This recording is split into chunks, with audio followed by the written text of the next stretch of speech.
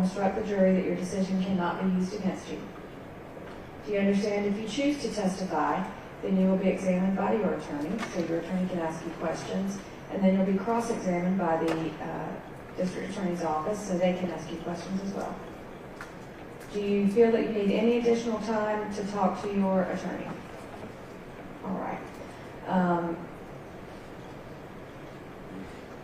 Mr. Pilgrim, do you have a certain order of witnesses? Do you have witnesses that will testify before Mr. Scott needs to make that choice 100%? Yes, we should have 4 witnesses. All right. At the end of those 4 witnesses, I'll come back around and ask Mr. Scott if he chooses to testify and if he needs me to read any of these rights again. Yes, sir. Thank you. You're welcome. I like to do it up front so that we can make sure that someone has plenty of time to make that decision and what their rights are. Thank you. All right.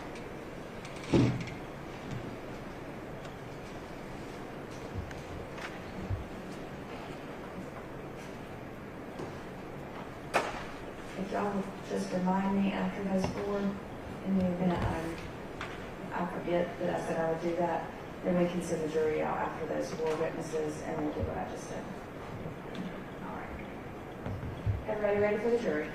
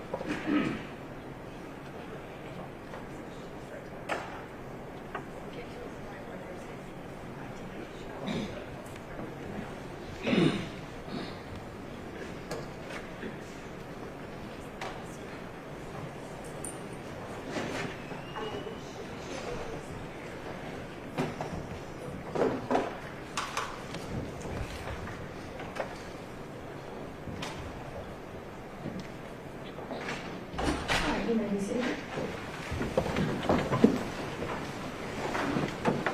Good morning, ladies and gentlemen. Welcome back. I hope you had a great weekend.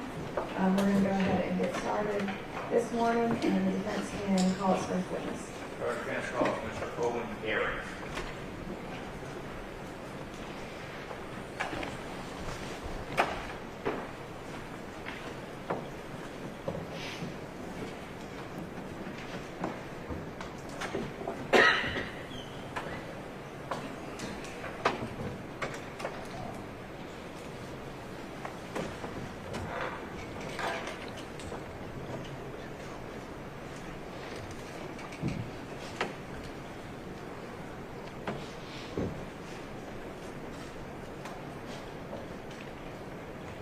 Garrett, please raise your right hand. Do you swear or affirm the testimony you give in this case is the truth and nothing but the truth, so help you God? All right, you may go ahead and have a seat. And the microphone, if you can just pull it towards you, and the neck of that visual. There you go. Let's go ahead and see if we can hear you.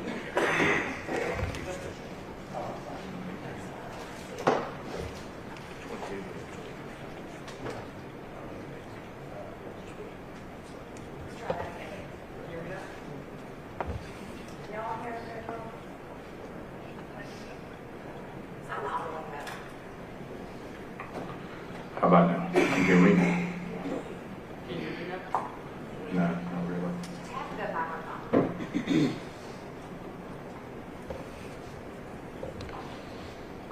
now try. There we go.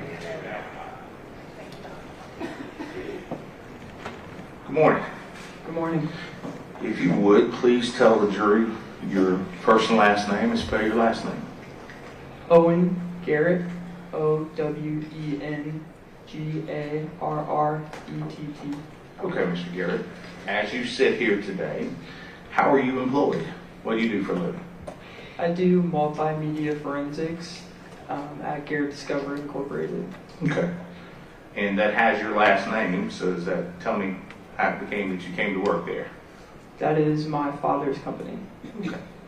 And just so we understand what it is that you do, what does the term you just used there, Garrett Discovery, what do you guys do? What kind of work? We do digital forensics, so cell phones, computers, laptops, all digital media devices. Specifically, I work on audio and video forensics. Okay. Now, how long have you been doing this? I've been employed at Garrett Discovery since 2021. Okay. So we're at 4 years now, approximately 3.5 to 4 years. Yes. Okay.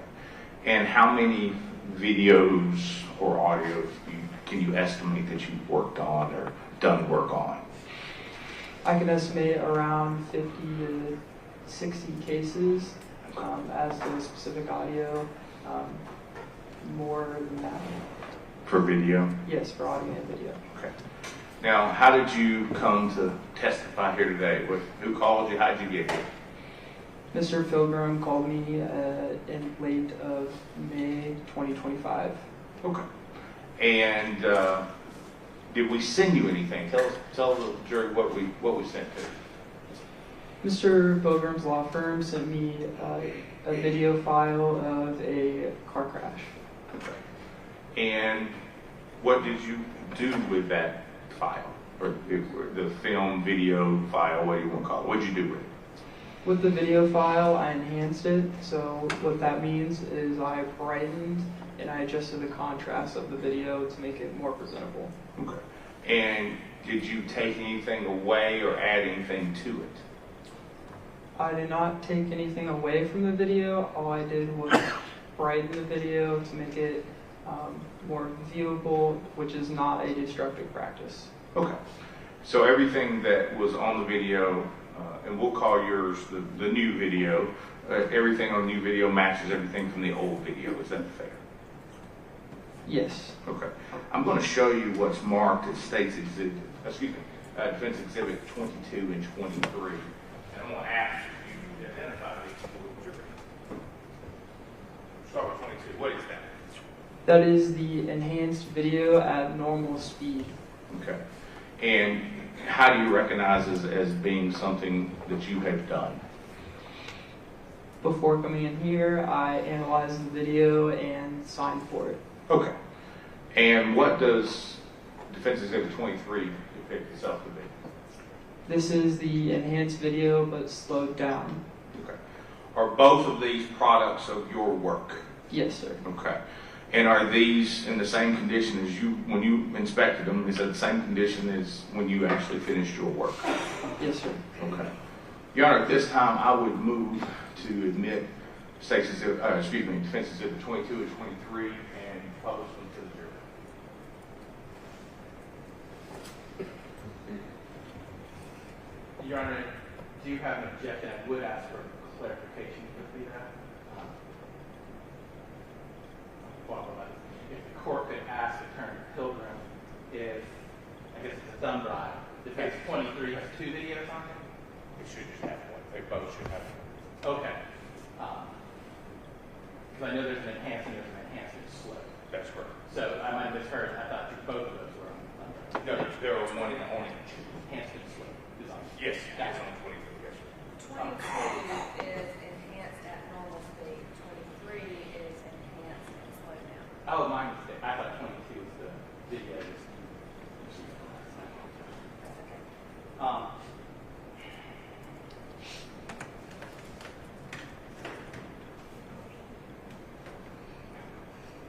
Yeah, 1 second. Yes.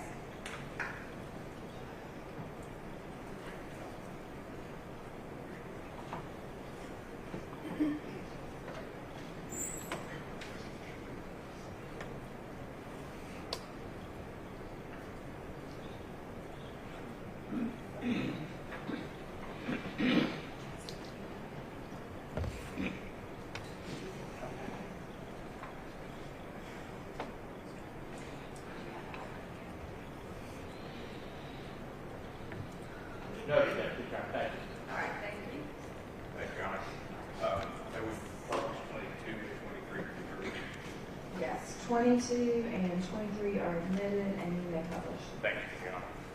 We're going to use our laptop to first play.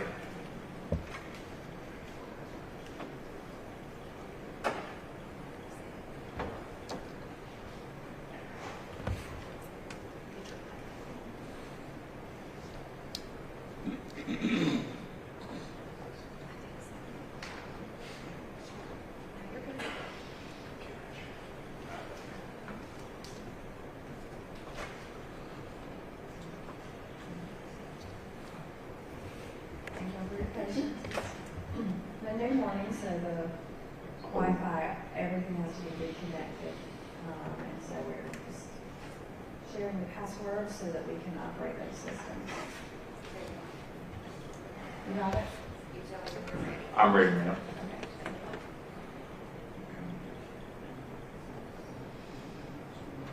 Fingers I'm crossed. not going to share.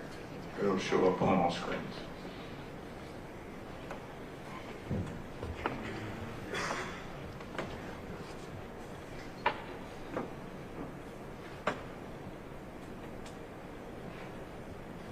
It is showing on my screen, which means it's connected, but the clerk is just waiting for the word on when to share it.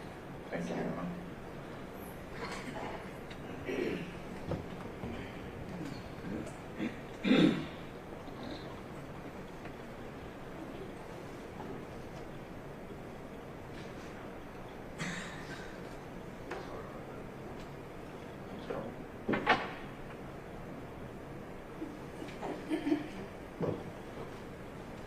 Ready?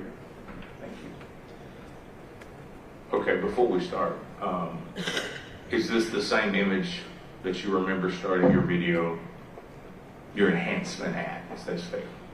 Yes. Okay. You can just play it, if you would. Just go ahead.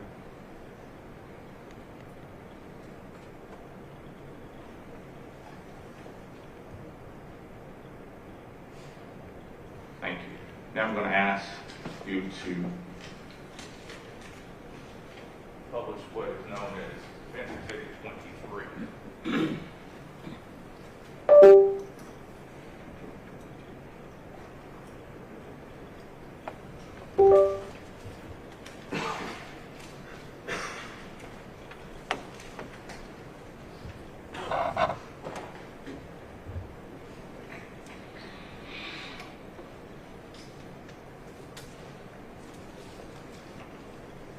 Okay, I'm going to ask you again. Is this, for Defense Exhibit 23, is this the same version, just on a slower speed that you created? Yes, sir. Okay. You can play this.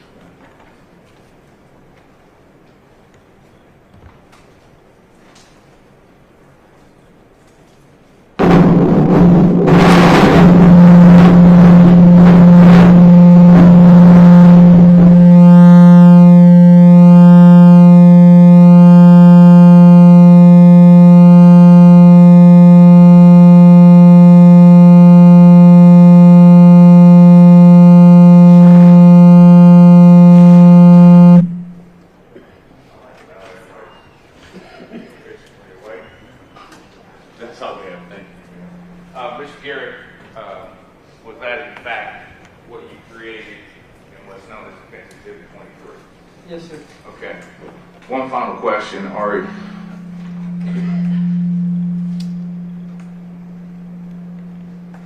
better right here? The videos that you have enhanced, do they have the technology available to be watched frame by frame? Yes, sir. Okay, and then was that part of your creation? Yes, sir. All right. So that's all I have. The state may have some questions for you. Thank you, sir. Thank you.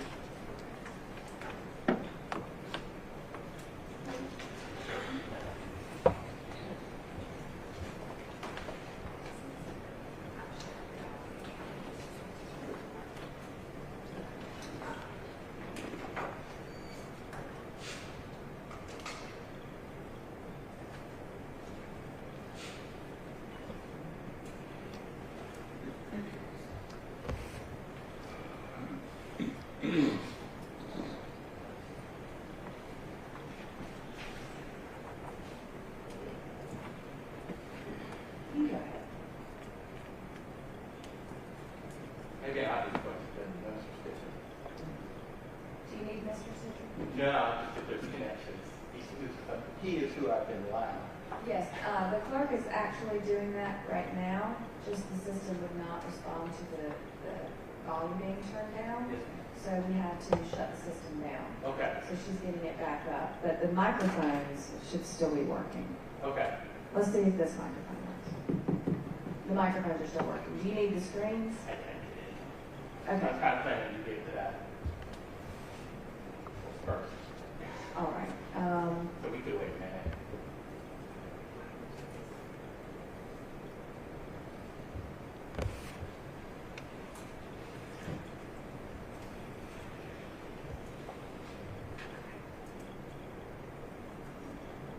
Here we go. All It should right. be back up. Let's see if we can connect. When you're ready for me to share, you give me a thumbs up.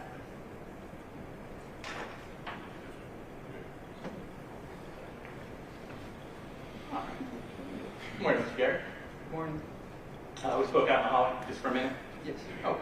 I'm probably just going to talk about the same thing. Is that all right with you? Yes, sir. Very good. I'm going to start. This is previously admitted. It states 11. You know that. If you just watch the video, I think it might be in front of you too. It should be on the screen. It's easier. All right, turn your watch and you play it.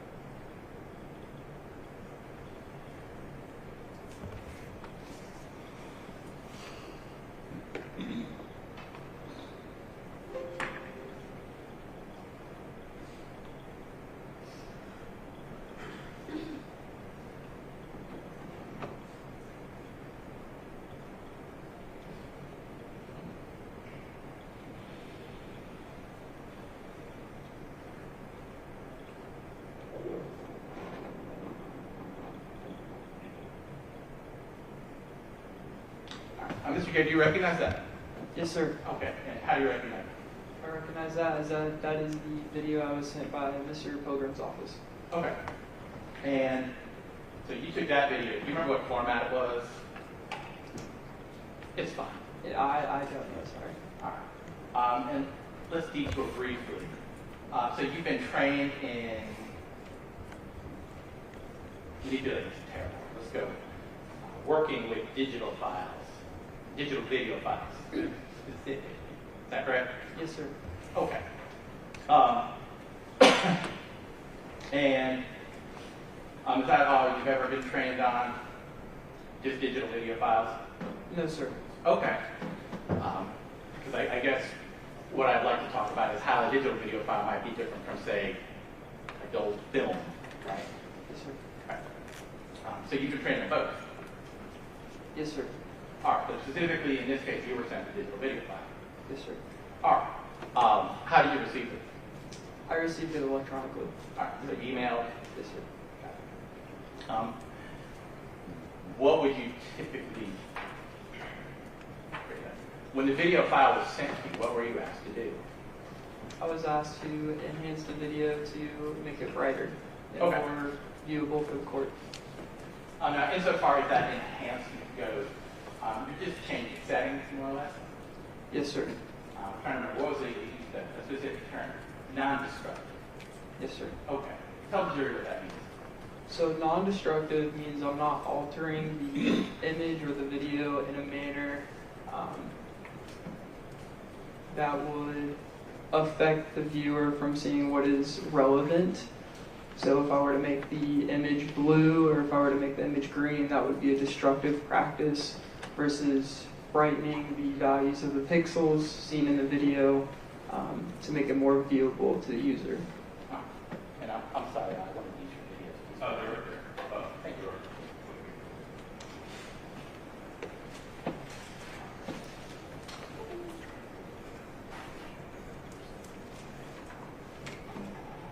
Yeah, are you cool if I use it on our? Okay. All right, you just testified to defense point Q. Review that with you, okay? Yes, sir. Give us that technology. You probably understand.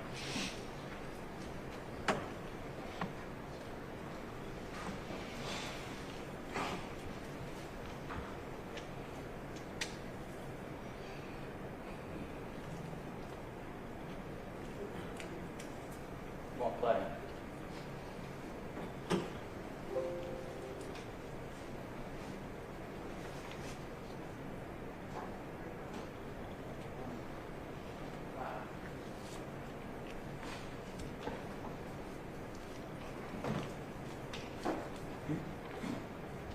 I believe it's because your computer is auto set for videos to play in Windows Media Player. And if that is not the supported file type, you would have to ask your computer to give other suggestions for the player type. Thank you, Your Honor. Okay. Thank you, Claire. We're using VLC now. If we could share.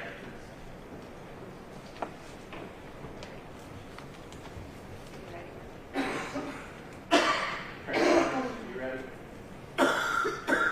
All right, once again, this is defense 22 being played.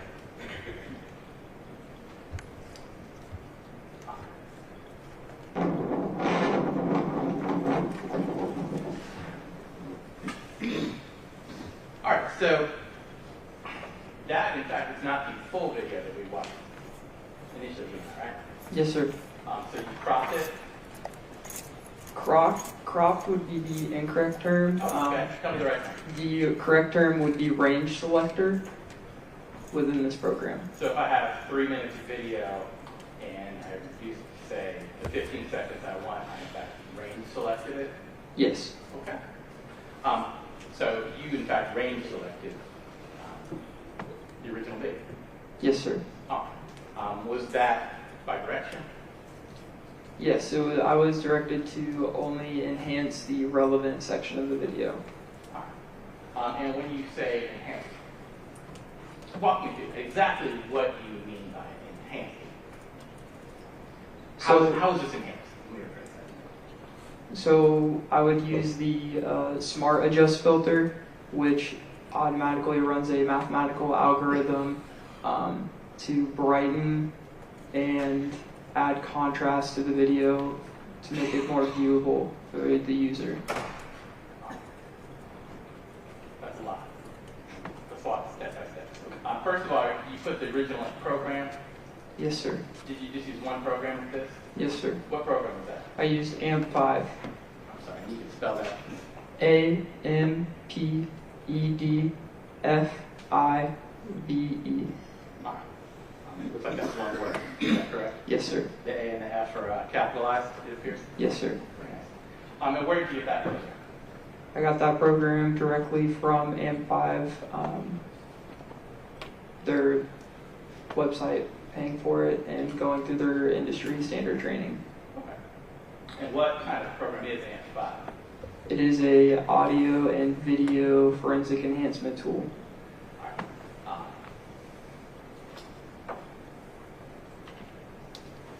Is it just like a more souped up version of like a video player? You can pull up different setting knobs? Yes and no. Okay. How now? No, because it requires training to use the program, and it has a lot of tools that you would not be able to find in a normal video player. Okay. Now, when you are actually enhancing these videos, you're not adding or subtracting, correct? Typically, no. Right. You're just, the data is there, and you're just choosing to, I guess, pull out some of the data to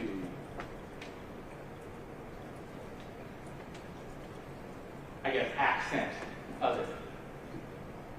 Yes. Right.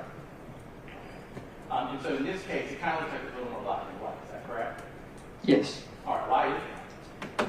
So when you increase the brightness of a video, in this case with the Smart Adjust filter, what it does is it enhances the highlights and the shadows of the video to make it more viewable, and it brightens the shadows and it brightens the highlights so that the picture becomes more viewable and brighter overall. But it's all just an image, right? I mean, Yes. we are perceiving it as a two-dimensional image because that's all it is. Yes. So you actually aren't qualified to say what anyone is looking at. Just that's what the video is. Yes, sir. And so we could watch the video multiple times, and I could ask you, what do you think this is? And you would just say, I don't know, that's what the video is. Yes, sir.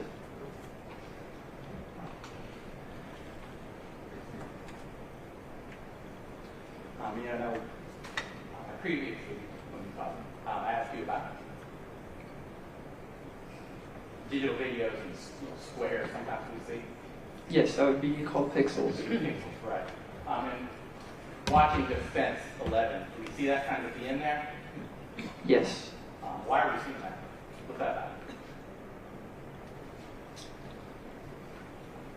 Due to the crash Yes. that I viewed in the video, it looks like the camera could have been destroyed in an instance or unplugged, which could lead to the video looking like that without getting the actual device and running it through various different tests. I would be unable to provide an exact determination or opinion on that. All right. What about when, let's say, an image is moving fast? Do you expect to see a blur? Yes, sir. That's true with both digital and, I guess, old film cameras, too. Yes, sir. All right. Was there a blur in this? It appeared so, yes. Right. Are you able to enhance blurs? No, sir. Right. There's just a certain amount that you can get to, and then that's it. Yes, sir. So, your opinion, someone who trained you, digital file, a blur is just a blur. I'm sorry, you can't hear. It's mic out. Still out. Screen. I don't know what's going on. Can I approach this?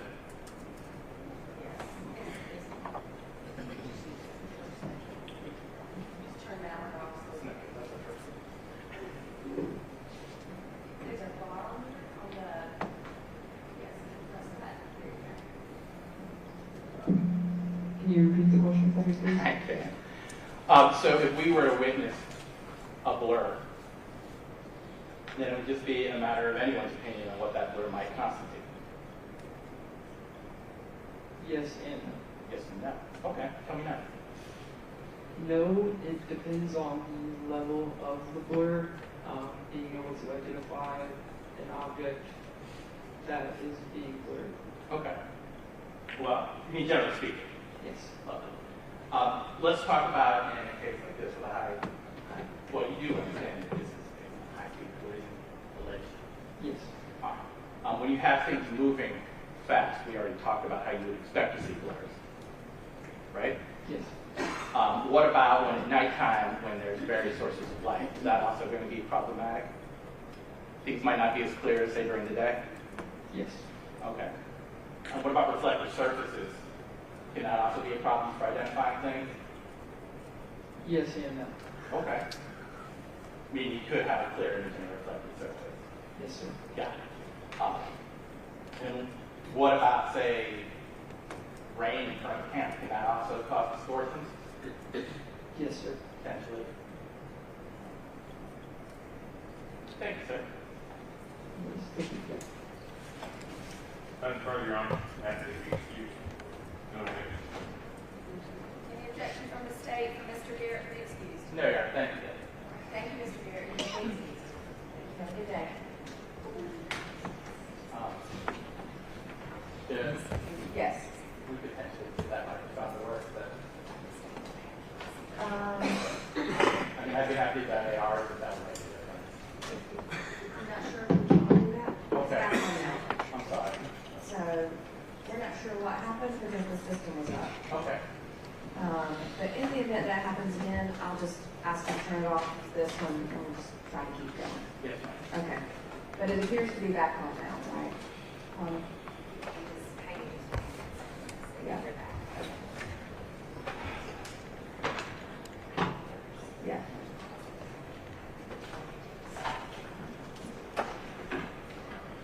Yeah. All right, the defense can call its next witness. Your Honor, we call Mr. Brian Blankenship.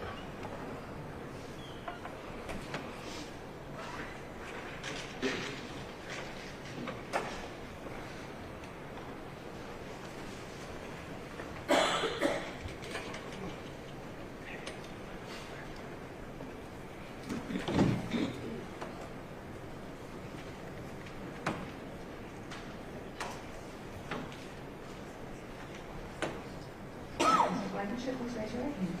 Do you swear or affirm that the testimony you give in this case is the truth and nothing but the truth, so help you God? I do. All right, you can lower your hand and have a seat. And the microphone, you can pull the base toward you and adjust. There you go. And the closer it is to you, the easier it is for us to be able to hear. Okay. All right. Over here, go ahead. Good morning, thanks for being here. If you would please let the jury know your name and spell your last name for the court report. Brian Blankenship is Blankenship. Okay. And Mr. Blankenship, how are you currently employed? I'm retired And from where did you retire? from the Georgia State Patrol, How long did you work at GSP? 27 years. Okay. And what were your positions?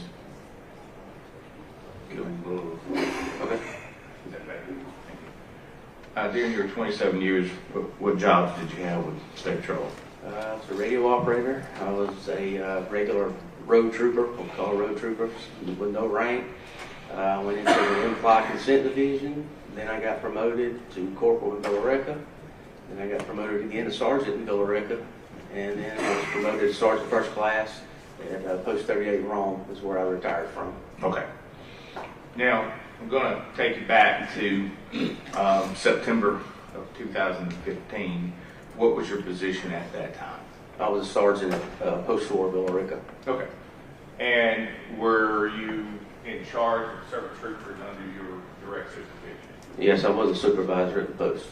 Was Mr. Scott one of your underlings, shall we say? Was he, you were responsible for him? Yes, he was a trooper there at the post. Okay. All right. The night this happened, do you remember getting a call or showing up? Tell us what you remember about that. I had just gotten home. I'd been home about 20 minutes or so from the end of my shift. And I was the NCO or supervisor on call for the night. I started getting phone calls from the communications center and from A.J. Scott. Okay. And just so the jury can understand, what was the typical shift, let's put it that way, in Post 4? We worked 8-hour shifts. They were usually 2 to 10 or 3 to 11. And then we had a midnight shift that came in at 10 and worked till 6. Okay. And you were on the 2 to 10, is that fair? To be honest with you, I'm not sure. Okay. Because usually I never got home on time. Okay. So I got home roughly somewhere around 11 o'clock. So I was probably 2 to 10. And just so we can familiarize the jury, Post 4 covers what areas in Georgia? Carroll County and Douglas County. Okay. When you were there as a sergeant, as the NCO, how many accidents a year did Post 4 work? About 4,000 a year. We were the busiest post in the state as far as working crashes. Okay.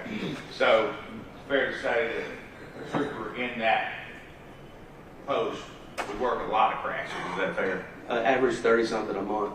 Okay. And that would run all the way from the edge of Thornton Road, where Douglas and Paulding meet, all the way down to Blackjack Mountain, almost to Alabama. Yeah, down around Bowden. Yeah. Yeah. State Line Road. Okay. And the whole area, that's what that post covered. Yeah, it was a big area for those two counties. Okay. And if you recall, back then on midnight shift, how many troopers were actually on the road on average on a weekend? On a weekend, we usually had one for Douglas County and one for Carroll County. Okay. So you got phone calls that night, and you received a call from Mr. Scott, and you received calls from other people. You don't remember who it was? Or... It was the communications center, so I don't know who the actual operator was that called. And just so we know the jury, we know what that means. They may not. Communications center means that you get calls from an operator with. Well, the communications center was down in Noonan, and they handle all the radio traffic and all the phone calls through Troop D. Okay. Which is Bill Rick's in Troop D. Okay, we've heard that term before. So it's in Noonan, so that there's somebody at a computer or radio, something, communicating to who needs to be communicated with. Yeah, radio and computer, yes. Okay. All right. So you get a phone call. You don't have to tell me where were you living approximately at the time? I live up in Polk County on the north end. Okay. Near Felton? No, I live near the Floyd County line. Okay. Was it Dug Down Mountain, I think, over there? Further than that. Oh, you live right out? Yeah, Floyd County, that's Okay. all the way up north. Okay. North end of Polk. All right. And so you said you just got home, so you came south, put on uniform, and tell us what you did. Yeah, I got the call, and I was trying to get dressed and kept getting phone calls from the communications center and from AJ. Okay. And so you got in your car, and what'd you do? Then I responded to the crash scene. Okay. So you were actually there at the crash scene? Yes, I was. Okay. Now, when you were there, do you recall when you got there, who was there? I mean, multiple first responders, EMS, other police. I was the only other GSP personnel on the scene, and I think it was Miss Chinchilla was still in the vehicle. The other three had been transported. Okay. Did you do anything with the Nissan sensor? Did you touch it, go up to it? What did you do? I walked around both vehicles, the patrol car and their vehicle. Okay. Now, I'm going to ask you, did you see anything of interest to you at the scene? I mean, there was a lot of things, a lot of debris. I assume you're referring to alcohol. I am. I mean, there was alcohol bottles around, I guess it's a Nissan, I don't remember the vehicle. Fair enough. But yeah, there were strode through the vehicle and out on the ground. Okay. Now, as the NCO, and I don't want to put words in your mouth, were you in charge of the scene at that point in time?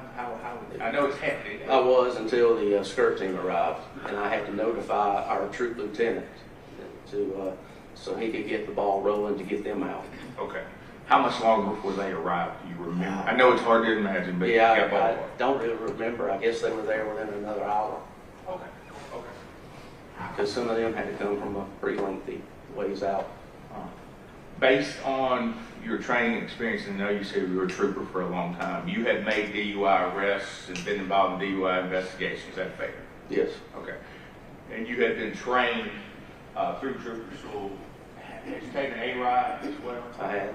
Okay. And you advanced roadside detection. You've taken that. You've taken basic standardized field sobriety as well, correct? I had. All right. And those are things that are used by DUI officers or people who arrest people for DUI. Is that fair? Yes, standardized field sobriety. Okay. And based on what you saw at the scene, what did you do? I mean, I just noted it and took pictures, but I never had any interaction with the drivers or anybody that was transported. Did you request anybody else in the state patrol to do anything? It was requested. I don't know who made the request because I don't remember. Mm-hmm. if it was me or somebody else, for a trooper from the Nighthawks in Atlanta to go to Grady, and we were wanting a blood draw Okay. And a blood draw from whom? from the driver. To be honest with you, I don't remember the name. Is it Mr. Finken? Is that right? Or the Wall? I can't remember the driver. I'll be honest with you. Fair enough. I know they were both in the vehicle. Gotcha. And that's not something that you did. You didn't go to Atlanta, correct? I did not. Okay. Let's talk about where you did go. I went to Carroll Tanner. Okay. And where did you, when you went to Carroll Tanner, why'd you go there? That's where A.J. Scott had been transported. Okay. And I'm going to show you what's going to be marked. Station 24.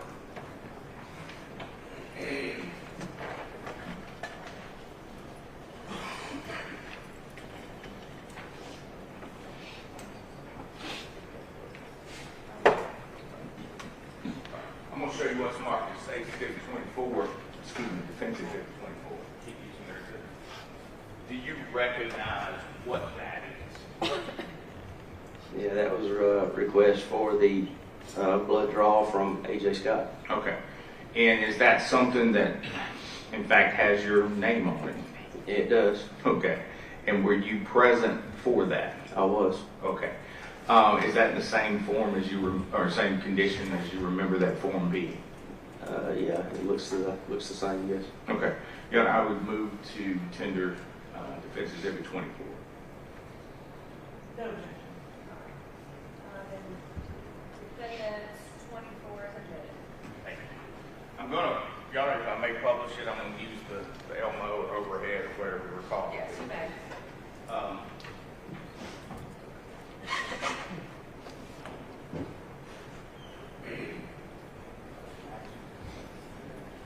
Use the way when you're ready. Okay. Okay. You've identified, and we'll walk through a little bit at a time. If you said stop, Mr. Scott, that is your name, correct, sir?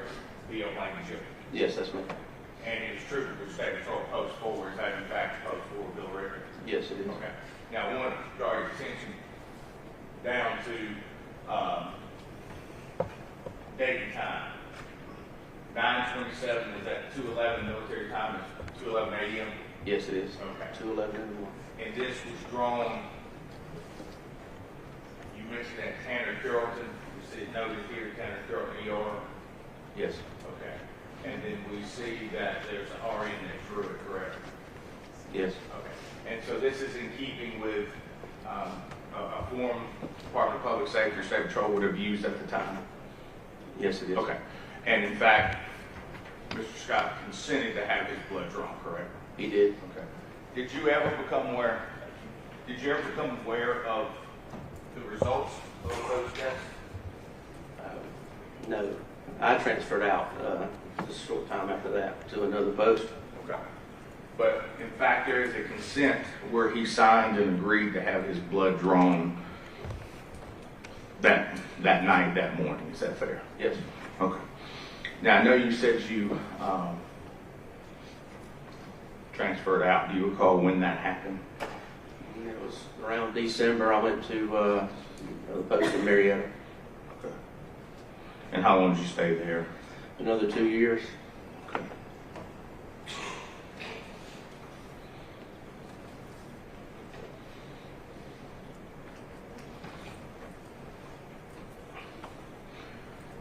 Once State Patrol, once the skirt team arrived, he testified earlier that essentially you gave the scene to that skirt team, correct? Yes. Okay. Whomever they would have been, we've heard from them, but whoever that would have been their scene at that point in time. Yes, it was. Okay. That's all I have. Thank you, sir. Statement has questions for you.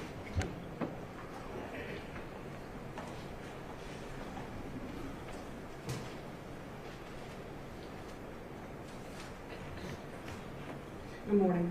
Mr. Blankenship, you indicated that you sent, somebody sent someone from the Nighthawks to investigate Mr. Wall for driving under the influence, correct? Yes. Okay. And the Nighthawks is State That's the Patrol's DUI task force? Task force down in Atlanta. All right. And you never did develop any probable cause to get a warrant for Dylan's blood, did you? No. Okay. Well, like I said, at that point, the skirt team started handling all that when they got there. Understood. But you would have known, would you not? Yeah. if- All I did was I if that had suspected it, happened? but I didn't have the probable cause there. Like I say, I only suspected because of what was around the car. Okay. If you had been able to draw Dylan's blood, though, that would have been a definitive answer to that question, correct? True. Yes. All right. And you, in fact, you did 2 crash reports for this? I'm not familiar with doing Yeah. 2. I did 1, which is a preliminary report. Maybe that, and I apologize, I think it was probably a preliminary report and perhaps the final. Maybe where results are added or something like that. Maybe a supplement. Driver, come with me. You know. Just show these to you and see if you should, I guess, report them.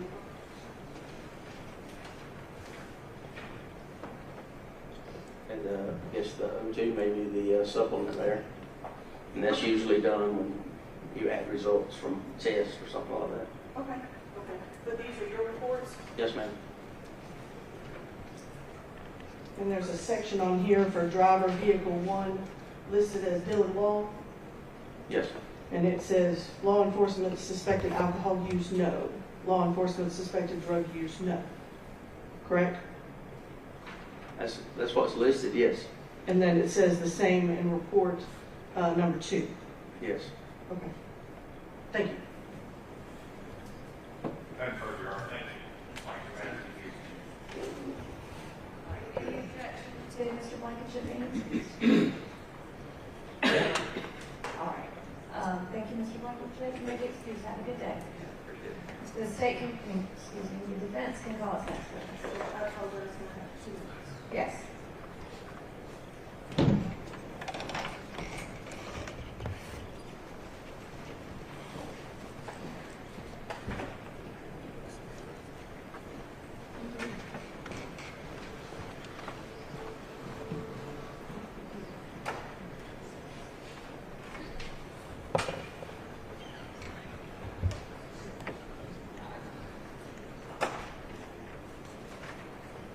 Jeff, we could move forward.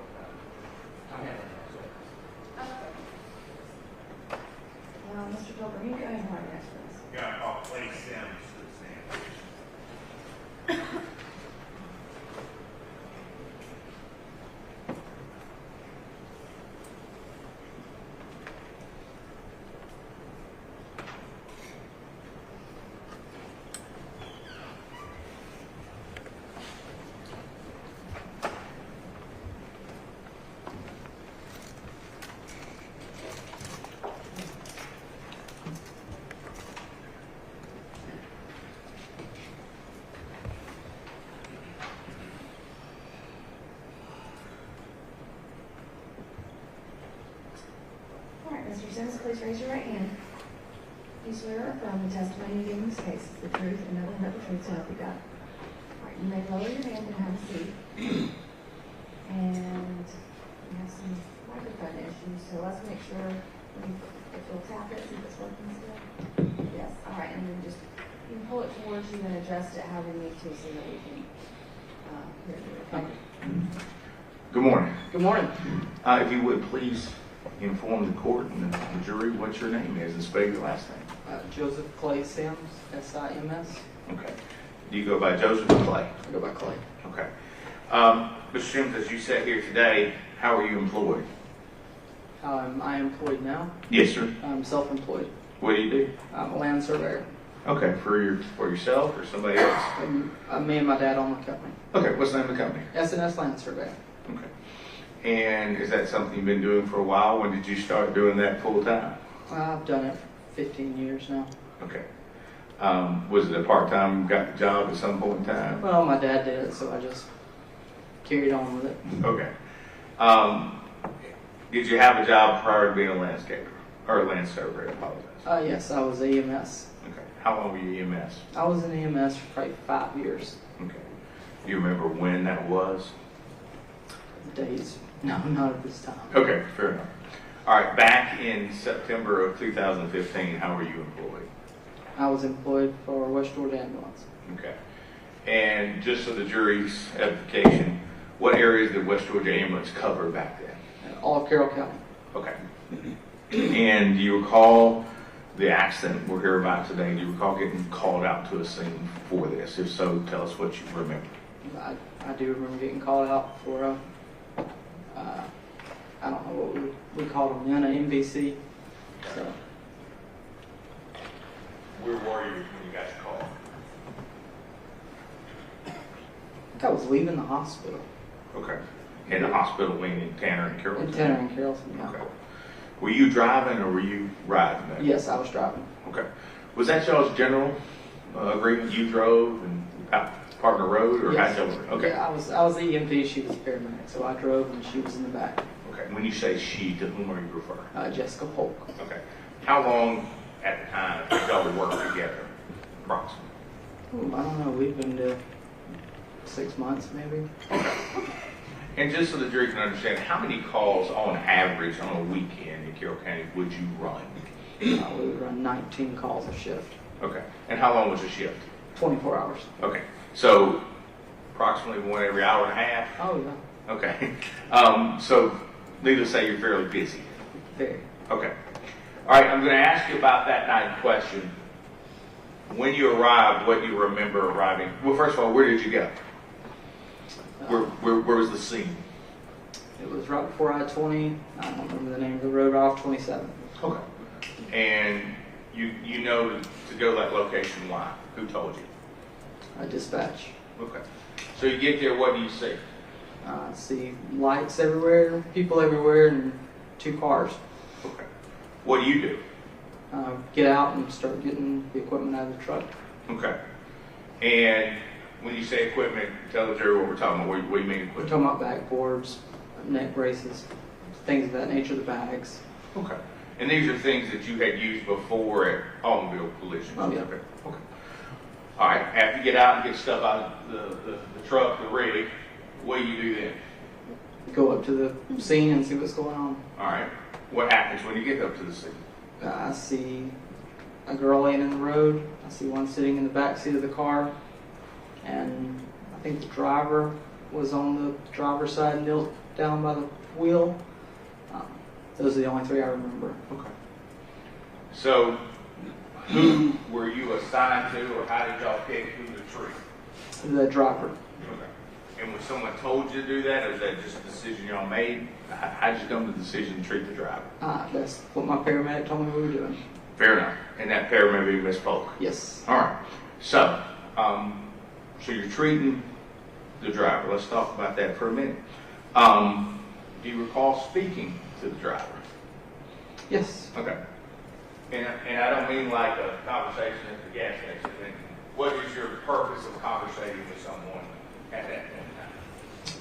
Well, the only time I really talked to him was when we got to the hospital. Okay. His phone was ringing and I answered the phone. I think I spoke to his mother, Okay. told her where we were. Were you ever told by the driver where he was coming from or where he was going that night? Did you ask? Well, I could hear the commotion in the back when he was throwing up. Okay. So when we got there, she told me he had thrown up and we had to clean it up. So. Okay. And when you say got there, where did you go? Went to Grady. Okay. How long was that trip on a Saturday night approximately? About 45 minutes maybe. Okay. And he threw up and you heard the commotion in the back of the rig. Yes. And just so people in the jury understand, you're in the front and the back is where the attorney is. That's correct. So now you heard him throwing up.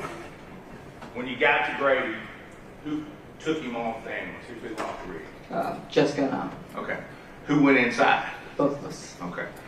And at some point in time, you mentioned throw up. Whose responsibility was that to clean that? That was mine and hers, but more mine. Okay. Anything particular about that that you remember? I remembered it smelled like birthday cake vodka. And is that something you were familiar with prior to that night? relatively. Okay. Some of you drank yourself have been around. Yeah, it's been around for sure. Okay. All right.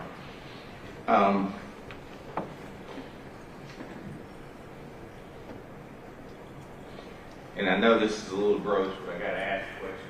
Was there any food particulate in it, or what was it consistent of the bottle? It was all liquid. Mr. Sims, that's all I have. Thank you very much, sir. Ken? Sir, both you and Ms. Polk cleaned the back of the ambulance. That's correct. Approximately how much vomit would you say there was?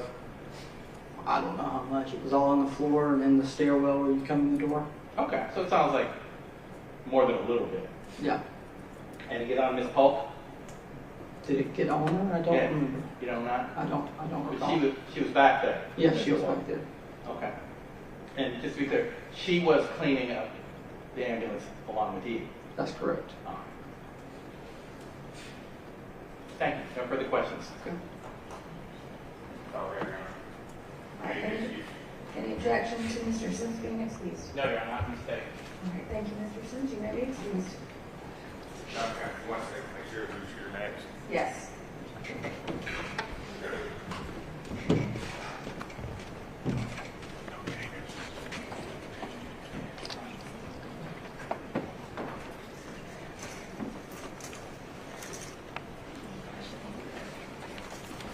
Your Honor, at this time, the defense will call, will recall Mr. Chad Barrow.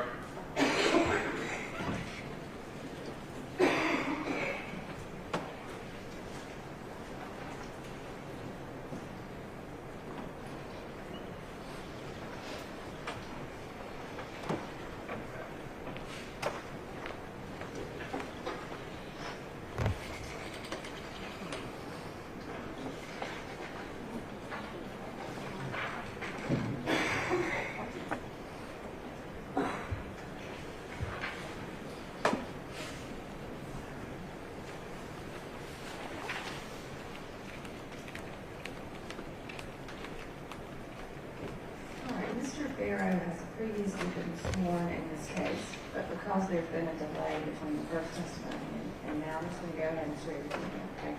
All right, raise your right hand. Do you swear or affirm the testimony you give today is the truth, the whole truth, and the truth, so help you God? All right, lower your hand, be seated. Same thing with the microphone, and Mr. Barrow, I believe I'm going to have to give you this book back so you can lift it up a little bit.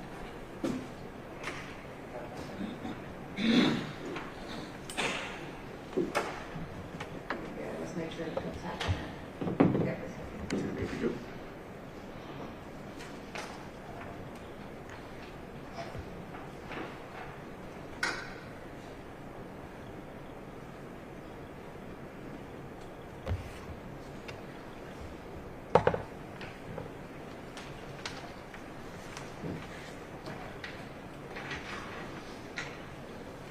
Mr. Barrow, thank you for being back with us today. There's a couple of questions I forgot to ask you, and I'm glad you came back. At the time when this accident occurred, were you the lieutenant? What were you over the skirt team?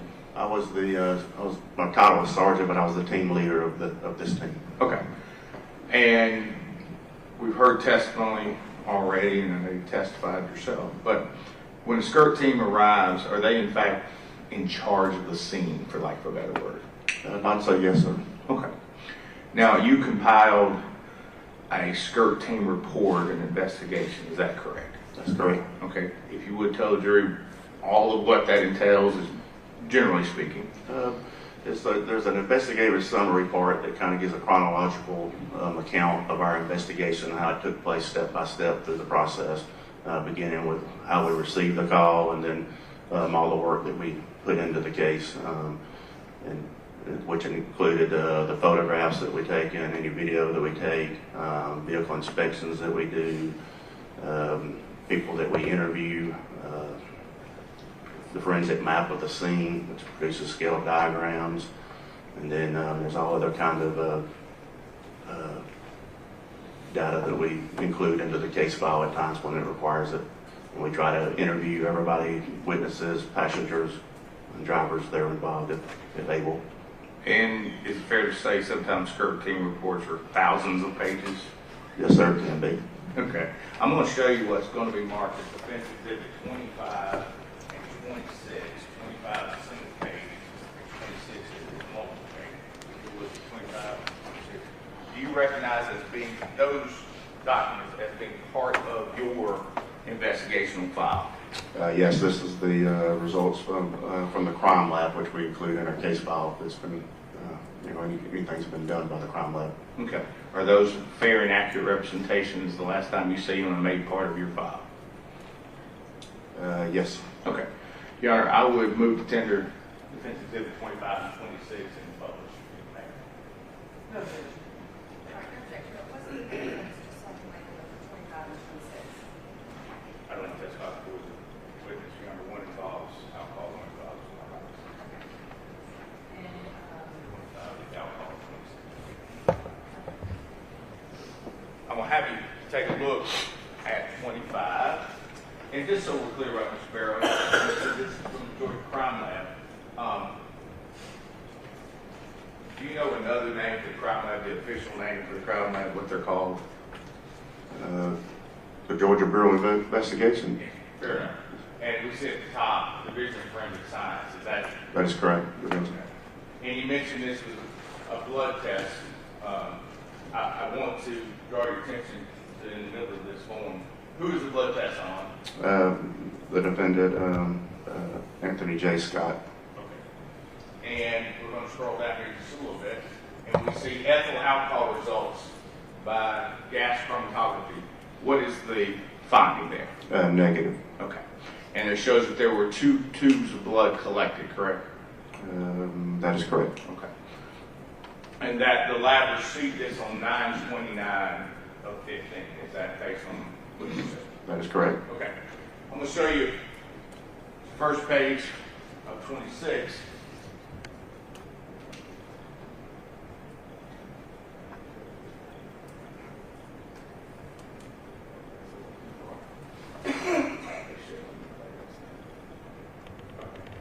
I'm going to ask you again, do you recognize 26 as it is up there on the screen? Yes, sir. Okay. And what is that? It is the drug screen results for Anthony J. Scott. Okay. And does it show who the requesting officer was? Yes, sir. And who was that? That would have been Brian Blankenship. Does it show the agency post at the top? It does. The GSP stands for Georgia State Patrol, Post 4, which is out of Billerica, which he worked out of. Okay. And we see the evidence of what day it arrived at the crime lab, do we not, right there in the middle below evidence? We do. Okay. And then we're looking at all the areas that they test for. What were the results of all those? For everything they tested for, it was a negative. Okay.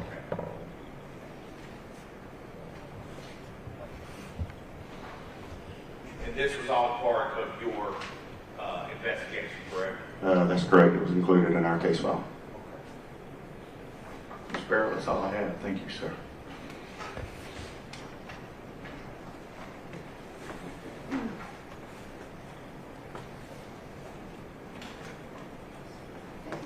Before Ms. Waters starts asking questions, just for the record, I did not state that those were 25 and 26 were committed, but they are. Thank you.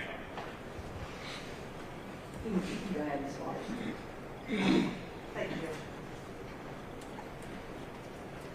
Now, Mr. Scott was on duty that night, correct? Correct. Right, he was in uniform in his patrol car, That is correct. so we would expect that his blood alcohol and his drug test would come back negative. One would hope so, yes. Right, okay. You had testified actually previously that there were some scale diagrams done, correct, of the scene? That's correct.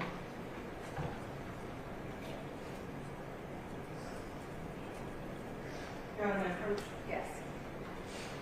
Show you what's been marked as states 80 feet. You recognize that as one of your scale diagrams? I do.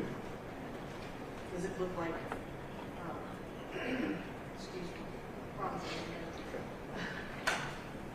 Does it look to be in the same condition it was when you first drew it? It does, it appears to be, yes. So you clear your head off. It does not. Your Honor, this time we determine states 88 Okay. and permission to publish.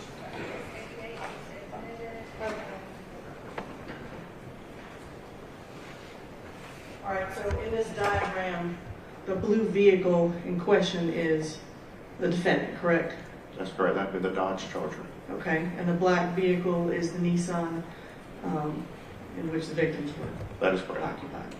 Okay, thank you. John, just real quickly, I want to ask, Mr. Mayor. Did you ever receive a similar blood test for Dylan Wall that you received for A.J. Scott from the Department of Forensic Science? No, we did not. Okay. I'm going to ask you, since the state has presented a diagram, I'm going to present you one as well. It's going to be state 15, or defense 15.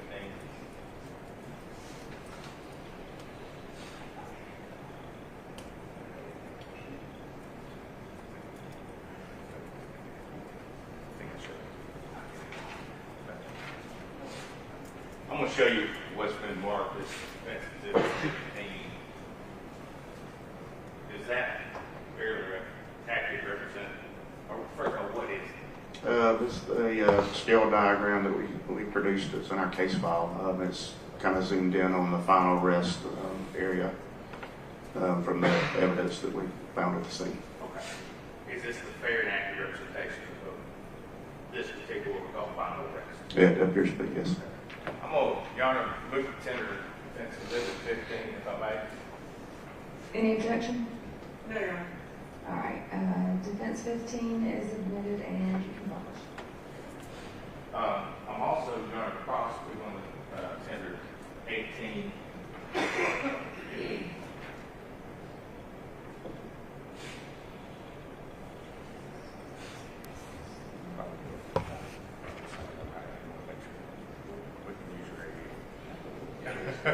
You know, we make this use of state aid. I didn't want to assume we had the same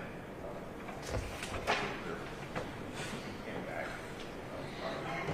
If I may, Yes, you can. okay. This is what you might call a scale diagram. Is that fair? Perfect. That's correct. Okay. And in this, I just want to make sure that we're clear about this.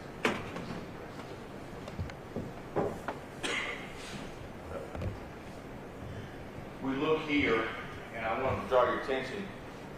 At the scene, you noted 2 spots of alcohol, correct? That's correct.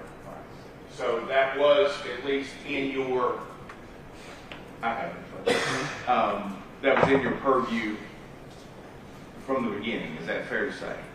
Correct. Okay. Now, and just so we're clear about this, you were not there that night, right? Correct. This scene was marked by my team members with fluorescent paint and pin flags, and then we came back out and produced this diagram. Okay. And that is, how many 13 accidents would you work, let's say, back then a month, ballpark? Doing scenes like that, that's our common everyday work, you know, when we have cases happening. But we were the busiest team in the state by far, so it's kind of hard to diagnose how many, but in a month we'll probably do 5 to 10 scenes, just depending on how busy it got. Okay. And for instance, did y'all work all of Troop D? We did. Okay, so if there'd been an accident in Griffin and there'd been one in Carrollton or Northern Carroll County, y'all, same time, same day, y'all would have to work both of them, correct? Correct. If it was involving serious injury fatality, yes. Okay. And marking it with paint, that's something that y'all do as soon as you possibly can, is that fair? That's correct. Photographing and marking of the scene is kind of the first things you do. Okay. And then you would come back with the total station and do the meets and bounds and the distances, correct? Correct. All right. I want to also show you and publish vehicles can impact, which is the same actually introduced, number 88. And I want to draw your attention. It is your belief, and concludes your investigation that the impact of this car took place where you have it indicated, correct? That general area, yes, based on the evidence that we had at the scene. Okay. And we saw some photographs earlier of AOI. What does that stand for in shorthand? Area of impact. Okay. So that is your best able, based on the evidence, to determine where the impact would have occurred? That's correct. Okay. And is it fair to say that the Nissan is clearly into and beyond the second lane, almost to the point of clearing the road? Is that fair? That's correct. This rear end is still in the right-hand northbound lane, but the front end is proceeded past the gore area, as you can see. I want to ask you that night in question. Do you recall? Thank you, man. Do you recall the height of the grass? Yes, I do. We measured the areas of the grass and the median, which would be between the northbound lanes and southbound lanes, and it was measured to be anywhere from 2.5 to 3 foot high. Okay. Would you consider that high? Absolutely, I consider it high. Okay. And could that, in your expert opinion, you've been Tender's expert, could that affect the visibility? Yes, it could. Okay. Of oncoming traffic either direction? It limits the view of vehicles, approaching one another, making turns. Of course, you're eventually going to be able to see each other after you get so far, into the area, but it does obscure that view. Thank you, sir. That's all I have.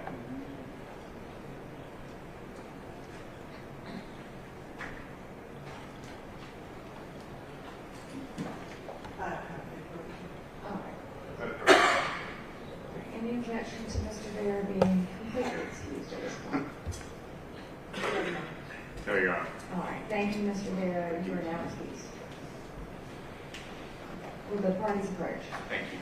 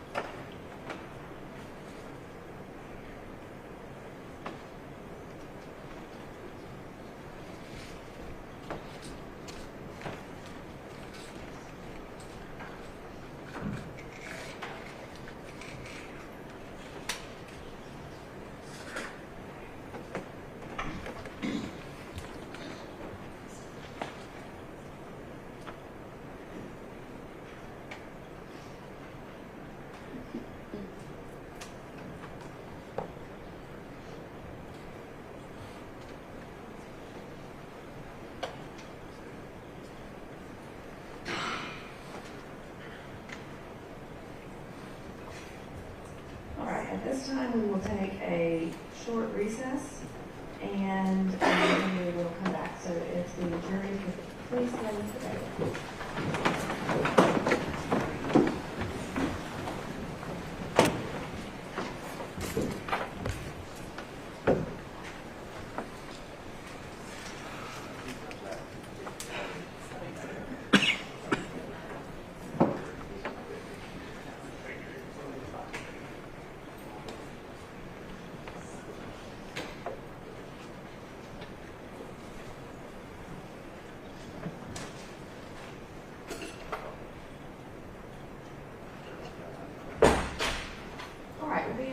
Recess. I'm going to ask the bailiff to let me know when the jury has all been able to use the restroom because there's only one. So sometimes that takes longer than 5 minutes. And then I'll check back in to see if y'all are back in the courtroom. When we come back, I'll go back over the information and rights with Mr. Scott, ask if he has made his decision to testify, and then we'll move forward from there. Yes, sir. Okay. Thank you. Hold on, one more thing. I want to place this on the record. At the bench conference, I advised the parties, and this is just for the record, I received an email from someone in the public regarding showing the medical records and pictures of the victims, and that was on the live stream. There was no objection to the media being present in the courtroom prior to the outset of the trial.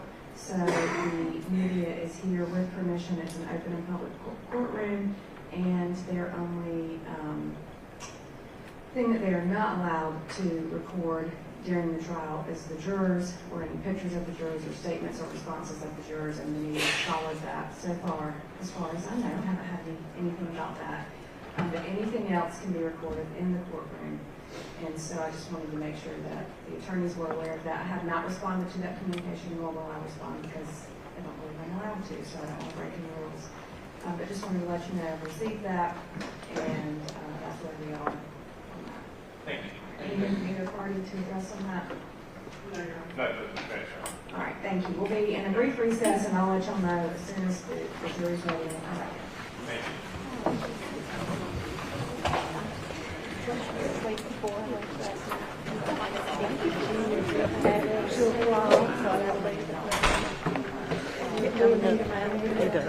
Good, how are you?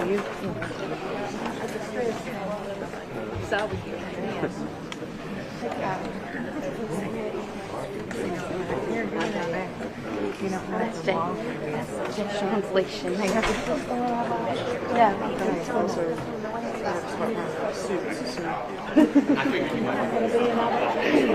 I'm excited about that.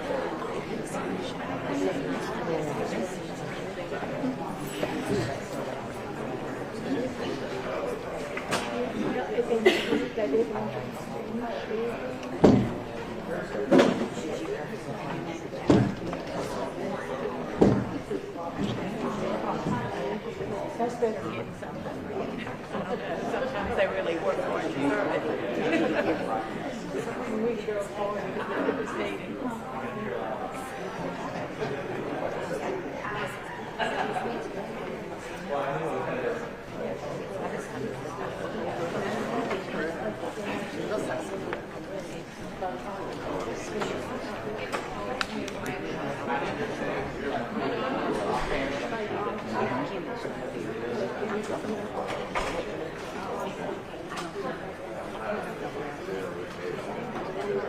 People feel so.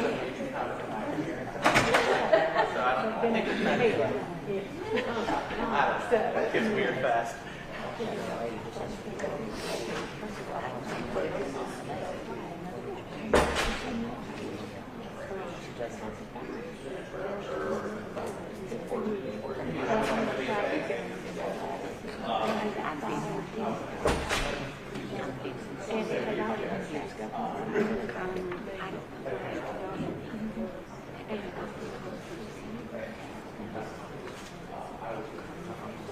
It's not cute.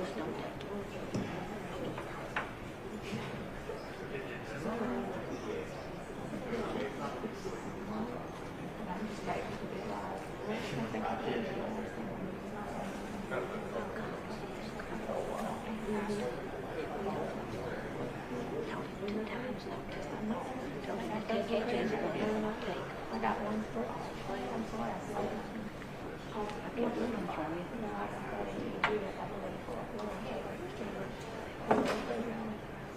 When I say it, so it's the same for everything. I'm supposed to see some things on my head. They're going to see if you got a brain. Well, they can find out you don't have a brain. But that concussion hit off. Just thought,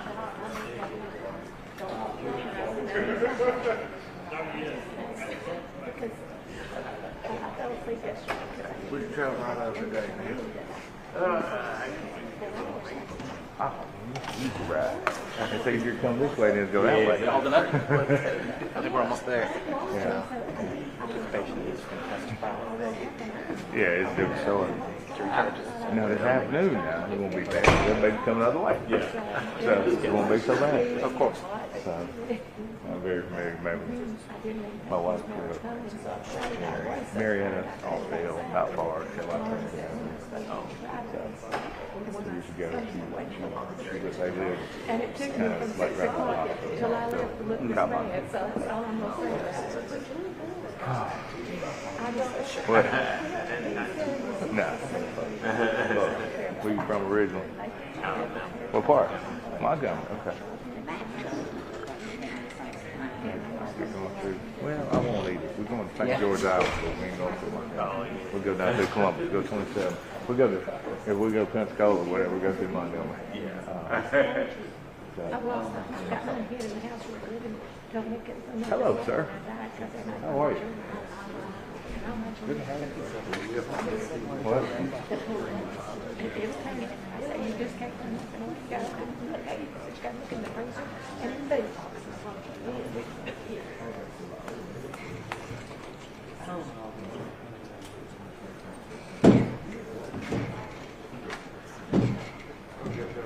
Yeah, I wanted that too.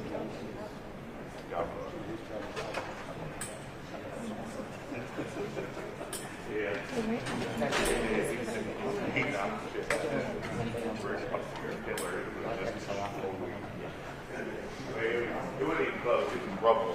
I think I used to have to say, I may have it.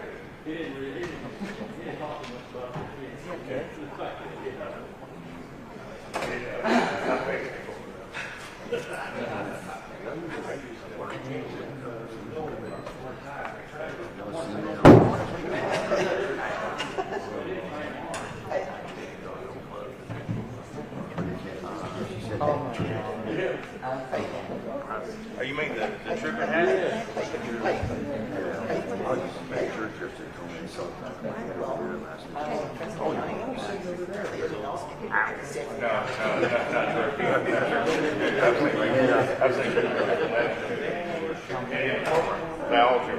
Either they should have put this a little bit this way and got rid of it, but I think it was yeah, that's been fun.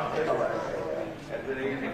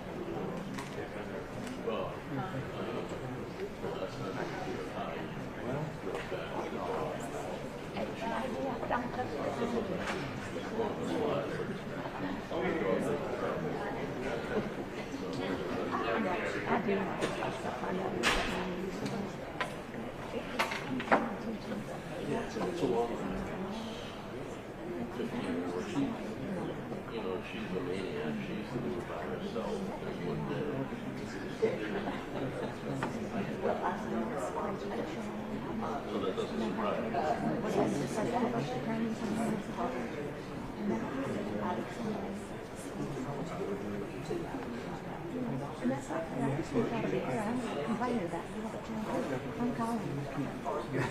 It's not right. It's too transient. And they'll go forward and the rest of it.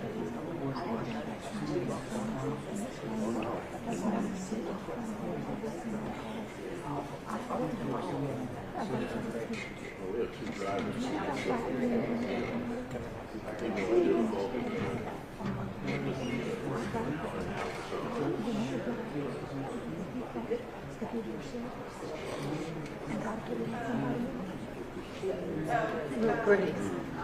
No makeup, no hair done, they're gonna stick EEG things on my head at 2 o'clock. I confirmed I'm crazy, right? There's no sense in you taking that test. Well, I know, like you say, I'm going to do the voice, you don't sleep.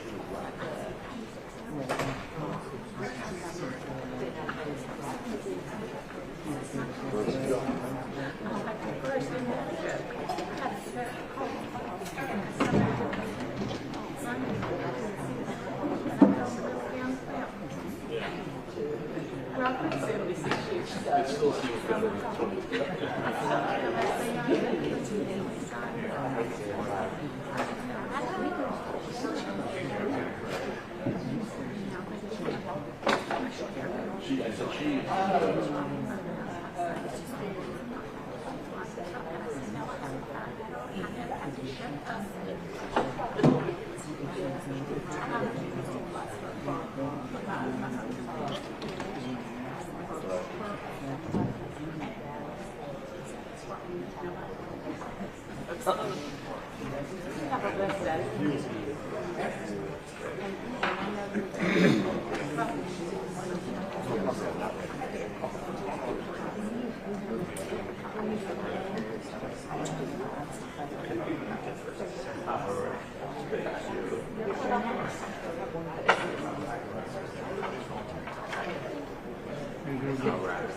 Where you from?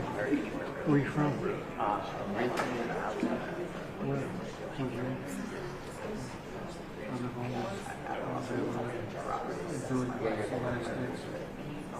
It's pretty.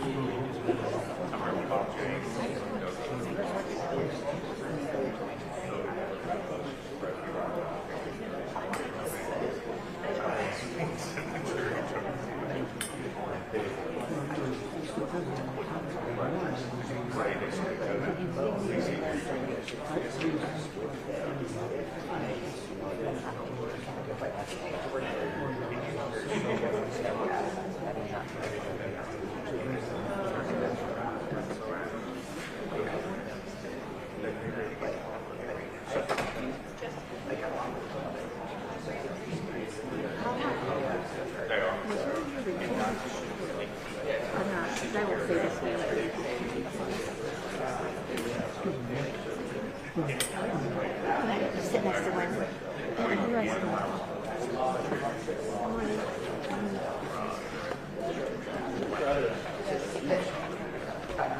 How long you been with y'all?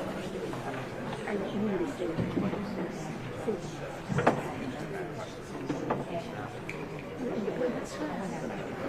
I have all children.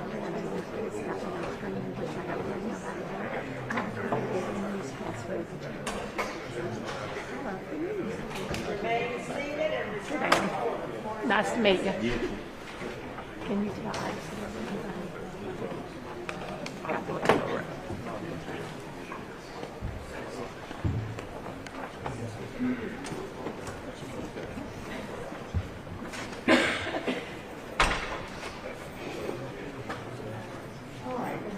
bring the jury in.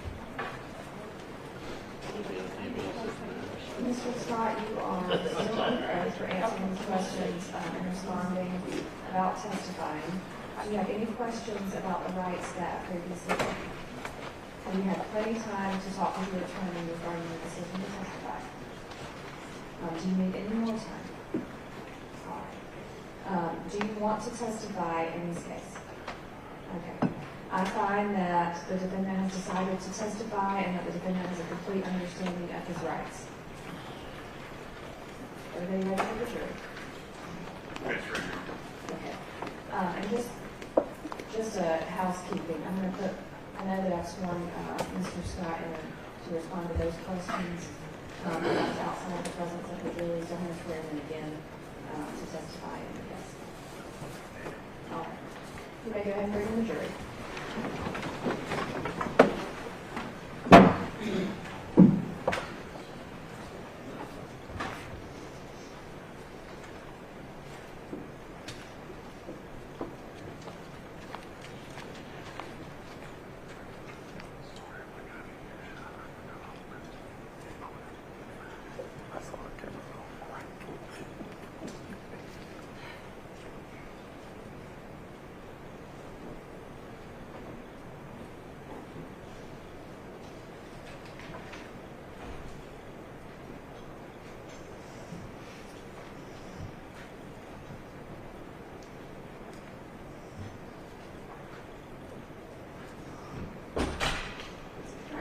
Seated.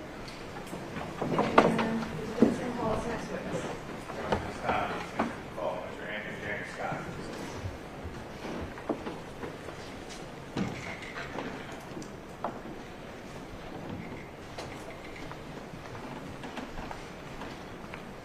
Mr. Scott, please raise your right hand. Do you swear or affirm the testimony you give in this case is the truth, nothing but the truth, so help you God? All right, you can lower your hand and have a seat. And I think the microphone is probably in the right spot, but feel free to pull it forward or adjust it as needed. If you would, please state your name and spell your last name. Anthony James Scott, Scott, S-C-O-T-T. Okay. Mr. Scott, as you said here today, how are you employed? Construction, Who do you work Franco, for? And what do y'all do? develop, land development, Okay. And what's your title within what's your job? land acquisition. Okay. Prior to working for them, had you ever worked in law enforcement? Yes, sir. When did you work in law enforcement? 2000, I believe 2011, 2015. Okay. Now I'm going to ask a little bit personal questions.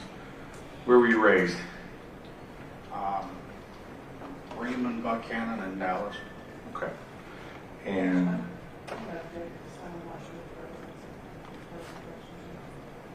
just laying a little foundation. I don't know if we can skip over. Just for a second, can everyone in the jury hear? Can all hear? Okay. You go ahead. Thank you. You mentioned you were in law enforcement. What kind of career did you have prior to law enforcement? I was in the Marine Corps, From what year? 2007, 2011. What did you do in the Marine Corps? Infantry. Okay. Did you see active duty? Yes, sir. Where at? Fallujah, Iraq, and Margaret, Afghanistan.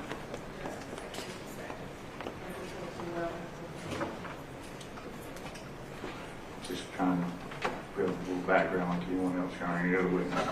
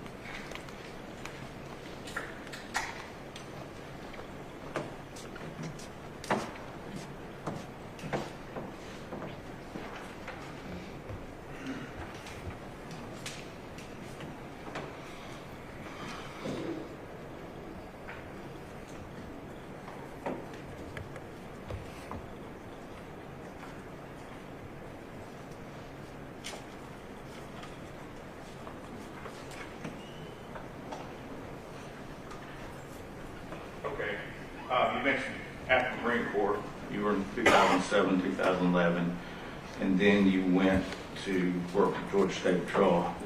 What sort of training did you receive to go to Georgia State Patrol? Went to the 89th Trooper School, Okay, and where's that at? South Georgia, Jib State. And how long is that? I believe it was 13 weeks. I can't remember how long it was. Fair enough. And at some point in time, where were you stationed, or which post did you go to? Hold on just a second. Jury cannot hear, so if you can pull that microphone towards you a little bit, please. Is that better? Okay, thank you. So where were you sent by Georgia State Patrol first? Thomaston. Okay. And how long did you work in Thomaston? Just about a month for field training. After that, where were you sent? Or where was you? Jasper. Okay. And how long were you in Jasper? A month for field training. Okay. After there, where were you? Cartersville. And how long were you in Cartersville? About a month for field training. Okay. After that, where were you sent? Post Fort Villarica. Okay. Is that where you become what's known as a regular trooper or slick sleeve trooper? Yes, sir. Okay. Now, so we can talk a little bit about this. How many accidents would you work, crashes, collisions, would you work on an average day at Post 4? Anywhere from 2 to 10 a day. Okay. What areas were you covering? Carroll and Douglas County. Okay. Now, the date we're talking about today was a weekend. What was your area during the week? Weekend, excuse me. That night I was assigned to Carroll County. Okay. And what was your shift hours at that time? 10 p.m. to 6 a.m. What's that called within the department? What do y'all call that? Midnight shift. Okay. How long had you been on midnight shift? I do not recall. It's normal that every trooper at the post at least work 3 midnight shifts a month. So that was part of my 3-day rotation for midnight shift. Okay. Let's go back to September 26, 15. Do you recall how your work day started? Let's just ask that. What'd you do? Got in my car and clocked in on duty off my computer at the house. Okay. As I was leaving the house. Okay. And you'll have to give us address, but where do you live approximately? Buchanan. Okay. And for those who may not know, Buchanan to the accident site's how many miles approximately? I'd say 5-6 miles. Okay.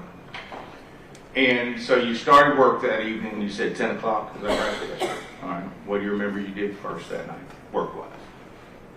Just out patrolling, and nothing significant. Okay.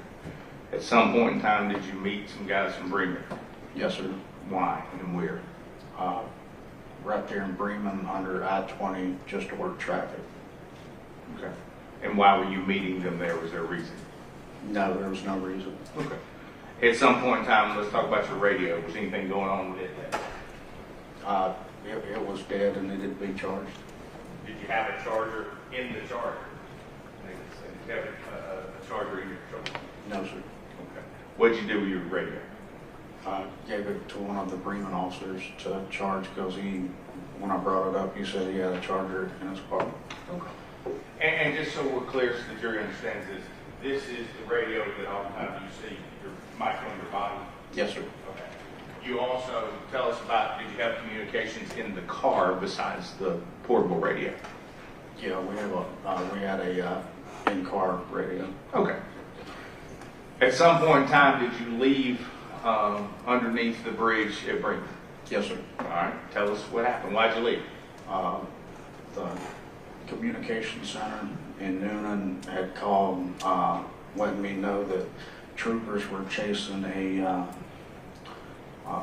I believe it was 2 vehicles northbound on 16 headed into Carroll County toward Plattsburgh. Okay. And for those who may not know, what sets between Carroll and Coweta County at that time? What's the landmark between the two of them? Carrollton. No, between Carroll County and Coweta County, Chattahoochee River, is in there? Okay. And so where did you go? South on 27, left on Linda Lane, and then turned right there by the jail, headed toward Whitesburg. Okay. And tell us how far you got toward Whitesburg that evening. I'd say I got about halfway to Whitesburg when they came back and said that they had lost the suspect vehicles. I'm not familiar with the names of the area down there, but somewhere around the, if you're going south on 16 toward Whitesburg, there's a gas station to the left, somewhere around there. Okay. In the big community of Clem, in that area? Yes, sir. Okay. And so, what did you do when you got the radio communication that the chase was on? What happened? I decided to stay in the area and see if they ever passed in that area. Okay. At some point in time, did you do something official down there? I believe I stopped a couple cars that might have matched the description. Turned out I didn't think it would have been the vehicles. Okay. And so what did you do after you stopped these couple cars? After hanging out in between that store and up toward the roundabout toward the jail, I ended up heading back up to Bremen. Okay. Was there a reason why you were heading back under the bridge at Bremen? He had my radio that I had to retrieve. Okay. Let's talk about some things. Paperwork. What kind of paperwork are you expected to do, or documentation you're expected to do as a trooper? Just all incident reports and crash reports for any crashes you work or DUI arrests, stuff like that. Okay. And is it fair to say you were behind at that time on your crash reports? Yes, sir. Okay. Tell me about that. Was it something you had been given attention to? Just tell us about the crash reports. Yeah, in the past I'd fallen behind working so many crashes stuff. I'd fallen behind on crash reports and actually been written up for not having them completed in time. Okay. So were you going to work on them that night? What were you going to do that night when you got your radio? Yes, sir. I was going to go try to finish the ones that were behind that were already on my computer, and then hopefully get them done that night. Okay. And just so the jury understands, there's a laptop or a mounted computer in your patrol car, correct? There is. Okay. And so you can work on these reports from the car, is that right? Yes, sir. Okay. Now, so you're down around the jail, down on 16, between there and Whitesburg. At some point in time, you stop two cars. So what happens then? I head back up to Bremen. Do you recall the route that you took? Same route. I went down there, past the jail, took a right on the bypass that eventually turns into Linda Lane, and then took a right on 27 going north. Okay. Now, we've watched your video and we've seen the crash. Let's just get it out there. You did not have lights and sirens on, correct? No, sir. Okay. Now I'm going to ask you a little bit about lights and sirens. Have there ever been an occasion where you have gone to a scene or gone to an accident without your lights and sirens? The majority of the crashes we did not respond with lights and sirens. Okay. When would you use lights and sirens? If there was nobody else on the scene yet, and there was a chance of us actually being able to save a life. Okay. So, or a chase. Okay, or a chase. Okay. And so you approached the area in Bremen without your lights or sirens on? Yes, sir. Okay. And you had not, just to be fair, not been dispatched anywhere, had you? No, sir. Okay. Now, we see the crash, and we see where your car ended up. We've looked at that all week. What do you remember doing right before the crash? As far with your car? Just driving. Okay. All right. Moments before the crash, which direction did you turn, left or right? Tell us what you remember. Not fully turning, but moving your vehicle. Did you go right? Did you go left? We heard you testify earlier in the video, or not testify, but make a statement earlier. Do you remember going left or right? When I noticed the car to the left, I went to the right in the right lane. And why? Why did you go the right lane? Because I mean, thinking that they would see me, I figured they would end up stopping right there, and I didn't want a chance to hit them. Okay. And at some point in time, we see you go back to the left. Why did you do that? Because I know that they continued traveling to my right, so I realized that they weren't going to stop, so I tried to go left. Okay. And during your training as a trooper, did you take a class called EVOC? Yes, sir. Okay. Do you recall any of that training concerning a situation just like this? What are you trained to do? There's no training for that in actual EVOC or advanced EVOC. Okay. Were you ever There told? wasn't at the time. Have you ever been told what to do in that situation? Yes, sir. What have you been trained or told to do? To go to where the car was coming from. Okay. But your initial instinct was to go right? Yes, sir. All right.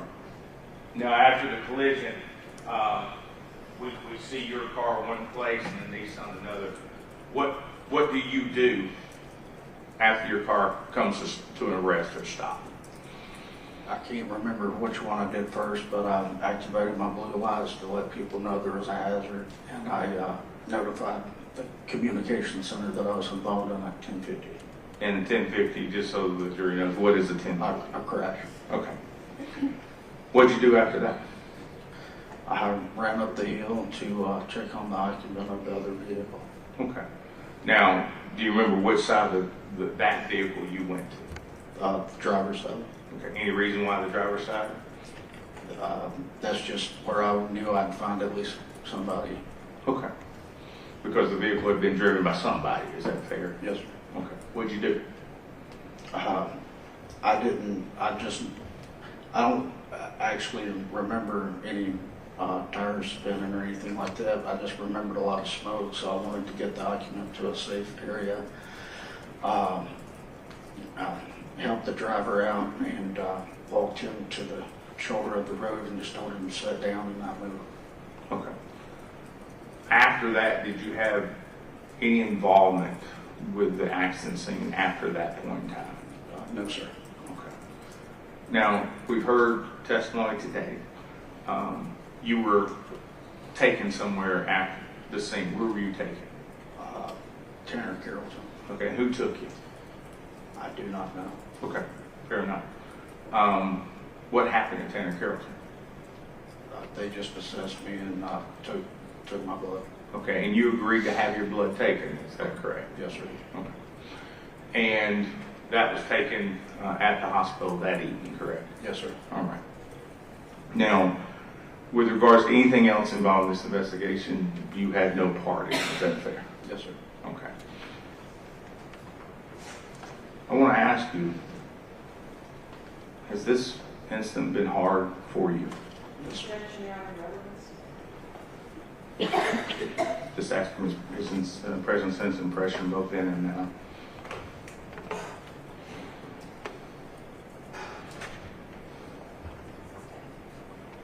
Okay. Mr. Scott, prior to this accident, September 15, you mentioned you'd worked for the State Patrol for approximately 3.5, 4 years. Is that correct? Yes, sir. Okay. Had you ever had a collision in one of those State Patrol vehicles before? Yes, sir. All right. Tell us about that. Besides, John is simply basing his history with the State Patrol, and they made it clear that that's the job he had at the time.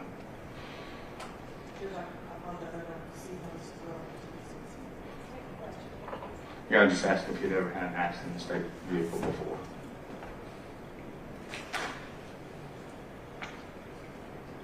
The objection is relevance. Good one. That's all I have, Mr. Scott. Stay, I have some questions for you. Thank you.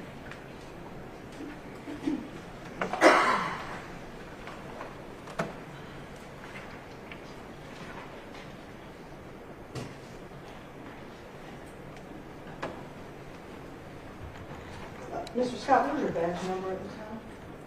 121.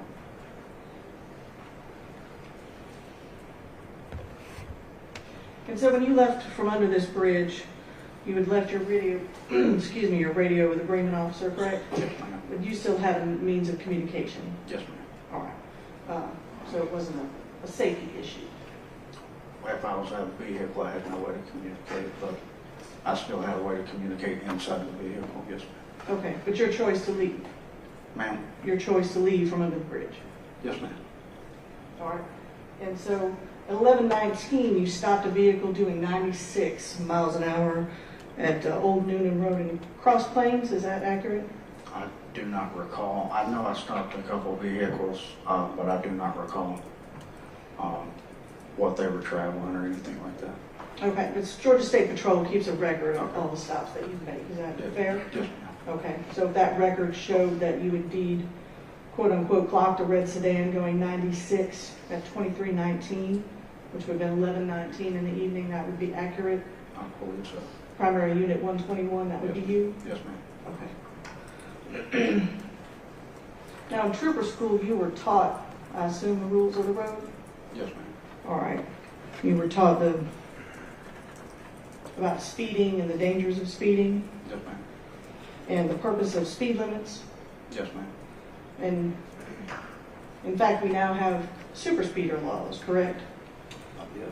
Right, that impose much greater fines for folks going over 75 on country roads and 85 on regular highways. I believe so. Is that fair? How many speeding tickets do you think you wrote as a trooper? I have no idea. Let's just say in a month. A month, 15 to 20. I'm sorry? 15 to 20. 15 to 20, okay. And you were a trooper for over 4 years? About 4 years, yes, ma'am. All right. And now 27, that's a pretty big road here in the county, correct? Yes, ma'am. Right, is that something that you would travel on a regular basis? If I was assigned Carroll County, that might be one of the roads I got to a crash or a call that I was responding to. Okay. So you worked Douglas and Carroll, correct? Yes, ma'am. All right, so would you say you split your time between the two? Roughly? Yeah, yes, ma'am. All right, so you spent, let's just say, 2 years in Carroll County, correct? Yes, ma'am. All right. And so I assume that you were aware that the speed limit on 27 is 55. Yes, ma'am. 55 and 65, depending on where you're at. Yes, ma'am. But in this particular space, 55. Yes, ma'am. And you also indicated that you worked a number of crashes. Yes, ma'am. You worked crashes where speed injured and killed people. I do not recall. I'm sorry? I do not recall, like, the causes of any fatalities that I worked. Okay.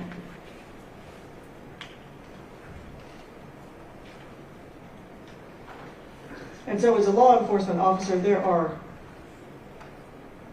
opportunities when you are permitted to speed. Is that accurate? Yes, ma'am.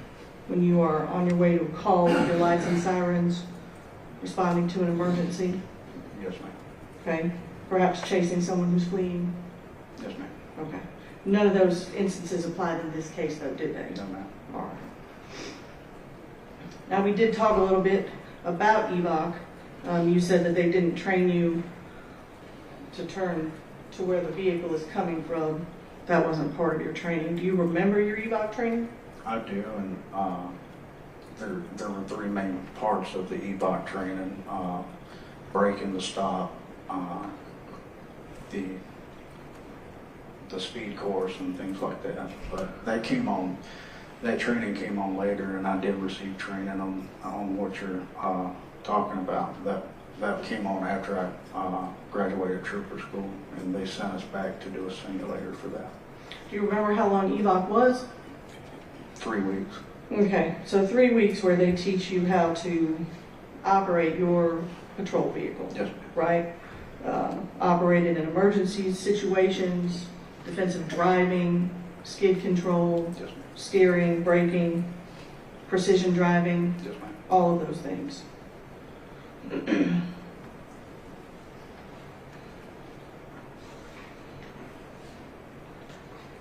And then in 2013 of May, you had an additional 2 hours of patrol simulated driving. That might have been what I was just talking about, I'm not sure. Okay, and April of 2014, pursuit liability and due regard. Yes, ma'am, that has to do with running blue lights and sirens, yes, ma'am. Okay, and what does due regard mean? Or even if you're running blue lights and sirens coming up to an intersection and there's a red light, you still have a due regard to yield to the cars that have the right of way. Sure, so due regard to other drivers on the road. Yes, ma'am. Okay, and then in June of 2014, another patrol simulated driving course. If that's what it says, yes. Okay, and then again in 2015, your pursuit liability and due regard, once again. Okay, so another 12 hours of training about the operation of your vehicle. Yes, ma'am. Now I want you to talk to me for just a minute. Tell me about your push bumper. What's that What it for? was used for? Yes. Mainly, like if there was a disabled vehicle in the roadway, you could use it to slowly push the vehicle out of the travel lane so there wasn't a chance anybody's tracking the vehicle. Or during a chase, you could perform the pit maneuver to safely get that hazard off the road. And it's essentially there to protect your car, correct? From damage? Yeah, it can be used to, I mean, it can protect your vehicle from damage, yes, ma'am. Sure, because if I'm pushing somebody's car with my car, right, I'm probably going to break something. Fair? Yes, ma'am. Okay.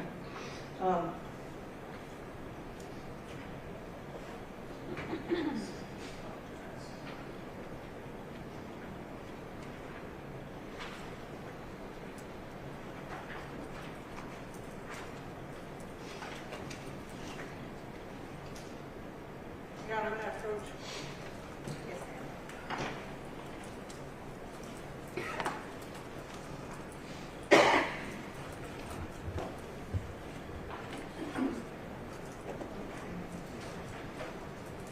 I'm going to show you if they mark state 67, 68, 69. Yes, ma'am. Do you recognize what's in those pictures? Yes, ma'am.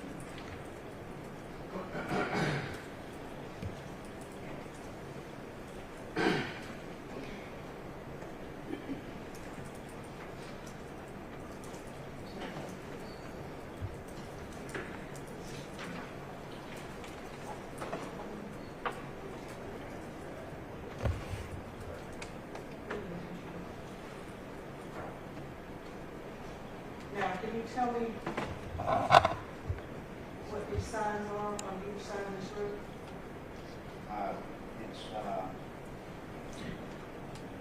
It's intersection, approaching intersection signs showing the suggested speed limit below. And that speed limit is 45, is it not? The suggested speed is 45. And this is the BP station, right? And this is the area of collision up here at the top of this hill. Is that Yes, ma'am. correct? Yes, ma'am. And so there's a sign on each side of the road. And that 45 means that that's the suggested speed traveling up that hill, is it not? Yes. Did you see those signs as you drove by them? No, ma'am. You did not. I don't believe I did. Okay, have you driven by them before? I had to, yes, ma'am. Okay. And so just to be clear, on this particular evening, you are exceeding that posted speed limit. At about 5 seconds before this, you're driving about 90 miles an hour. Is that accurate? Yes. And you are not running lights and sirens? No, ma'am. You are not going to a call? No, ma'am. You are going back to the bridge? Yes, ma'am.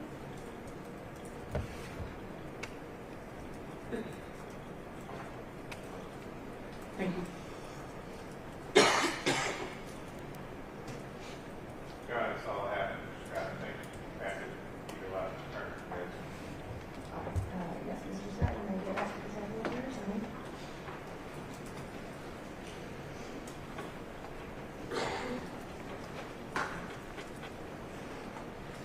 Your Honor, at this time, the defense will rest. Take a few things outside the presence of the jury. Yes, if the attorneys would approach, please.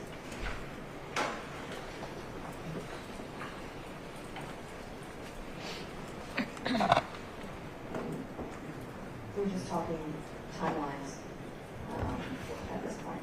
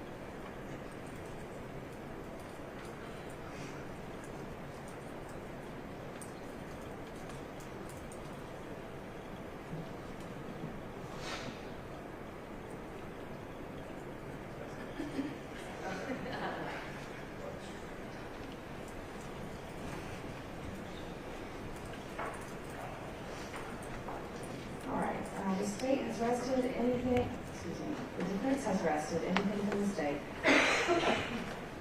No, you're not. No, we're not. All right, anything to address from either party at this time? Nothing further. Thank you, Your Honor. Ladies and gentlemen, you have heard all the evidence in this case. At this time, which is what the attorneys and I were discussing, is a timeline to maximize your time. We have to do a lot of things outside of the presence of the jury at this time. Instead of releasing you and then bringing you back and forth today and possibly waiting for hours, what we have to do could be pretty lengthy, so I'm going to excuse you until 9 a.m. tomorrow morning. At 9 a.m. tomorrow morning, the attorneys will give their closing statements, and then I will give you the charge of the court, and then I will excuse you into deliberations. And so we've made that timeline and that plan, again, so that we're not asking you to come back and forth where you sit for hours here.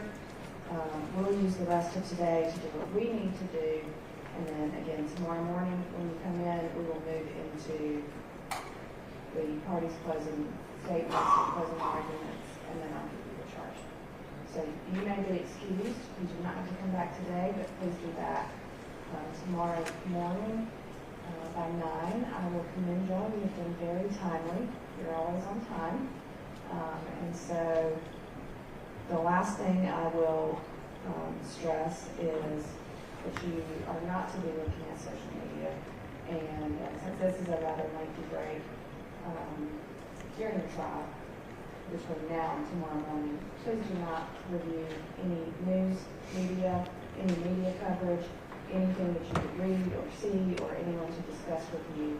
And again, everything that you need as far as evidence in this case has been presented in this courtroom. And tomorrow you'll hear closing statements and the charge of the court, which is the law that you would apply to the facts as you find them to be. So please follow those instructions. Have a great rest of your day, and I will see you tomorrow morning, and we will get started.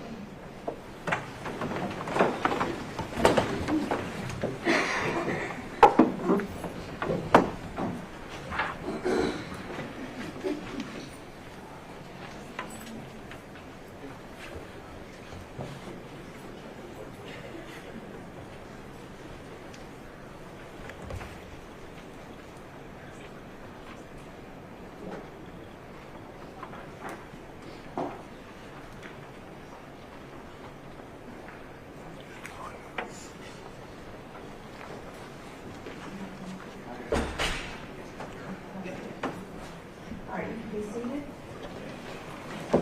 Anything at this time?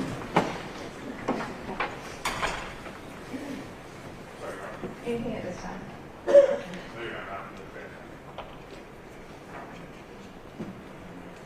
John, here's what I think you need to do. I apologize. As required by the law, I'm going to renew the previously made motion for directed verdict, which is required to be done at the close of the state's evidence as well as our own. And I'm asking to renew the motion with regards to reckless driving, as well as the 2 other counts that ride on reckless driving, which are count 1 and 2. So we're renewing the motion on that, Your Honor, at this point in time. All right. Thank you. That renewed motion for directed verdict is denied. The next phase that we would move into is the charge conference. I believe I told y'all this at the outset, but I'll just go through it again real quick. My office takes your charges and we consolidate them into one document. They are marked with the title, who requested it, and if it's a pattern instruction, the pattern, and if not, then we state in there where it came from, that the parties requested it. So that is all in order. I'm going to give you that, and then we're going to take a lunch break. If y'all will review that, the way that I do a charge conference, because again, if you haven't been in front of me, I just want everybody to be on the same page. We go page by page. We address each charge individually. At the end of each page, I will ask the parties if there's anything to address on that page. If there is, that's just a second opportunity for y'all to see something that possibly I missed going over, or that you want to address. If there is not, then I check it and move on. We will give copies of the consolidated charge. When you review it, please compare it with the request that y'all gave. We are human too, so if we accidentally left one out, let's say state's request number 4, if you don't see it in here, that's not because I've decided to leave it out, it was just inadvertent, so please remind me if there is a request you've made that doesn't show up in the consolidated list for either side. And we'll make sure to address that during the conference. We will give a copy to both sides. How many copies? Do y'all both want a copy?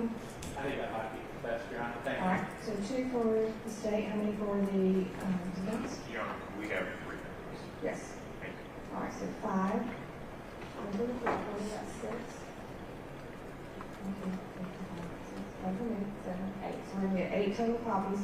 We'll pass that out. If you wanna wait for it before lunch, we can get those copies made so that you can take it with you. If you do not wanna wait for it, we'll have them on your tables waiting for after lunch. Would y'all like to get them before lunch? I would, yes, thank you. All right, so if you make 8 copies, please. You just go in that. You should probably print 8 copies. Probably easier just to print it. Well, I wrote on this one, all in there, because I put something that I didn't have. Okay, that's fine. That's fine. You make 8 copies. Just make sure it's, not front and back. Yes. Okay. All right, and then I have a proposed verdict sheet, which is there at the end of the charge conference. If y'all would like to, would y'all like a copy of this as well? Please review that during lunch, that might be good. Okay. And it's pretty basic, and if y'all have any changes or anything you want to discuss about it, we can look at that at the end of the charge conference today. I'll just take it in the back. Well, can you copy this one? Thank you. How many do you want back? Just one on the side? One's fine, yeah. Okay, so just 2.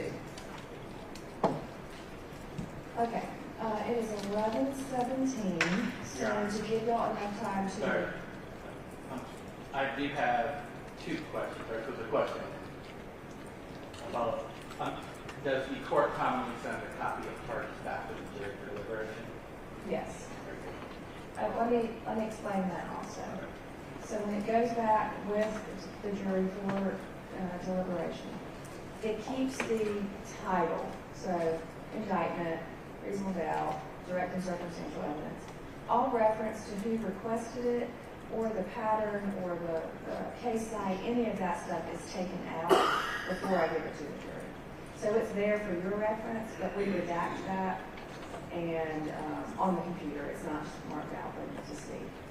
So all they would be able to see is the actual charge itself, plus the heading title. So if they wanted to look back at anything, then they could easily find it. So yes, I do give that to them. Could we get a copy of what goes back to the jury? Just for our curiosity? Because I assume we're going to talk about it and you're going to consolidate it and then the final charges for the jury. Yes, before I get the charge, y'all will have exactly what goes. You'll get the cleaned up after the charge conference. We'll clean it up, redact everything out, so that when I give the charge, y'all can follow along, and that's what the jury will get as well. If there's any, they won't have it at the time though. So if there's any mistake, or if you see we inadvertently left in a pattern charge number or anything like that, before I send it back with them, I'll ask you to get on the record if there's anything in the written charge that needs to be removed before it goes back with the jury. So what you should have is the version that goes back with them. But I've had situations where something was left in there that we could just take out. We just take it out really quickly and then get that over to the jurors. Cool. My final thing is the newest edition of pattern charges they rely on surveying our charges. I'm assuming it hurts that. I could forward electronic copies, but they're off the Lexus. All right, so I do not use Lexis to pull my pattern charges. I use Sidebar, which is the online Superior Court judges, and ours are updated before Lexis usually. Okay. So because they come from the Council of Superior Court judges, so we pull ours from Sidebar. Again, I'm not perfect. If there's something that you see that might be different, we did compare them, all of my standard charges last week, because it was the first trial, week before last, was the first trial I'd had since July 1st, which is when the charges usually change, and we updated all of those standard charges. We try to compare them with what's on Sidebar and on Lexis, but again, please feel free if you see something in one of the charges that's not correct. And I also try to have the parentheses in there so that y'all can choose the parentheticals that apply, and we can address those during the charge conference. Yes. Your Honor, I think mine is actually representing the previous, because we submitted before July 1st came out. So we have to work the numbers. I apologize, we still want to do the old one. when he gets the requests, he goes into Lexus. And as of 2 weeks ago, what was in Lexus was updated according to what I have in Sidebar also. So Lexus was up to date at that time. So he doesn't just copy and paste or just take y'all's and put them in there. If it's pattern 11010, he goes into Lexus, and then I compare that with what's on Sidebar. And then we make sure that those are the most up to date. So if yours was written from the old portion, he's not putting that in there verbatim. He pulls it directly from Lexus pursuant to the pattern number, and then we'll discuss it on the record. Does that make sense? It does. That's a long explanation to your question. Just making sure y'all know where we get them from. All right, so y'all need enough time to eat and enough time to review.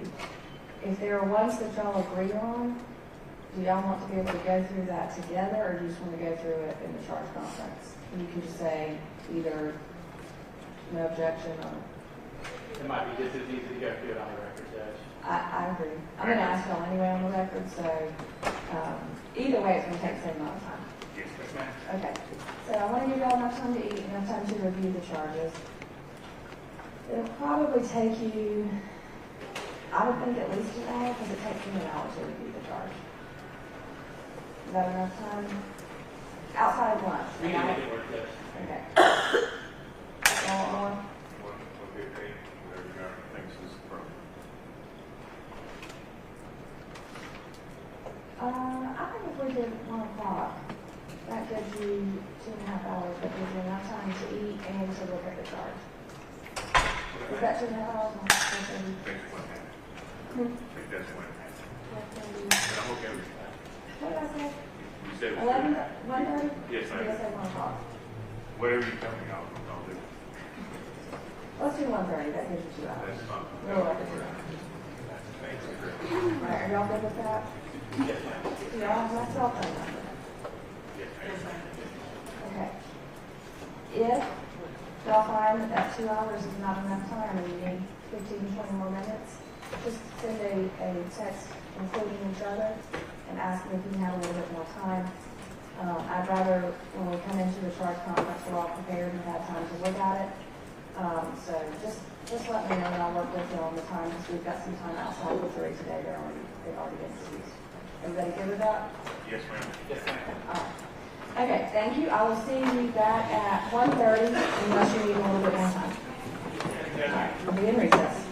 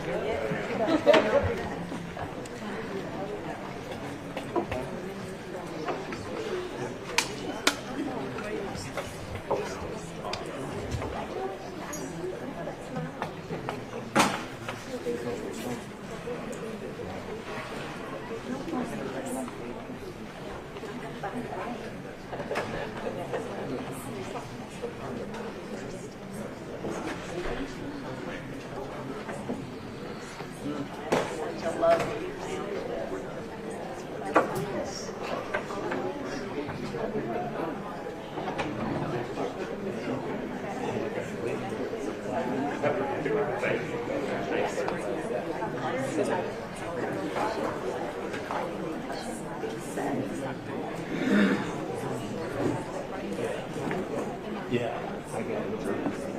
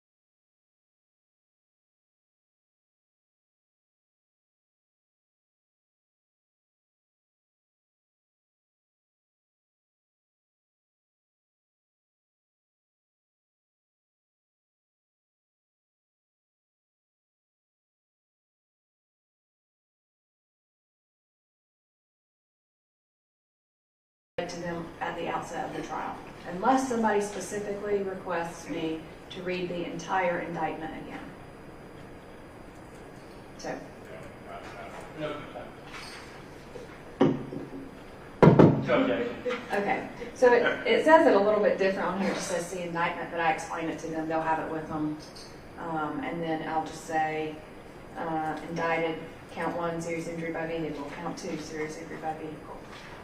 Everybody good with that? Yes, ma'am. All right, issue and plea of not guilty, it's pattern 11020, states 2 and defense 1. Who's 2? Oh, sorry. States 2 and defense 2. No objection. No objection, though. All right. Right below that, I recalled about the time-lapse request. I've gone ahead and put that back in here after the issue and the plea of not guilty, and I will read y'all what I have put in.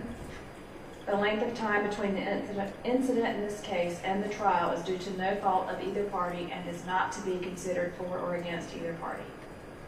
Everybody good with that? Good with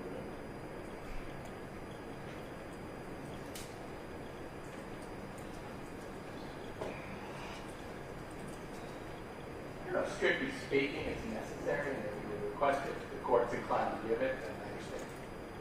All right. Judge, would you mind reading it again? Yes. The length of time between the incident in this case and the trial is due to no fault of either party and is not to be considered for or against either party.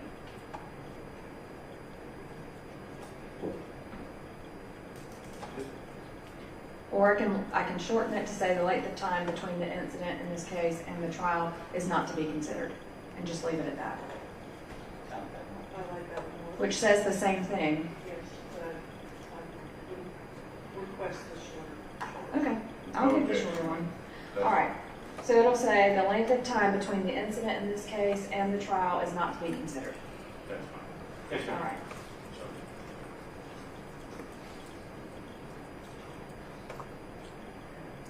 All right. Anything else to address on page 1? No, ma'am.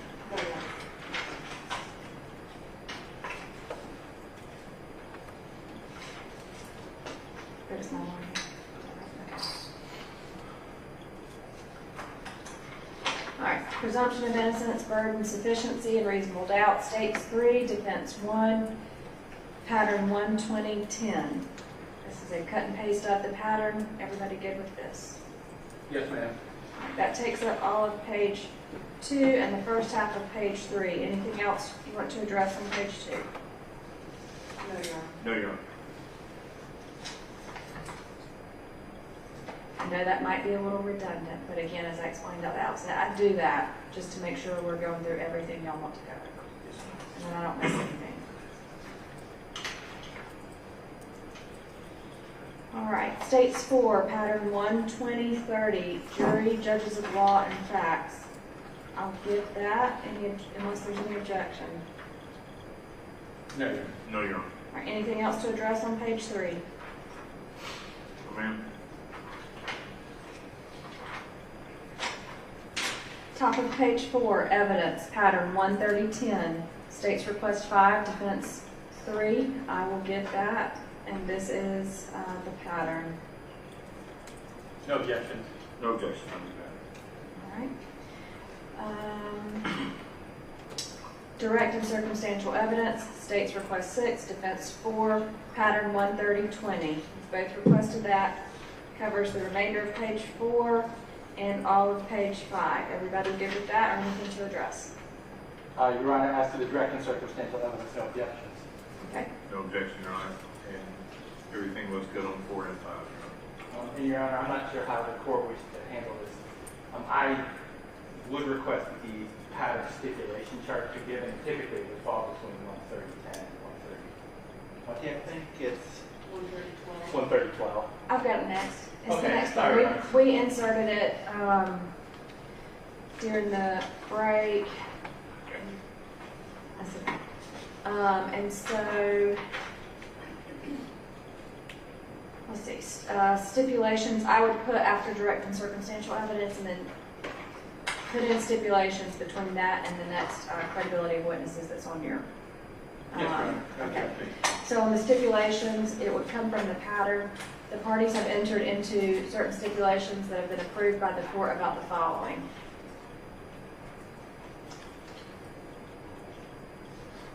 The authenticity of all medical records, EMS records, and video recordings.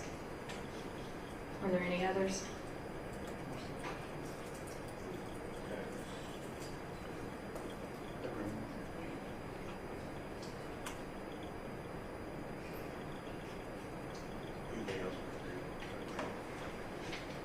Can we have 1 second for counsel? Yeah.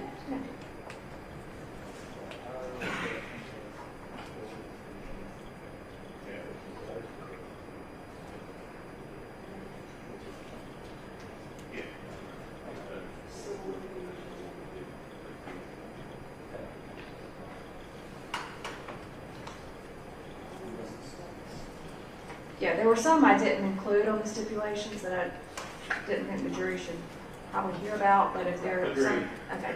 We think that the 3 things that the court has covered do relate to the evidence that's coming. The other things, such we do not be getting into, it's not in the jury's consideration. Okay.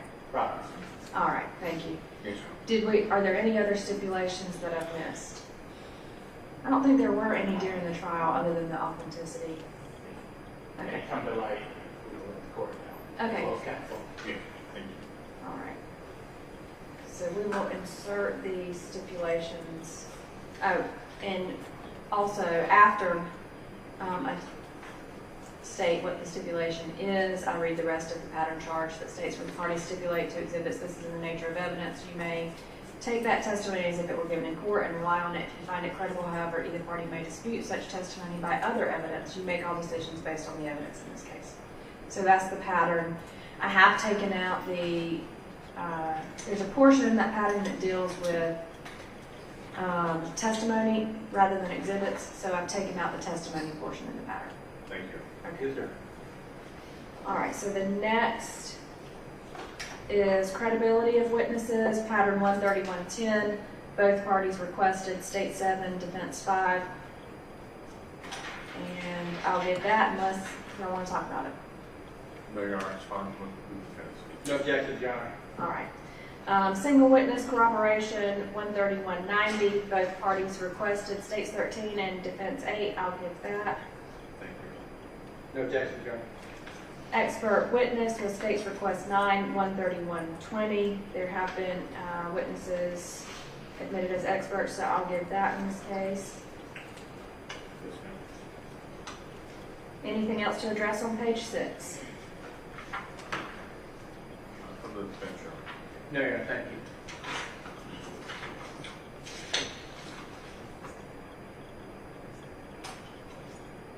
Did you create? We all put them all in. Which one was?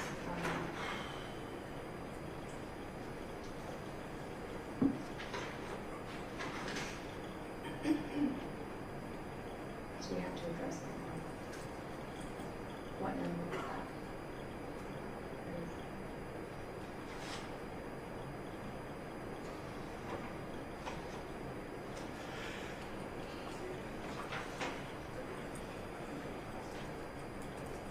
What request was it for him?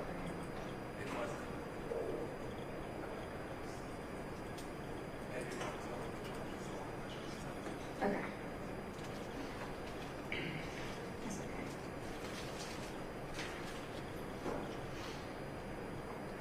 All right, page 7, witness impeach, states 11, defense 6, it's pattern 13145. I will give that. No objection. And Your Honor, insofar as states 10, which is the old witness attack, I don't think any of the problems Okay, occurred during this trial, so we withdraw that. all right. So that was states 10. Yes, ma'am, that's the character from truth of this bias, etc. I don't think any of that's really come up in this trial. I believe that is correct. We did not have it in this consolidated. That's what my clerk was just telling me, that he had left it out, so I don't think it would apply either, so thank you for bringing that up. All right, so let's see, witness impeached, I'll give that as charged, as stated, that is the pattern. Is this the short or the long? Sure. Okay, did you put the long, you didn't put the long in here? Did they both request the same one? Did you both request this version?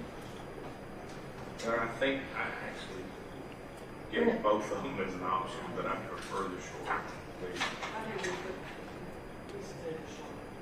Yeah, I found this other version. Okay, so maybe I need that put back on, just so we know we're not half. So that I know is what.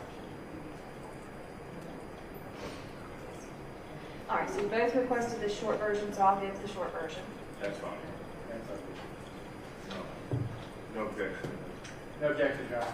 All right, prior statements, 131-47.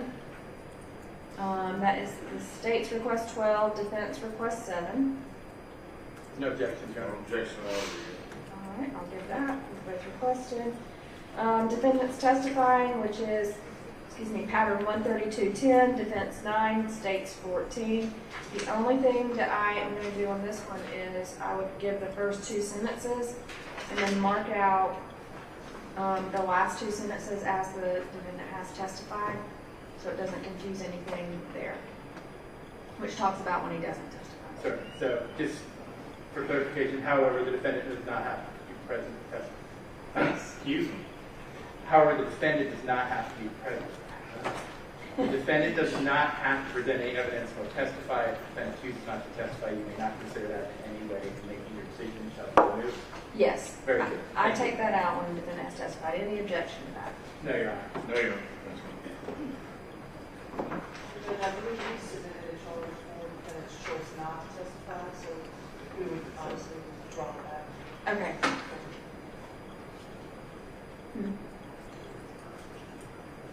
Okay. Thank you. All right, anything else to address on page 7? No, ma'am. No, you're not. Top of page 8, definition of crime, pattern 14010, states request 15. This is the pattern. Any objection? No, you're not. No, Your Honor. Intent, 14110, state 16, and I don't know. Defense 10. Everybody good with this one? Yes, ma'am. Judge, we had asked for, I guess, a little more of that. Can I see their request? Yeah. All right, I'll hold on.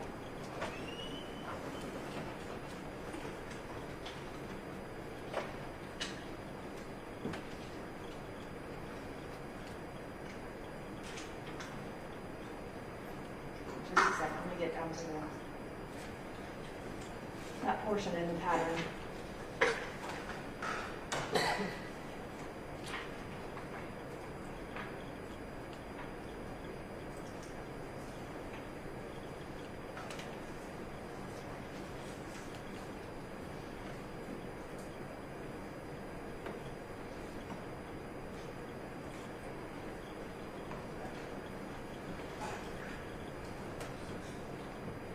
All right. Did the state request something outside of the pattern on We did, intent?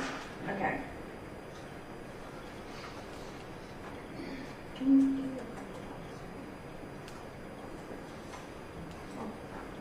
John, do you need a copy? Yes, please. We only have an electronic. Do you have a copy? Approach. Yes, y'all can feel free to put your hand out. Yeah, and then I'll take the whole state's request to charge and the request to charge if you need to print that. I'll give you defense charge right here. Can I write on it? Whatever. Okay. All right, and then, so I just need the states.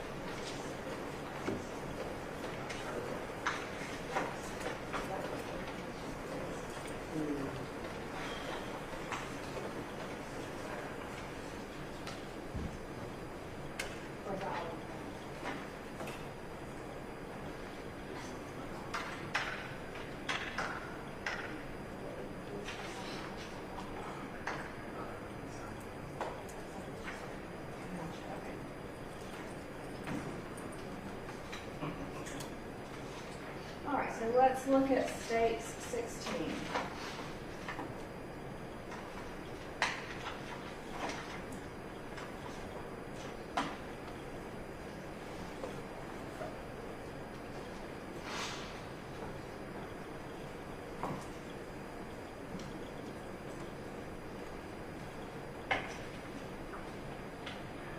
I'll start off with asking if there's any objection by the defense or from the defense.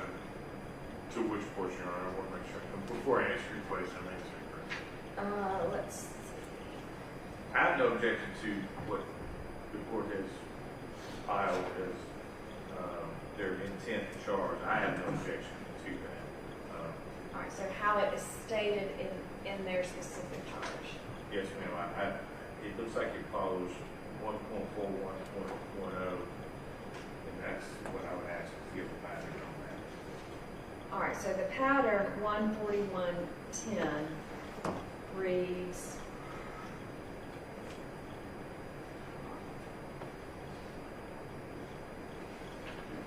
intent is an essential element of any crime and must be proved by the state beyond a reasonable doubt. So that's the first sentence of the state's request. It may be inferred from the proven circumstances or by acts and conduct, or it may be, in your discretion, inferred when it is the natural and necessary consequences of the act. Whether or not you draw such an inference is a matter solely within your discretion. Criminal intent does not mean an intent to violate the law or to violate a penal statute, but means simply the intention to commit the act that is prohibited by a statute.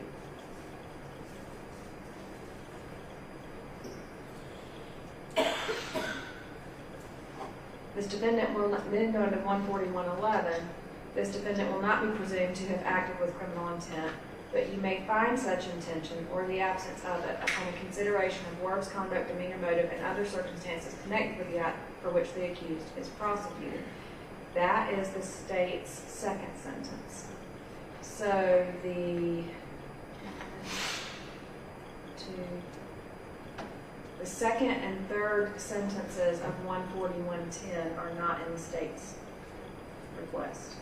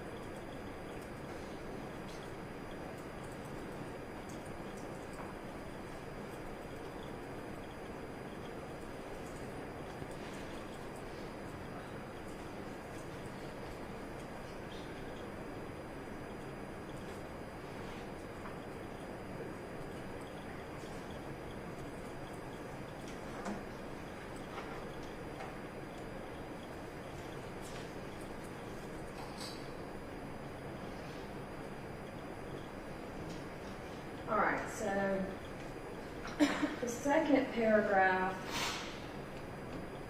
is pretty similar to the second portion of 141.10, which is to be used in caution in cases involving specific intent. So the state's paragraph is pretty much in alignment with that paragraph. So I'll read those two. It is the fourth sentence of the pattern charge, which is set out separately with some caution notes. Criminal intent does not mean an intention to violate the law or to violate a penal statute, but means simply the intention to commit the act that is prohibited by statute. And the state has requested criminal intent works differently for traffic offenses such as reckless driving. In Georgia, traffic offenses are considered strict liability offenses, meaning that the state is not required to prove mental fault, In the context of a traffic offense, criminal intent refers only to the intent to do the act which results in the violation, typically the act of driving a motor vehicle, and not an intent to commit the offense itself. So it's more specific. The state's request is more specific, dealing with traffic offenses and reckless driving, whereas the pattern charge is generic. But I believe they say the same thing. Do Your Honor, I'm in favor of the pattern charge or charges equivalent.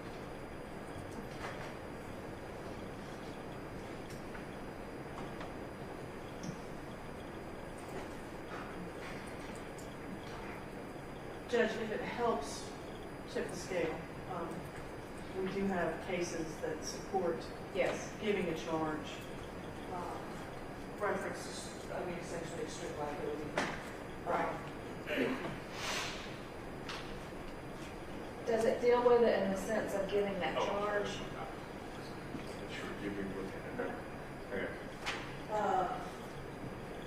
The Holly v. State, State v. Ogilvy, and Hawker v. State, are they dealing with it and giving that specific charge? Well, these are different cases, but Okay. more on point perhaps. But specifically, Weirson versus the state, WIER-SON, v. State 372 Georgia Appeal 102, and it deals directly with the court giving that specific charge. Oh, it's a 2024 case. It is. And then Can you give me just 1 second? here is Augusta versus the state, AGUSTIF, 260 Georgia Appeal 631, and WM v. State, BUNAGAM 283 Georgia. That's the most recent and specifically the relevant ones which are highlighted, so you don't have to necessarily cull through all of that.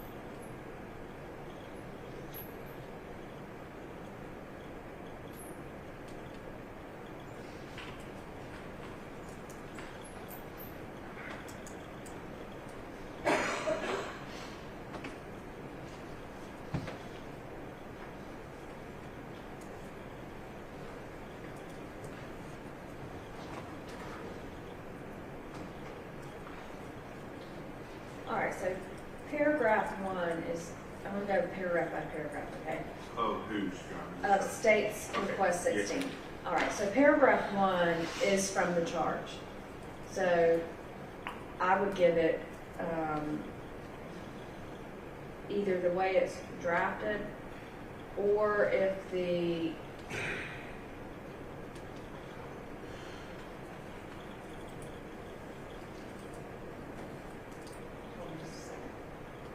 paragraph 1, the first sentence is from 141.10. I do not mind giving all of 141.10, that first paragraph. The second sentence of state's request to charge 16 is from 141.11, which I would give also, because that is the pattern charge as well. All right, so dealing with just the first paragraph, does the defense wish for me to read the entire first paragraph of 14110? Your Honor, we asked for it on a 10. I can't oppose the first paragraph. State 16 is a PMX 13, so no on that first paragraph. I'm sorry, you saying you do want the whole first Yes, paragraph? ma'am. Okay. Yes, ma'am. All right, so I'll give 14110 the whole first paragraph in its entirety. That second sentence on state 16 is 14111. I will read that as well. Your Honor, can I just comment briefly on it? Yes. When using the term liability, that is a civil term. Criminal is culpability. And there's a different standard of proof for liability versus culpability, as you're aware, civil preponderance evidence versus reasonable doubt. Do you think it's possible we could confuse the jury with the term liability, because we're not here to make a decision on a civil case versus criminal? Let me get to that next. Yes, ma'am. Okay. All right, so because we're kind of a little bit in different areas and different patterns, that's why I'm going to break it down by paragraph. Yes, ma'am. So I'll give 14110 in its entirety, except for that last statement. So you've got two different paragraphs. There's the first paragraph. I'll give all of 14110 the first paragraph, and then I'll give all of 14111. That is separate.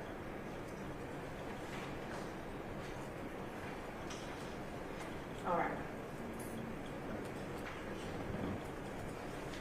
As far as the state's second paragraph in request to charge 16, I'm looking at this case that the state gave me, the Weirson v. State, 372 Georgia App 102, it's the June 25th, 2024 case.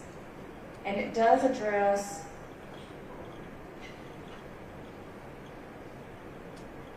reckless driving being a strict liability offense, which is how the court describes that. So as far as stating strict liability, I don't think it's going to confuse,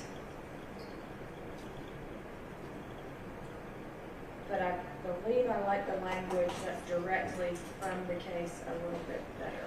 This one portion from Head Note 8 that says reckless driving is a strict liability offense, meaning that it can be committed without a culpable mental state. The intent issue is simply the intent to commit the act that the statute prohibits, i.e. driving in a specific way, and not the intent to commit the crime itself.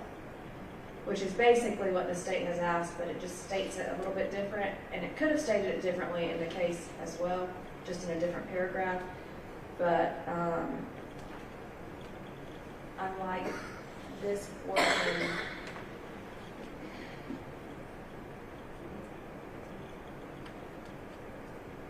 for paragraph 2, Head Note 8 of that case. Is the state okay with that relevant portion of Head Note 8 in place of your second paragraph request?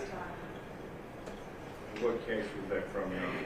It's from 372 Georgia App 102. Yeah, what name? Weirson. Where's, And okay, it's from thank you. 2024. This I know which one it is. Thank you. And I'm going to place that paragraph with the Head Note 8 from that.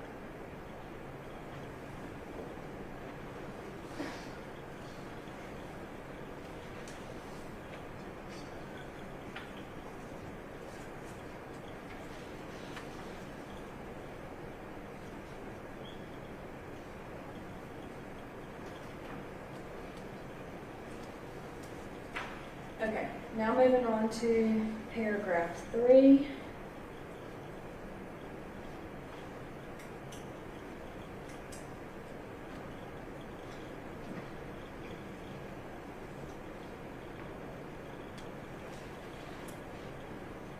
I believe is an accurate statement of the law. Your Honor, I would ask,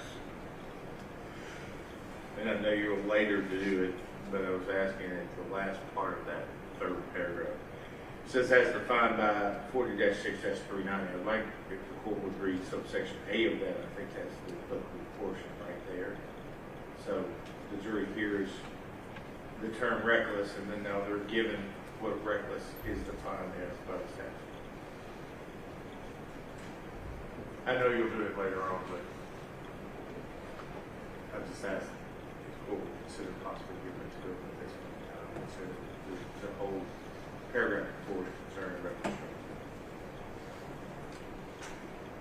What I could do, which I've already written a note to myself to change, is to say, in the context of reckless driving, the state will admit its burden of proof as to the defendant's criminal intent if you find beyond a reasonable doubt that the defendant intentionally drove his vehicle while a set of surrounding circumstances rendered the manner in which he drove reckless, as defined for you later in this charge.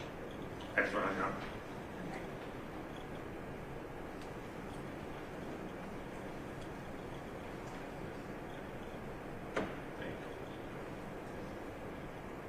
Because the definition of reckless and what reckless means under the statute is further down in the charge. All right, everybody good with that paragraph? I'm good now. Yes.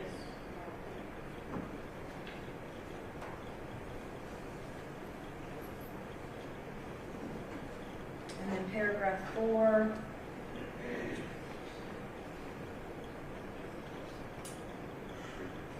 Is a correct statement. Is there any objection to that? Yes, ma'am. If you read 40-6-390 and read it as it is written, which is what he's charged with, not what it is, it doesn't mention anything about circumstances. Just a second. 46-390 or 40-6-390 just talks about the way a person is driving. It doesn't mention anything about existing circumstances.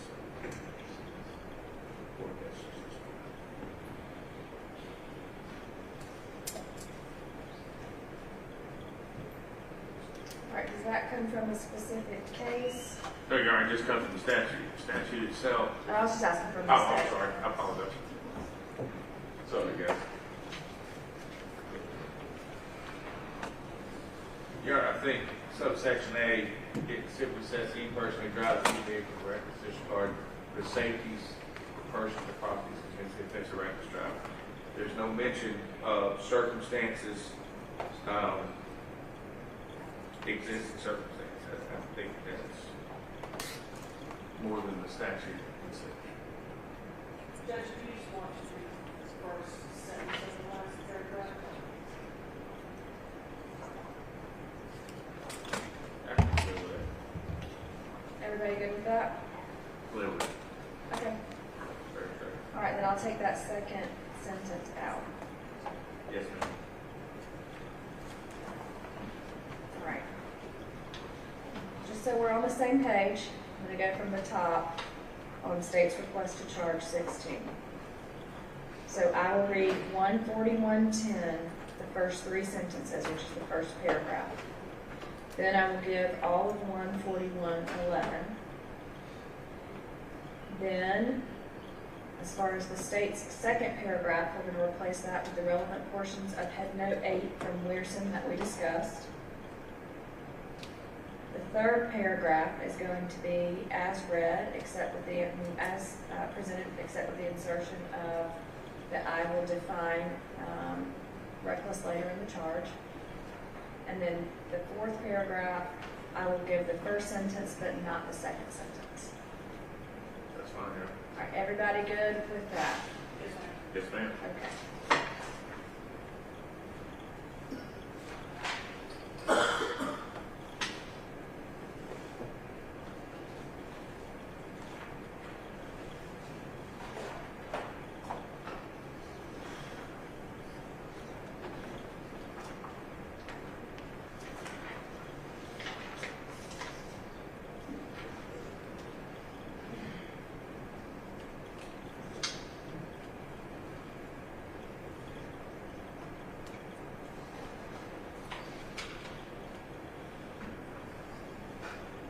All right, so going back to page 8, where it has intent and no presumption of criminal intent.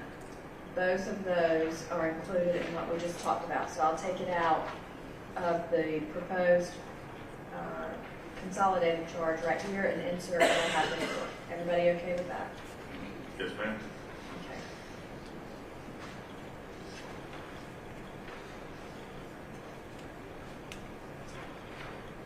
Anything else to address on page 8?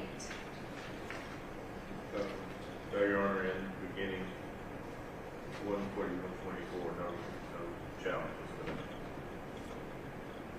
Yeah, that one's going to be included in, no, hold on. I don't believe that's the right, I think it's 14111. Let me make sure it's not.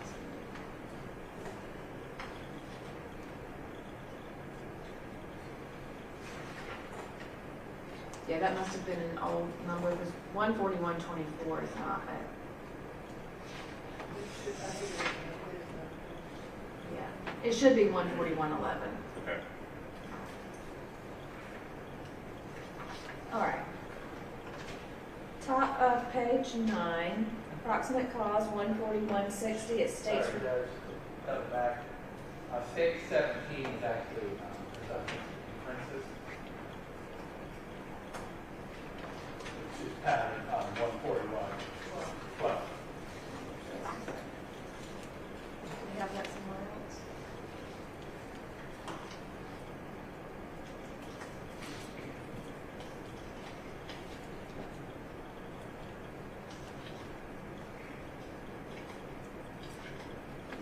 All right, let me look at 17.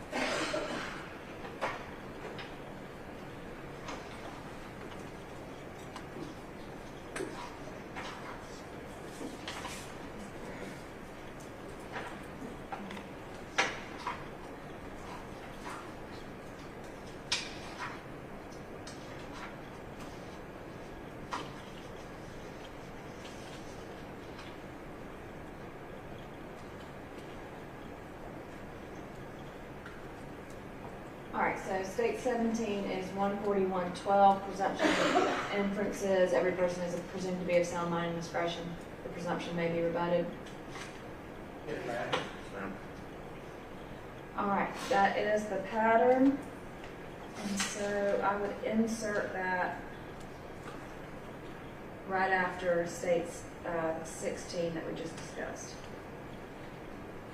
Yes, ma'am. All right, any objection to that? No, ma'am. Correct statement.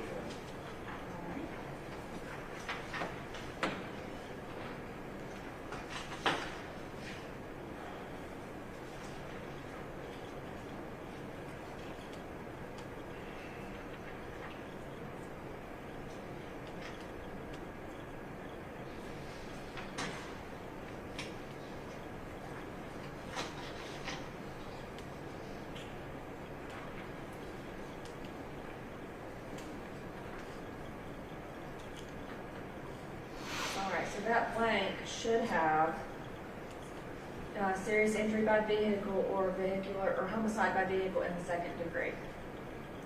Everybody agree with that? That's fine. There, I had actually just put counting in count 2, count 3, and count 4, but I like to read that. Statements prove that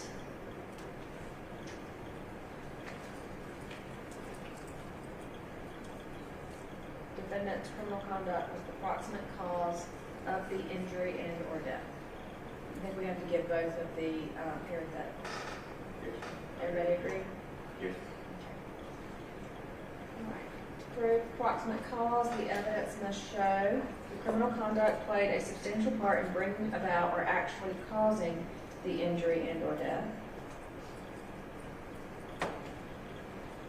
And the state has requested to strike that second portion portion, which is after the or, the criminal conduct accelerated the injury, death in a significant way, which I agree does not apply in this case. All right. The evidence must also show that the injury and/or death happened in a way that was reasonably foreseeable. For the injury and/or death to be reasonably foreseeable, it must have happened as a direct result of the defendant's criminal conduct or as a natural and probable consequence of his criminal conduct.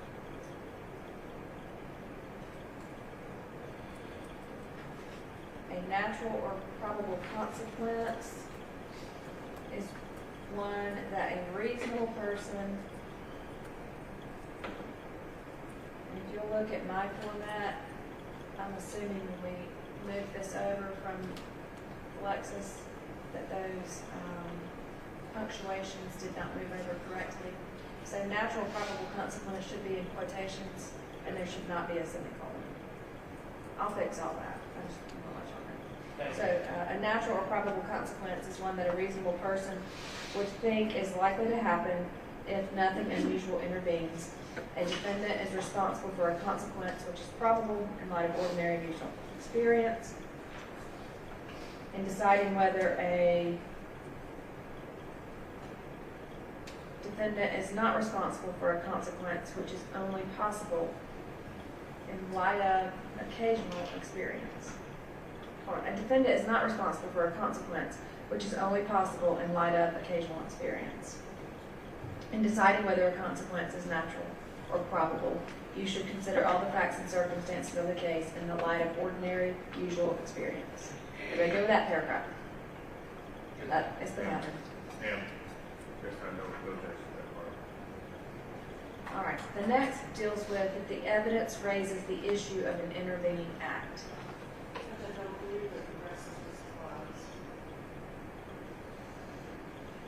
I don't believe it applies from the evidence here either.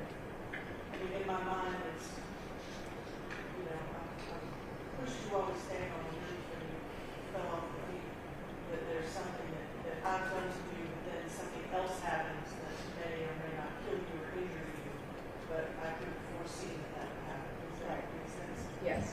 Or I hit you with my car and then you land in the opposite lane where you get struck by Another car, right? Are we talking about from the bottom, from that page down? Yes, there's a portion that says that the evidence raises the issue of an intervening act. Charge the following. Your Honor, I think there has been evidence of intervening that act, the action of the other driver, because we're here about a collision, and the other driver was part of that collision, and he made a decision and acts that in fact intervened between my client's alleged driving and the collision. So I think that in fact does apply to the facts of that case, in this case, and the evidence has come out in this case from multiple witnesses.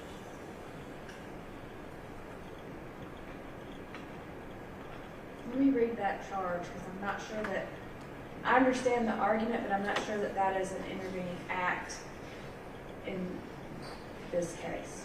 Yes, Let me read what that charge says and the definition of an intervening act. Yes, ma'am. There may be an intervening act between the defendant's criminal conduct and the injury and/or death. However, if the defendant could have anticipated or reasonably foreseen the intervening act, you may conclude that the injury and/or death was reasonably foreseeable and caused by the defendant. An intervening act is reasonably foreseeable if it may have occurred in the ordinary course of events or it was set in motion by the defendant. An intervening act may be reasonably foreseeable even if that act was not intended by the defendant, so long as the intervening act was a reasonably foreseeable consequence of the defendant's criminal conduct. You may conclude that the injury and/or death was a reasonably foreseeable result of the defendant's conduct.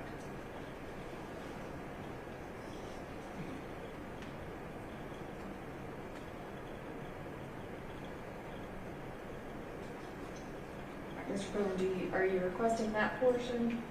You don't want to take, there's a bench note.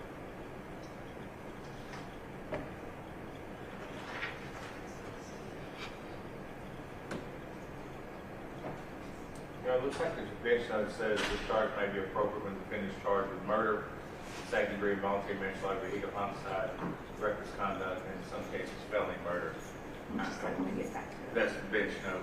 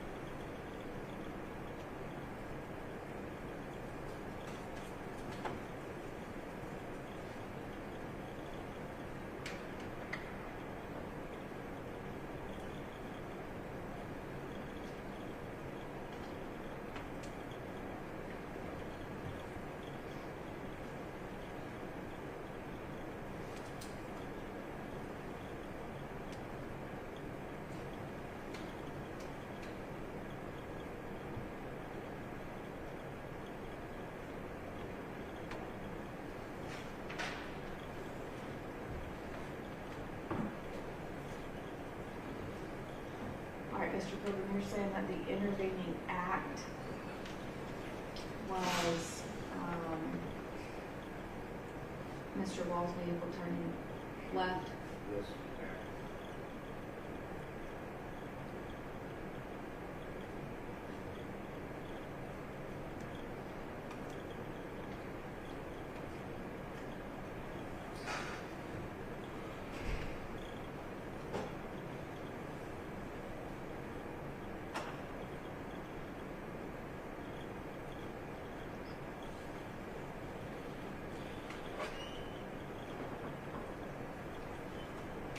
I'm going to table this one and read the cases that address that, because where I'm getting hung up is that the intervening act was a reasonably foreseeable consequence of the defendant's criminal conduct. So what I want to do is read the cases on that and just table this portion of it.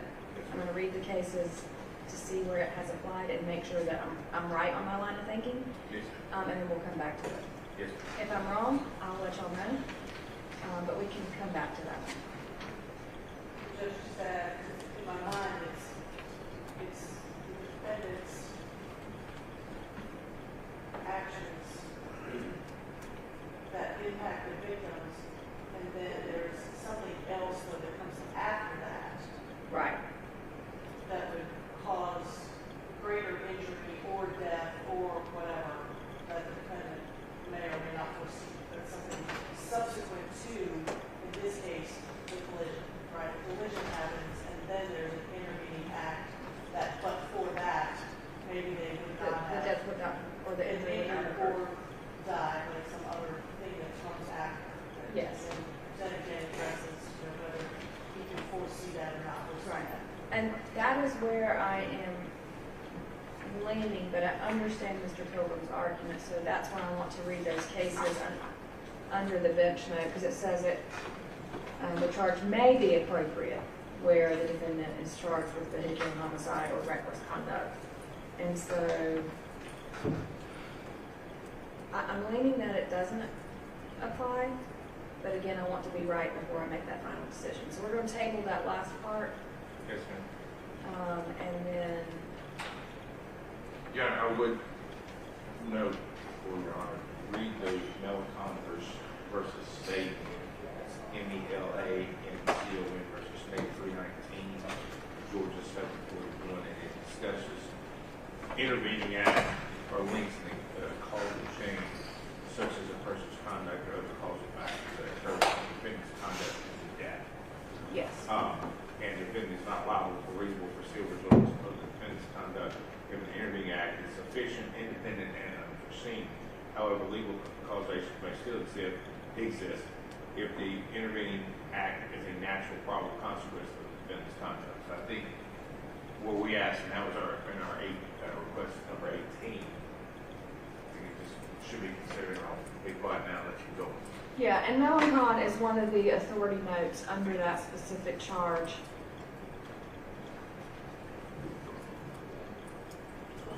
Judge, I would point out, and I'll reread it, but that's a second-degree murder case where the defendant was on trial for essentially contributing to the death of his child. Right. And the intervening act, and that separated him actually from the death because it was He basically didn't intervene to protect the child. family, yeah, basically he had told someone, don't report it to defects, and then later on the child died. Because of the mother's. Right, because of his mother's behavior. So I think that's a different circumstance here. It's intervening act in essentially the opposite direction. Right, but then the court found that his behavior didn't, that there was no way for him to foresee that. But I don't think that that's the same here. It's obviously a different circumstance and a different type of charge and a different intent. Right. Quite frankly, I think there's a portion of this charge that if I give it,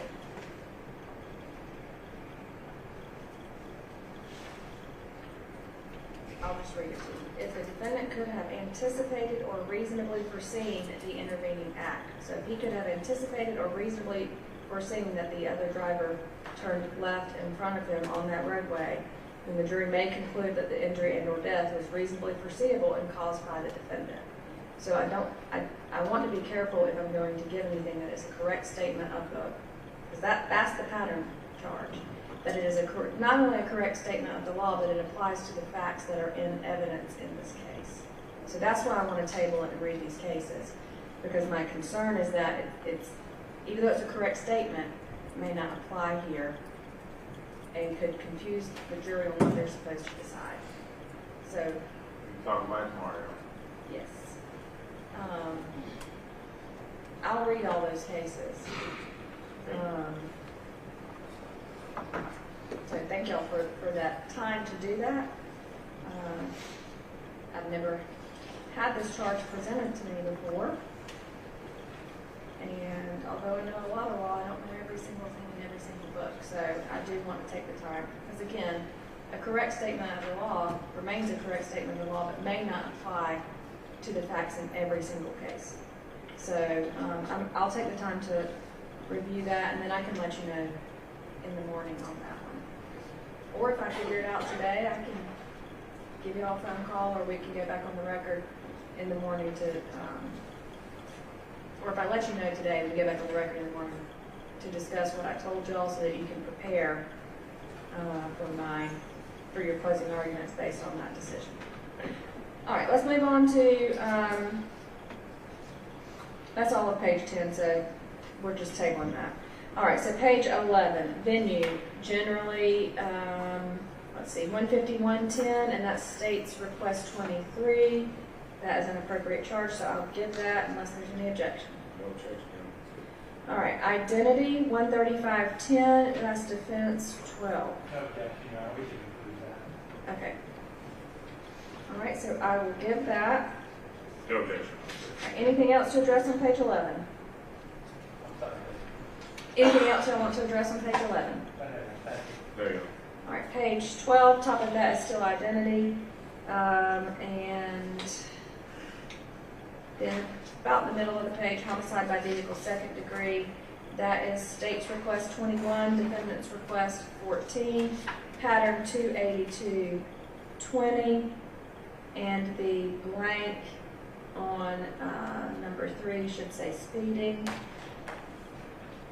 And then I just tell them that I will define speeding in this charge.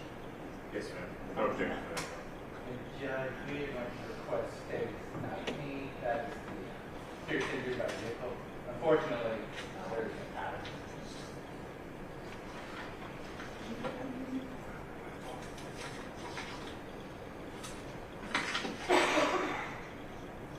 That's count 1 and 2, so that should go in this charge before homicide by vehicle. Yes, So I would that's insert over. number 19 right there.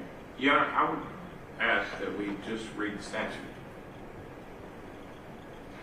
Let me look at the statute.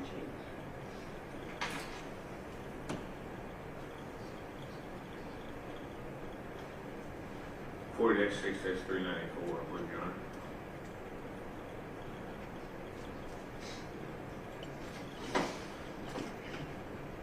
I'm just getting logged into Lexis.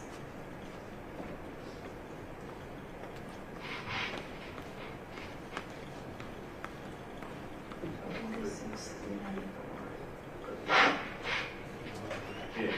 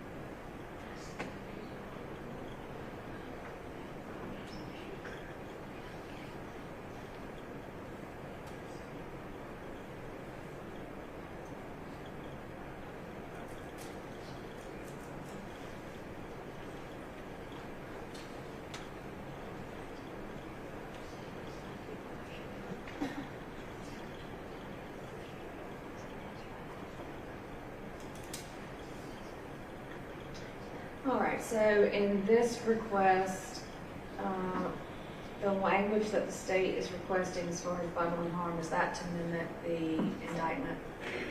Yes. Okay.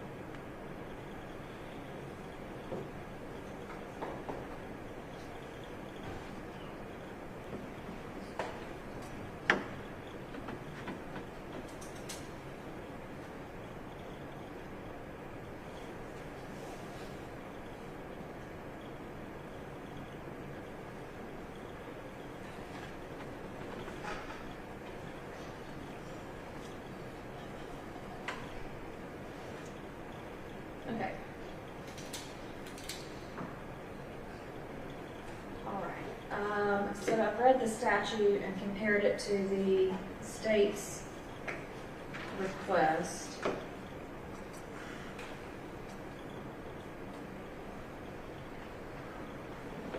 The state's request is accurate.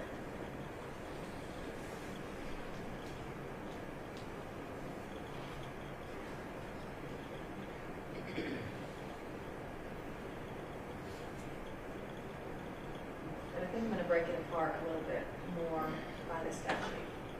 To read, any person who without malice aforethought causes an accident that results in bodily harm while violating the official code of Georgia annotated 40-6-390, reckless driving, as defined in this charge, commits the crime of serious injury by vehicle. Bodily harm means an injury to another person which seriously disfigures his body or a member thereof, or causes organic brain damage which renders his body or any member thereof useless.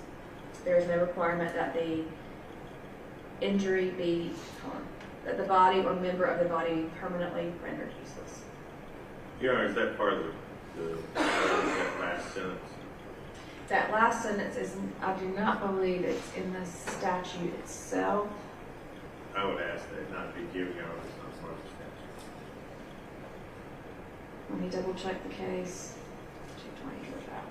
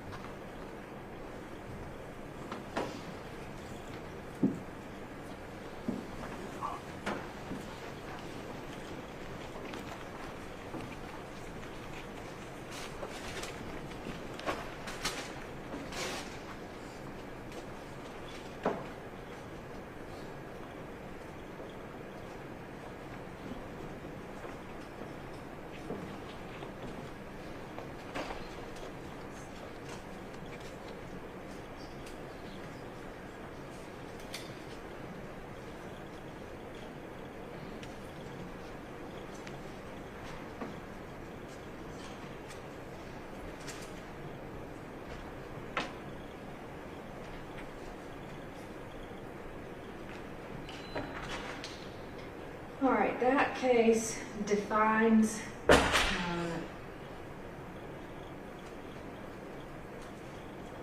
disfigurement as used in that statute as disfigurement is that which impairs or injures the appearance of a person, and serious is grave or grave. To constitute the crime of serious injury by vehicle, there is no requirement that in addition to being serious, the member of the victim be permanently rendered useless.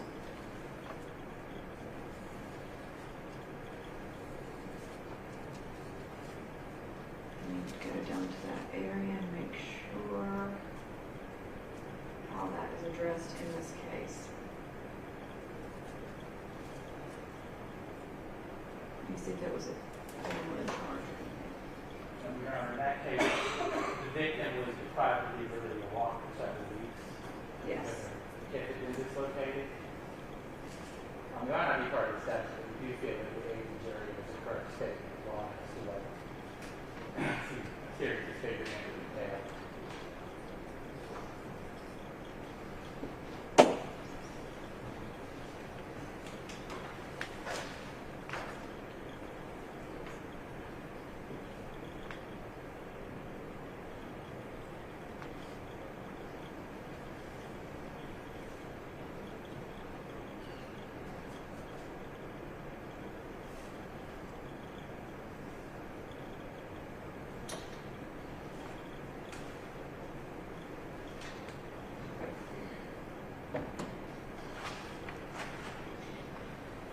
It is a correct statement of the law on defining what that statute means.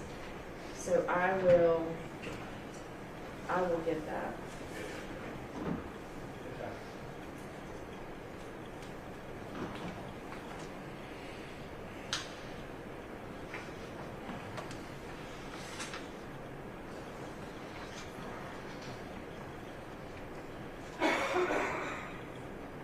just for a second, since the serious injury by vehicle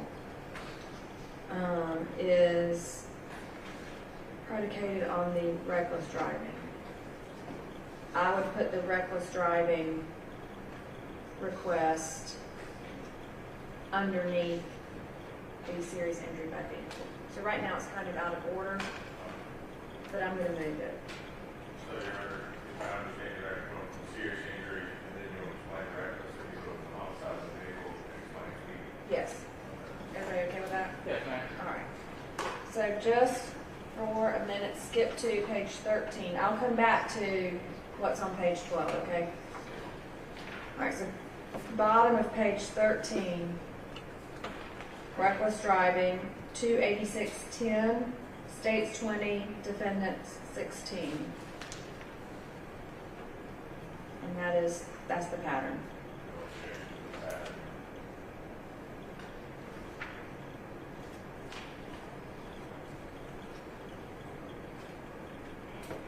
All right.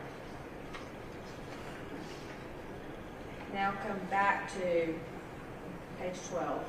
Judge, Yes. you probably consider defense 17. Yeah, we're going to do all those separately. Oh, okay. I'm just going to do the patterns, and if I keep those, I'll put them back with the, I'll move them to the correct portion. I just wanted to deal with the reckless first. Okay, sorry. No, that's okay. I thought about moving on and looking at that one as well, but I don't want to forget anything on page 17, but I'll just know to move it. I just figured there was some more discussion probably on those. Okay, so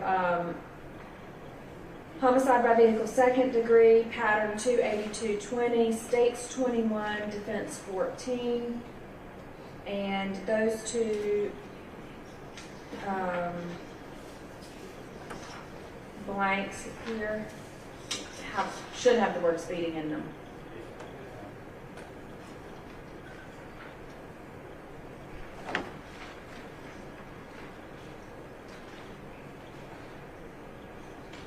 And I believe because the definition is right behind that, I'll just change it to say, I will now define the offense of speeding.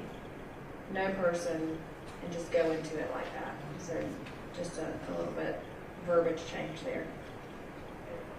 All right, so everybody good with the homicide by vehicle second degree? Yes. Yes, ma'am. Okay. Speeding, states 22, defendants 15. It is pattern 28670. Objection to that, Your Honor.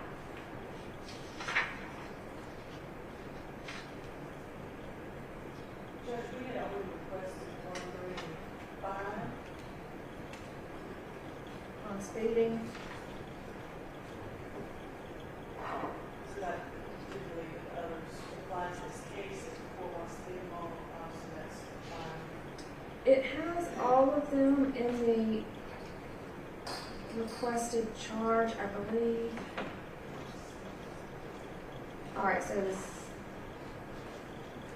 oh, I see. You put it in bold. I did, Judge, because I don't like to take things out so that people don't know what used to be there, so I just sort of highlight things instead so that the whole charge remains intact. All right, and then, let's see, let me look at Mr. Gordon's. I asked for it all, Your Honor. Defendants 15.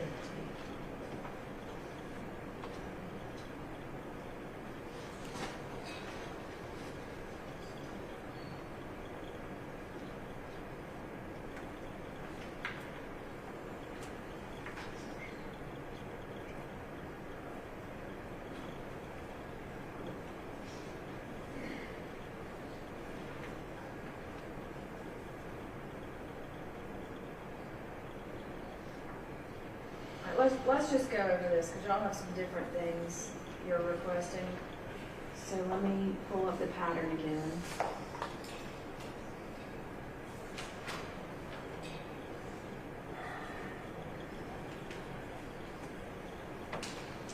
So 86.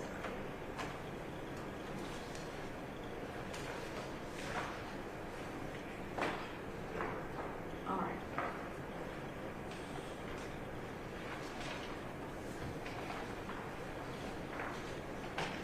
there are some different things and different ways and different choices. I'm going to read through each one.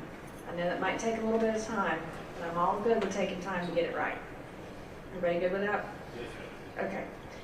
No person shall drive a vehicle at a speed greater than is reasonable and careful under the conditions and having regard for actual and potential hazards. Everybody good with that first sentence? I think you both requested it. Okay. All right, I will read that sentence. Every person shall drive at a reasonable and careful speed. You both requested that portion. So I will read that as well. All right. 1, when approaching and crossing an intersection. You've both requested that, but I think it's appropriate to take out the or railroad grade crossing because we're not dealing with railroads.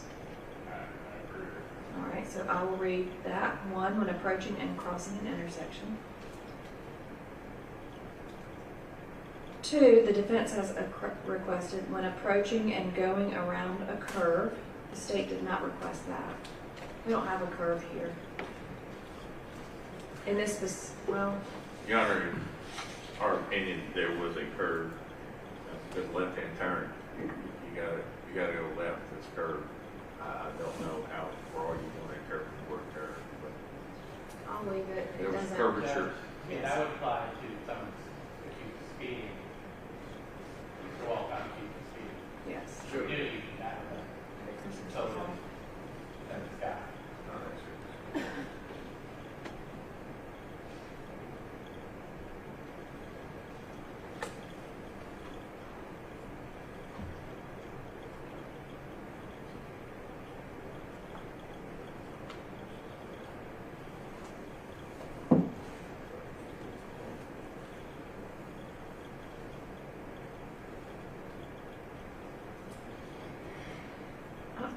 I don't think we have a curve, and let's see, 1, approaching and crossing an intersection, and 3, approaching and traversing a hill crest would both apply.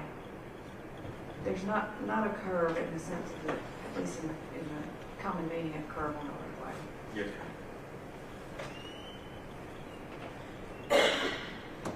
I'm not inclined to read the curve. Yes, ma'am. I was drawing objection. I agree with the state on that. Okay. All right, 3, when approaching and traversing a hill crest, you've both requested that, so I will read that. They should define what hill crest is. They do not. It should say, is it 6 foot, is it 12 foot, is it stone mountain, is it grass down ball, or is it an anthill? It's a mountain. Yeah. That's the hill crest. They don't do it. There's no definition there.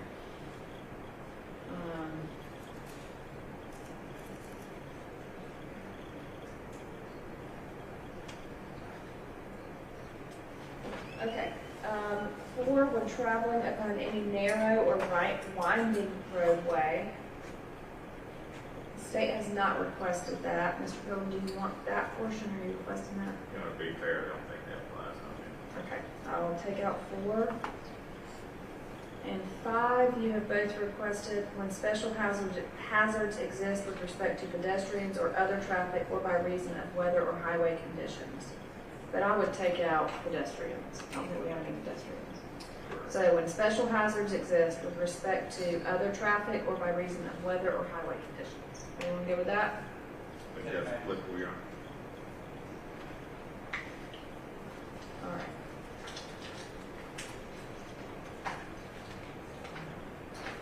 Moving on, the next portion says, when no special hazards exist that require lower speed, no vehicle shall be driven in excess of, let's see, I'm just going to go through all of them. 1, 30 miles per hour in urban or residential district. Neither one of you requested that. 2, 35 miles per hour on an unpaved county road. That doesn't apply. Neither one of you have requested that. 3, 70 miles per hour on a highway on the federal interstate system. That doesn't apply either. Everybody agree with that? I agree, Your Honor. Give it back. All right. for 65 miles per hour on a highway on the federal interstate system that's inside an urban area, dealing with population. That one doesn't apply either. Neither one of you have requested that. 5, the state has requested 65 miles per hour on those sections of physically divided highways without full access control on the state highway system, provided that such speed limit is designated by appropriate signs.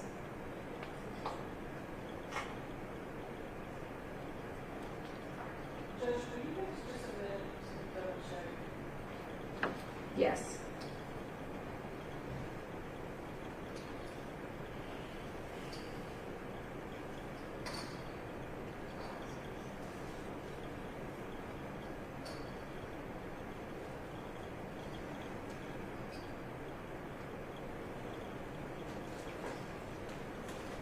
Judge, could we table this one? It occurs to me that the law might change. It might be 65 now. Double check. Yes. Let me just write table, and we're just dealing with which one of these, 5 or 6, right? Right. I think it's the correct statement. The law might be right, but nonetheless, all that evidence is it was 55 miles an hour.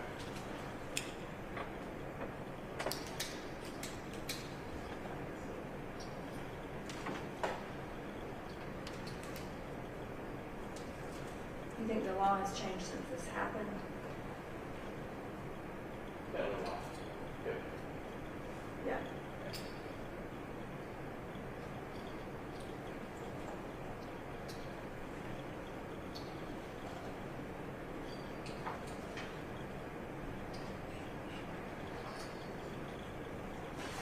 Yeah, we can table that. And I'll look up the statutes too and look at the history on those statutes that it's based off of, just to make sure that we're right Yes, ma'am. on that. But then so we're tabling 5, but then the defense has requested number 6, 55 miles per hour.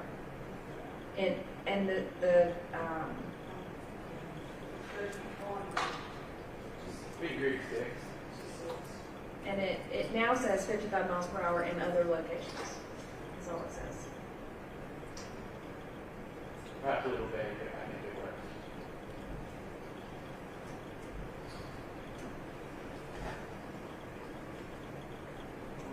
Hold on to that yarn, talk about it tomorrow. Yes.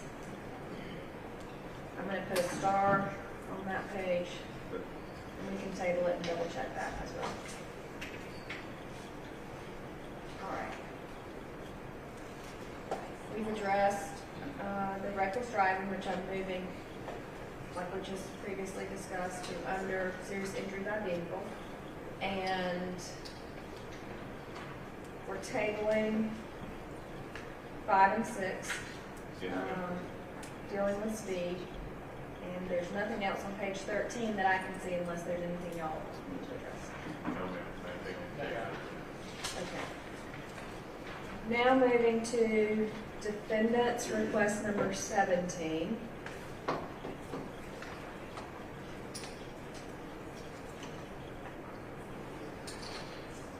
Is okay. Yes, sir. Judge, actually, Jack, maybe it was a fair statement of the law. Only thing I would ask is just for clarity, if there's to give after the reckless driving, since that is actually the reckless disregard comes. Yes, sir. We'll move that under reckless driving, and for what it's worth, we checked that this case that cited it is part of the holding in that case, so it's an accurate statement, and we will move that to under reckless driving. Yes, ma'am. Thank you.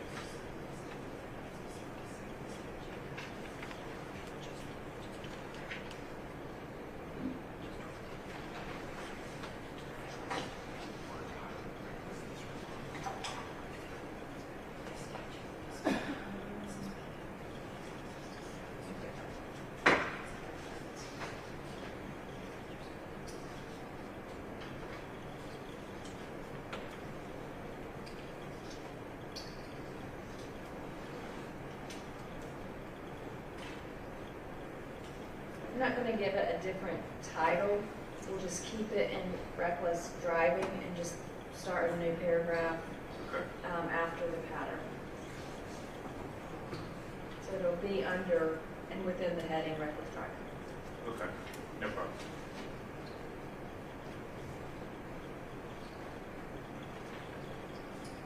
All right, defendants number 18. Object to discharge, I think it's covered by the pattern.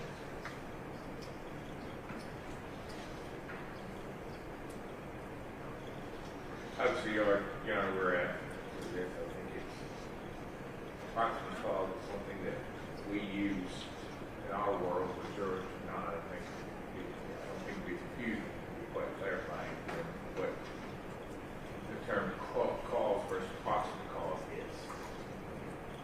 Do you know what page the proximate cause is on? Previously, Yes.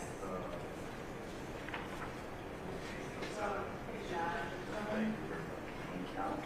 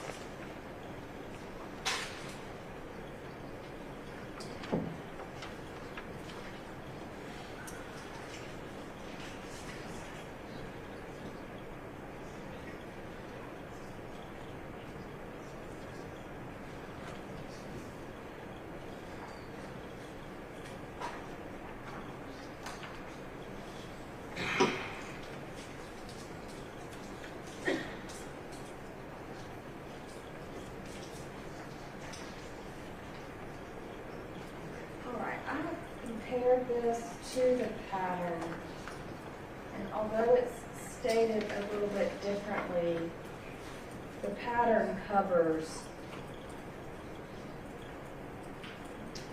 what the jury needs to know on the proximate cause. And when there's a pattern that's applicable, I prefer to get the pattern rather than the non-pattern. Even though this is a correct statement, I would prefer to give the pattern, and I believe that it's covered completely on what the defense is requesting. So I'll give the pattern and not defendant's 18. But table the last portion of that dealing with intervening acts, and I'll compare that with the pattern on intervening acts when we come back on that. Yes, sir. Thank you, because it's kind of dovetails with that thing.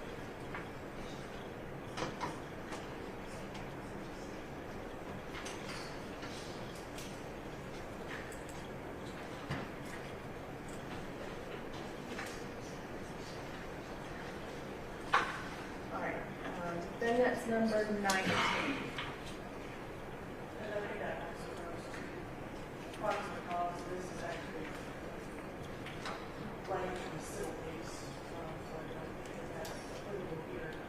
Yeah, it brings in tortfeasors, negligence. Much like the word strict liability. Well, maybe. I see it a little bit differently. Civil term. Yeah, one is in the, I believe that one's in the pattern. Or in the code section itself. Maybe we come out here under this. I understand you're not trying to get it. I believe it's also covered by proximate cause pattern.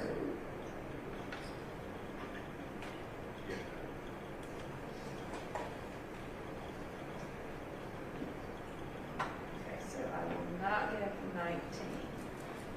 Judge, can you maybe take just a 3-minute break? Yes.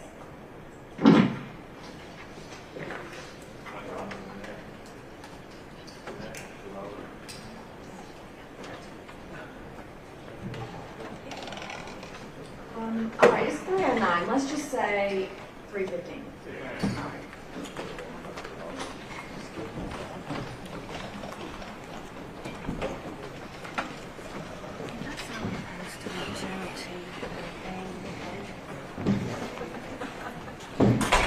One time in this while we're sitting there. Oh, yeah.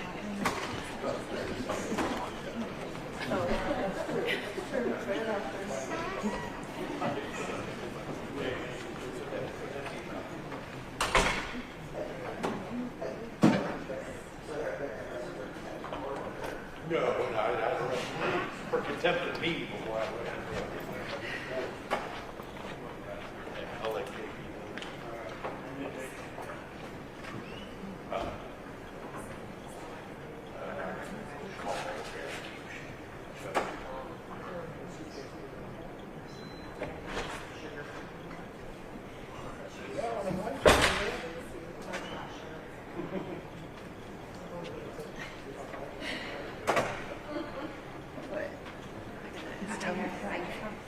I believe you did. We've done it worse. Yeah.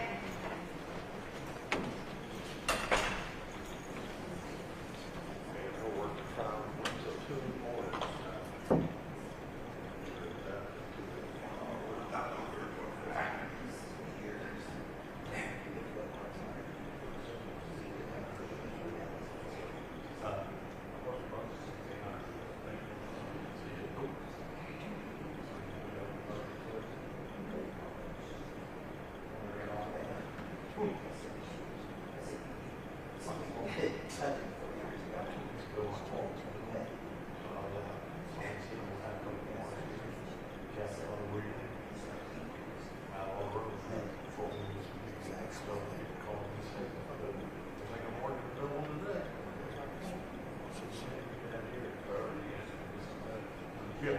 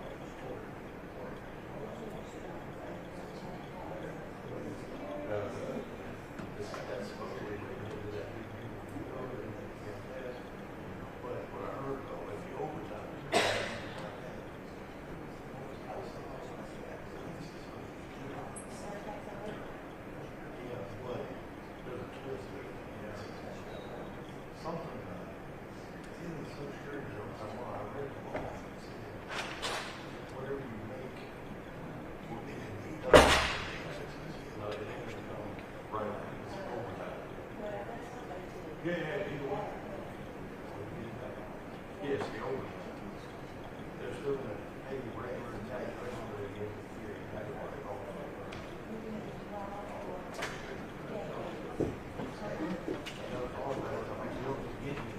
I warned you guys, this is riveting TV right here now. This is riveting stuff. To a degree. There's a lot of appellate law based on jury instructions. A lot. Now, that being said, being a child undone after about 3 minutes, the jury's go. It kind of lays liquid in their face, but they will oftentimes come and have a question, and the judge will have to say, see the jury charge. And so, I like that. It's up to the judge. I like that. It's back with the jury. It's what they read it.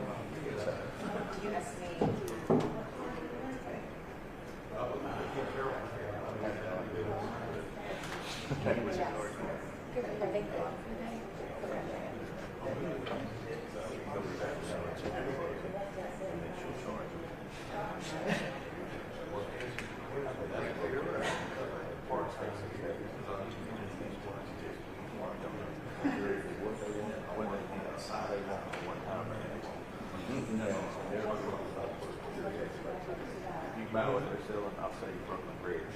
Pieces of oceanfront property or no, because they do it. Oh, yeah.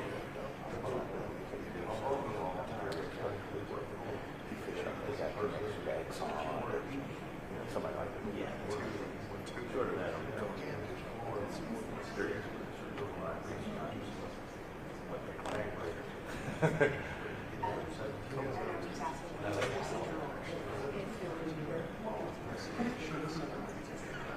No. Birthday ring, total guilty vote, acquittal, partial piece thereof.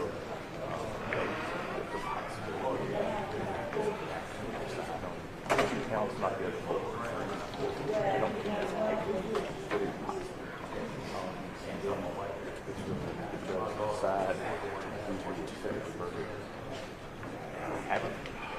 Side, call it a hunger. So yes, and that generally there's a little, I like to call it solid thing back here. That's with the baby. They work it out.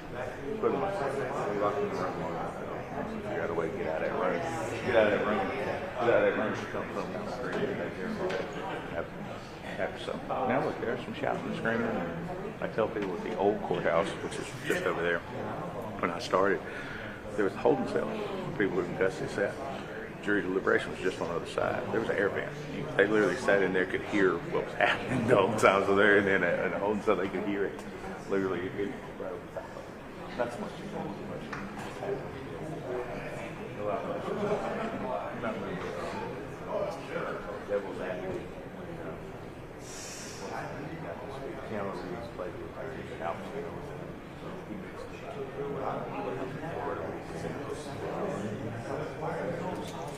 That it didn't exist. It's like a flick figure. Yeah, Devil's Advocates. It's an old movie. That's probably somebody who's old now. Piano Reeves, Al Pacino. Hot shot lawyer from Florida and gets called to New York, and Al Pacino ends up being the devil. It's a really good movie, though. My wife hates it. It's a good movie.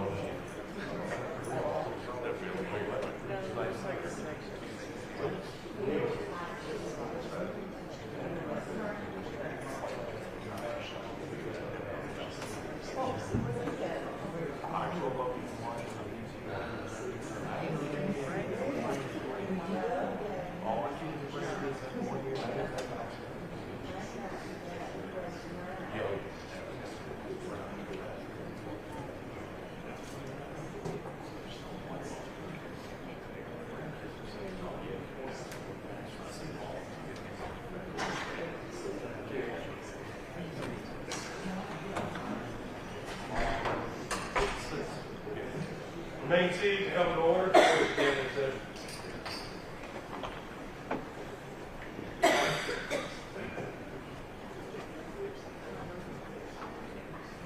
All right, we We are on page 16, excuse, defendants 20, pattern 30000.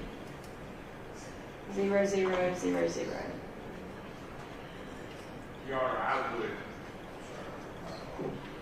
I would ask on that the words justify or excuse not be used, or mitigate be used. Because it gives us 3 options.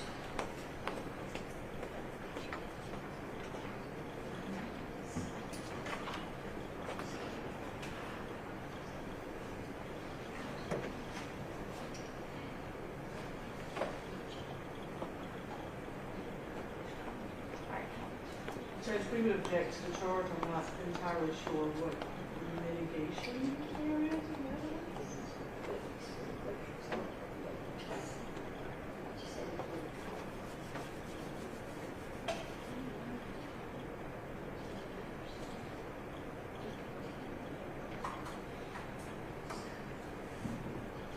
In short, Your Honor, by and through the indictment, the state has alleged that our client is solely responsible for this collision, approximately solely responsible for the collision, the injuries and death that result therefrom.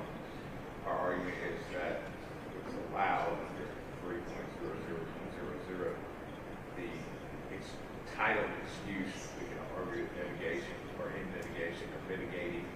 I think it says the defendant has raised the defense that even if he committed the act as described in the indictment, there are circumstances that mitigate.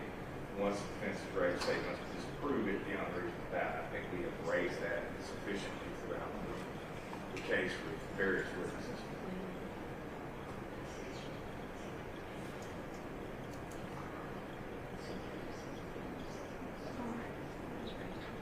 Even if you committed the act described in the indictment, there are circumstances that mitigate it. Once this defense is raised, the state must disprove it beyond a reasonable doubt. Alright, there's a note to me.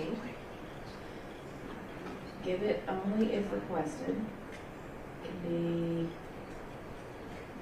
unnecessary, as it is unnecessary for the jury and can be confusing. Any of the defenses below, 3:10:10,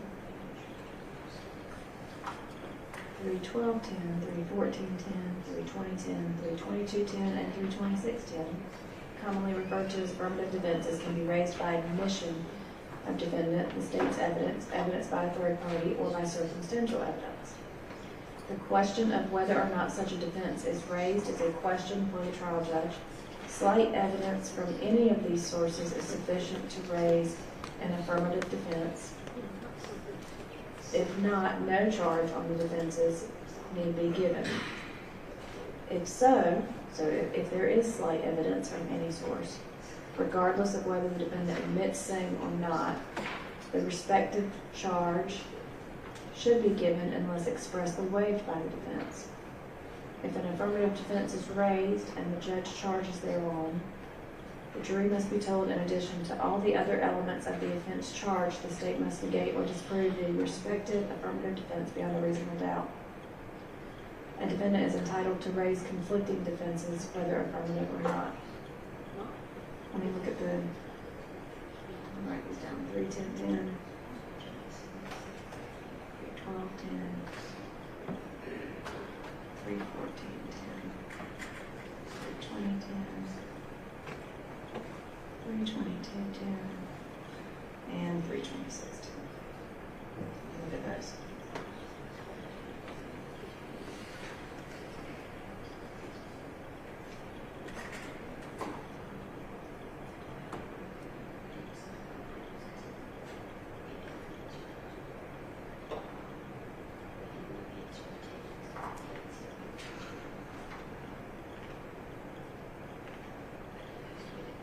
So 3:10:10 is self-defense. Everybody agrees that's not applicable, right? Yes, ma'am. Okay. Let's go to 3:12:10.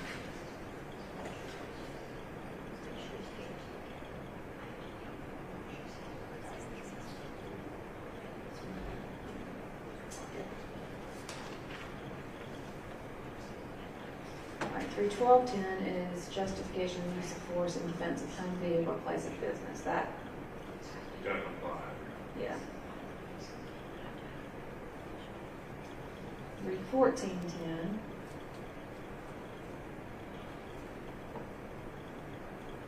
All right, that's also use of force in defense of property.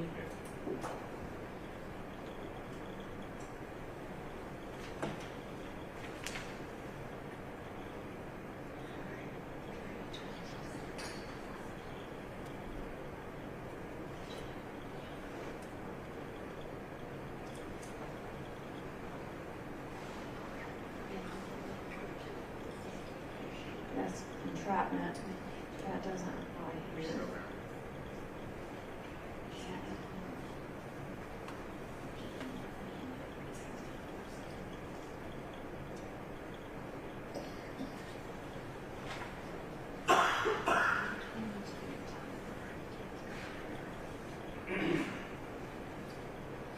Three 2210 is coercion.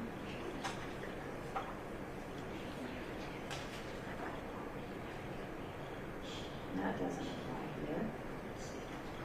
32610 deals with a defense in a theft or claim of right, and that doesn't apply here.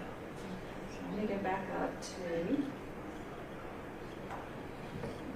excuse.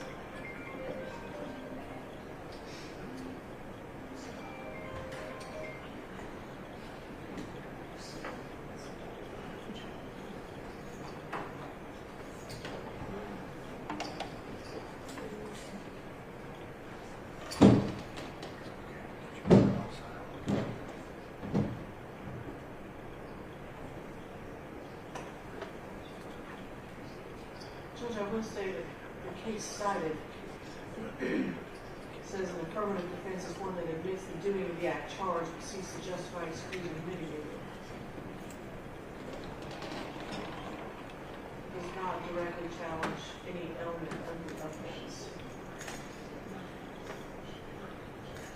I don't believe that's the case here. I don't believe that the defendant is admitting that he did all of these things that are alleged in the indictment and then is offering up some sort of mitigation for it. What is the affirmative defense raised? Accident yard, you look at 30-50-10. Sorry, what section? Sorry, 3-50-10, I apologize. That's what it was. That was the next section.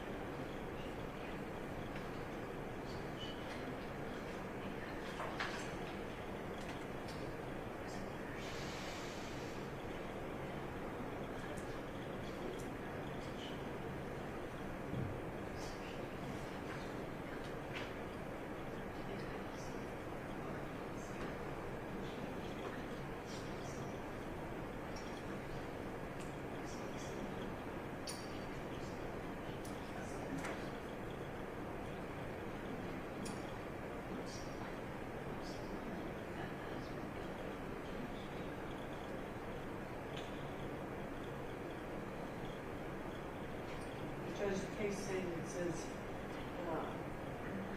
in raising the affirmative defense, the defendant argues that he should be acquitted of the offense regardless of whether he committed the act charged because the circumstances.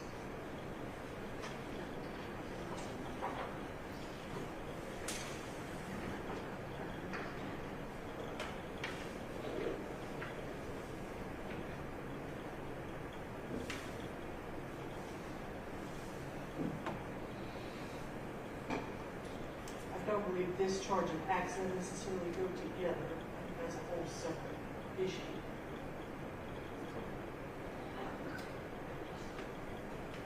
Okay, so in the accident charge, hold on, I'll let you in just a second. In the accident charge, the very last portion of it says if the defendant raises the defense of accident, the state has the burden to disprove accident beyond a reasonable doubt.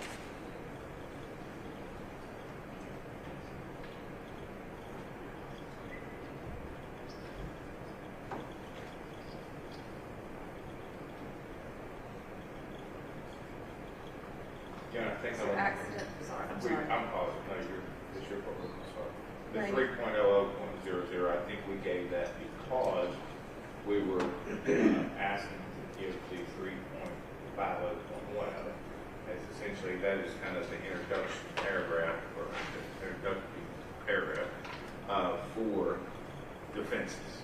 So, if the court's not inclined to give 3.00.00 and is inclined to give 3.50.10, that'd be okay with it.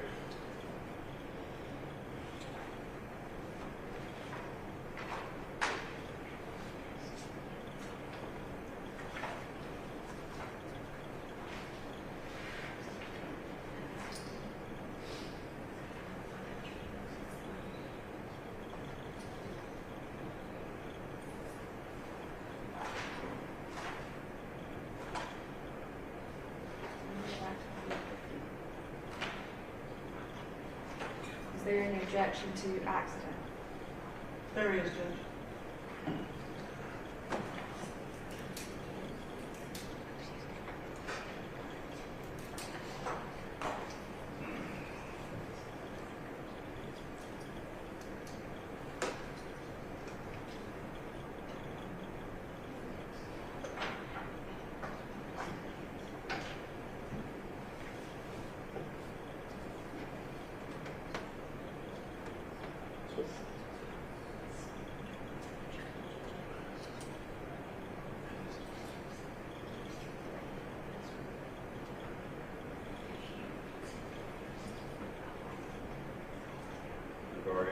In regard to the state's objection to accident, I think almost every witness referred to it as an accident. I think this helps clarify for the jury what legally the term accident means or does not mean. Yes, sir. Judge, I was committing a pattern charges. There are two different things. The fact that sometimes lawyers are particular how to talk to particular citizens, particular lawyers, I'm sure it's no surprise. Mitigation would go to an affirmative defense, whereas accident is an intensive defense. You can handle your section. I mean, it's certainly conceivable you could have a scenario where there's some of the hypothetical where you could both an affirmative and an intent-related defense. I think each has to be handled. It's not one or the other in this case. It's not forced. Is mitigation as a charge to the jury proper in this case, and or if an accident also appropriate for the charge. As mitigation, I'm not really sure why they keep it in the pattern. The light's in the law, and there's no one actually ever goes on to any criminal-related ways to define what mitigation would be for an affirmative defense. I do know that there are cases that discuss that. I'm going to say that if I can read. For instance, Winston v. State, that's WINSTON, 270 Georgia Act 664, that's a 2004 case.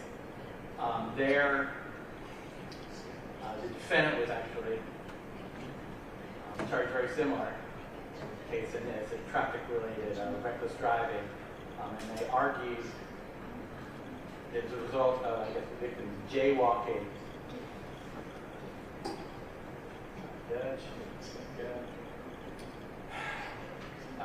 Winston suggests that the failure of Brown and Burton to cross the street at a properly marked pedestrian crossing mitigates her criminal liability. The issue, however, is not whether Brown and Burton were jaywalking, air quotes, just for the record, but whether Winston drove recklessly and without due care, and there was sufficient evidence that she did so.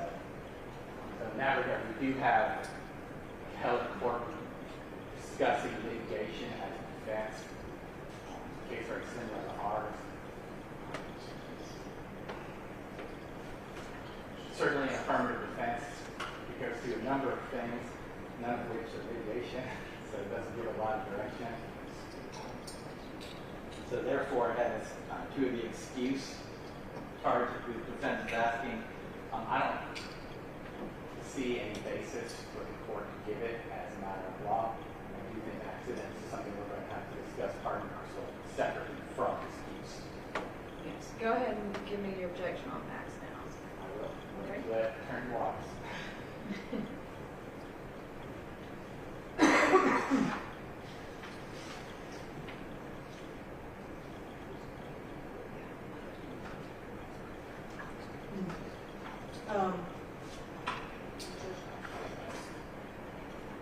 State v. Ogilvy, which is a Supreme Court case, 292 Georgia 6. And Holly versus the State Court of Appeals, 2022 363.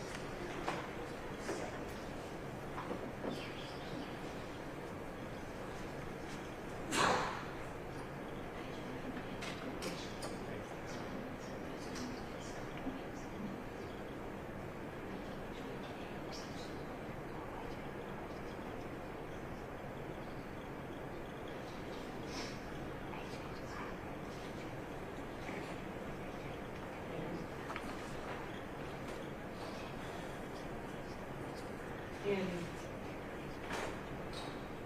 Ogilvy, Judge, the court said, Ogilvy struck and killed a 7-year-old boy with her car as she drove through a crosswalk while a child was crossing the street.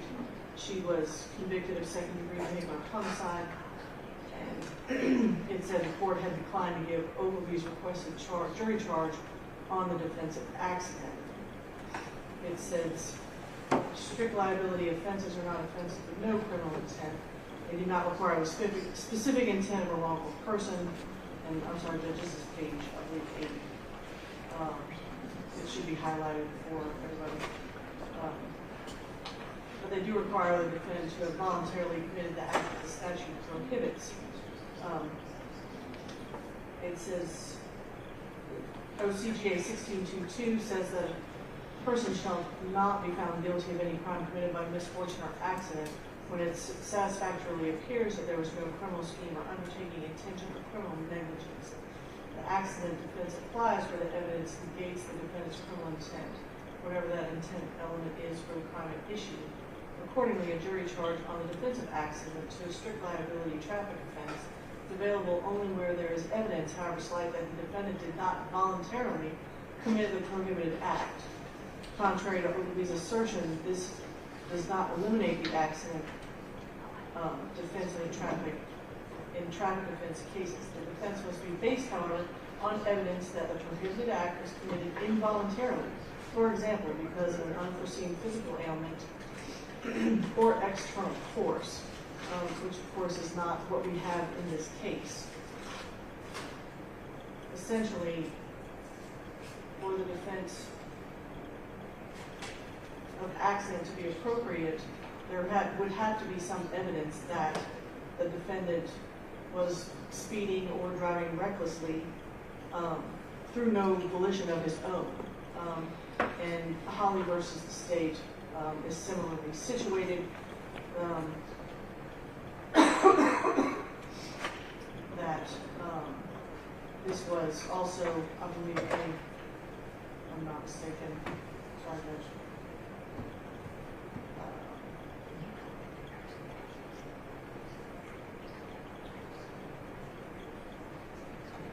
A homicide by vehicle case. She was also charged with reckless driving, failure to exercise due care. It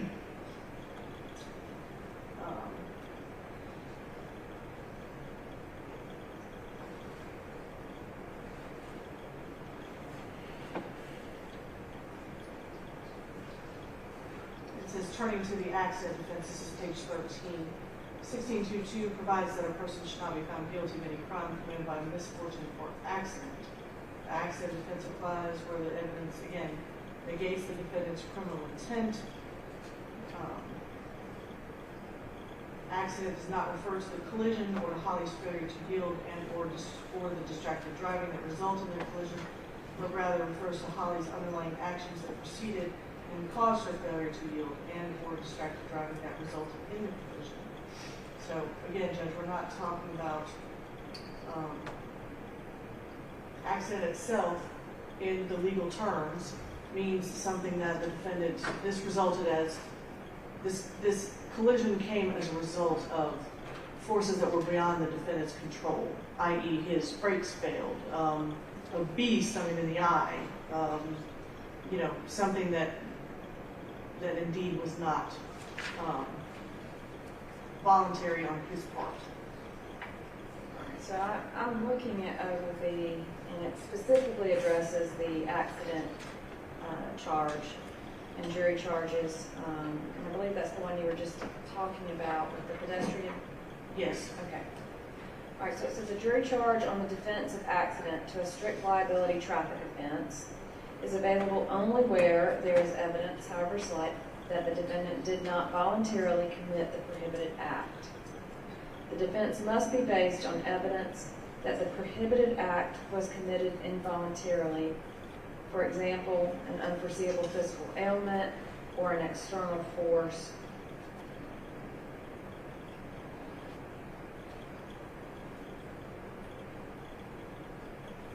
And it goes on to talk about external forces. There's several examples in the case, such as someone leaving their lane to avoid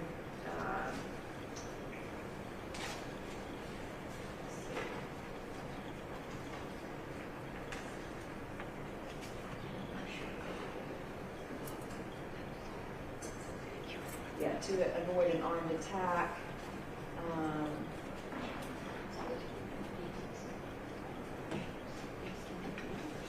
Or someone who had a obstruction charge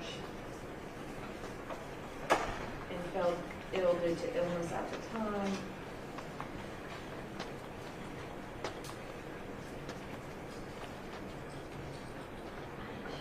Alright, and so in that case, the court said that the charge on accident would have only been appropriate for the crime if there was evidence that the defendant did not voluntarily drive into the crosswalk.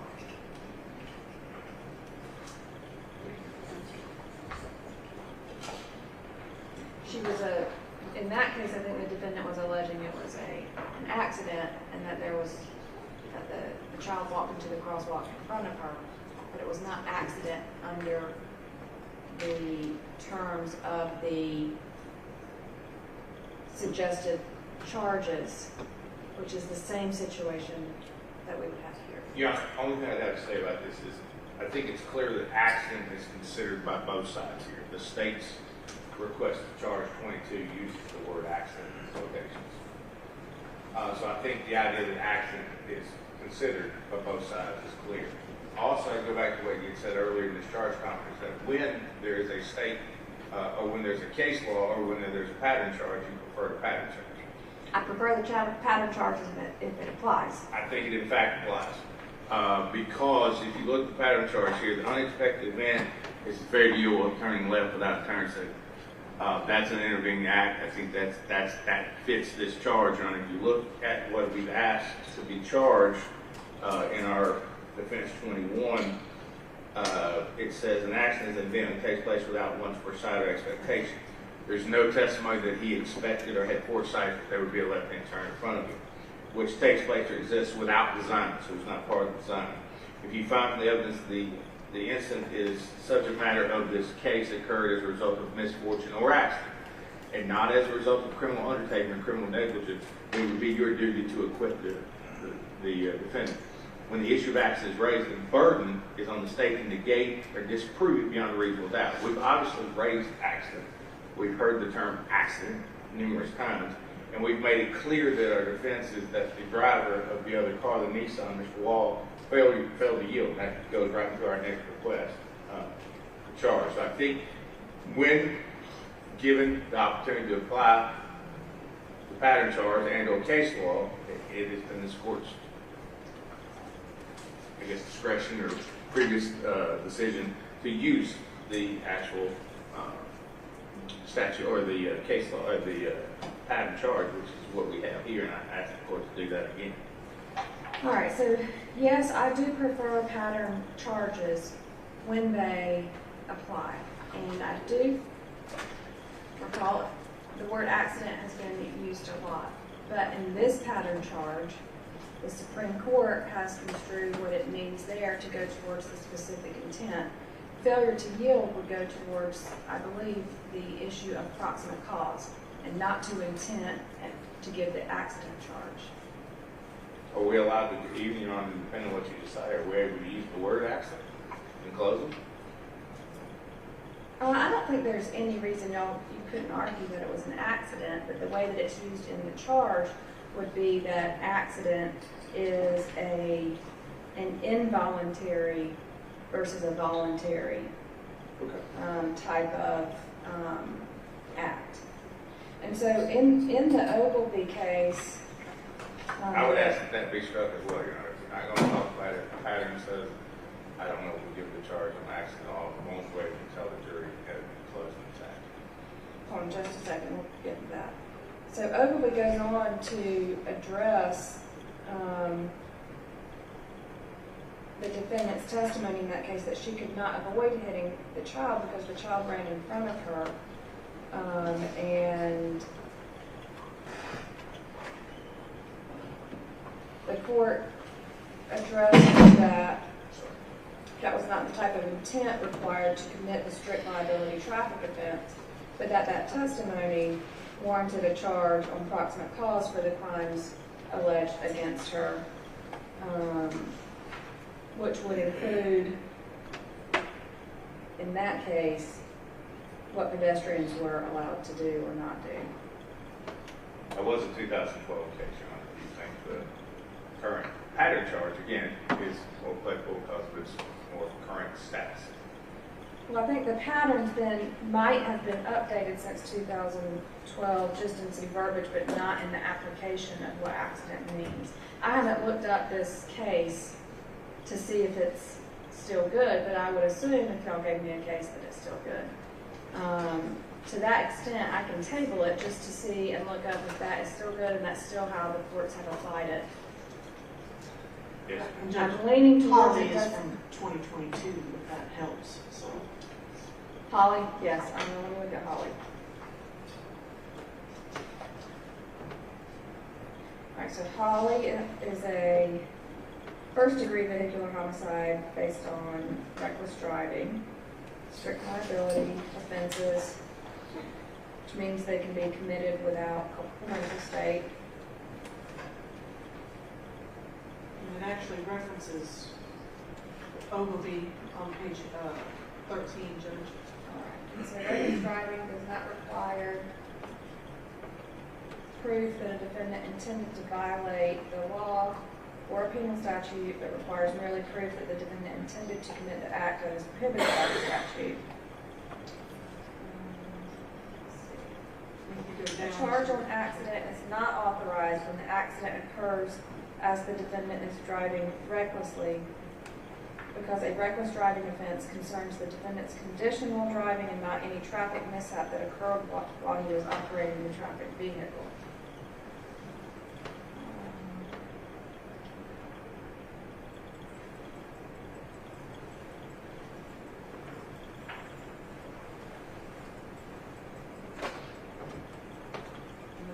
Second to last paragraph, it says that defense must be based on evidence that the prohibited act was committed involuntarily, for example, because of unforeseeable physical ailment or external force. Thus, for purposes of jury instruction on accident, the accident does not refer to the collision or a Holly's failure to yield, again, and or distracted driving that resulted from the collision, but rather refers to Holly's underlying actions that proceeded in cause for failure to yield and or distracted driving that resulted in the collision. Yes. I can't imagine more external force than in front of you. That's exactly what Holly talks about and says that the charge of accident was not to be given. So in that case, it had similar facts. And so I think the difference is in the everyday term of accident and then in the way that it's used in the charge, the accident goes to not to the intent. The accident and the charge goes to any proof that the defendant's actions were involuntary versus voluntary, which we don't have here. Very well. Again, I'm not going to give it right now based off of Holly see, 363 Georgia App 107 and Ogle v. 292 Georgia 6. If you find something different overnight, just let me know in the morning, we can revisit it. But as of right now, I don't think it applies to the facts in this case.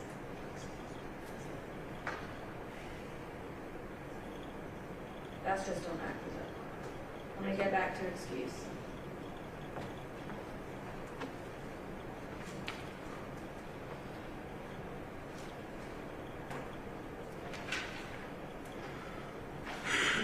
All right, so if excuse was based off the defense of accident, Based on the decision not to give accident, I understand not to give an excuse.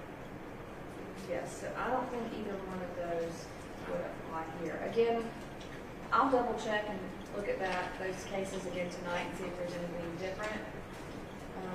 But right now, I'm not going to give those. Yeah.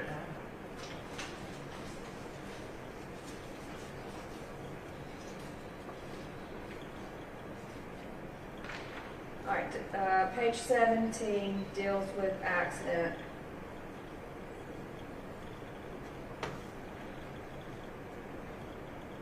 So let's see. Your Honor, I'm not sure that if you're not willing to give our version of accident charge, that to mention the word offensive accident and when it's not applicable, I'm not sure. Yeah, I wouldn't give this one if I'm not giving accident. Thank you.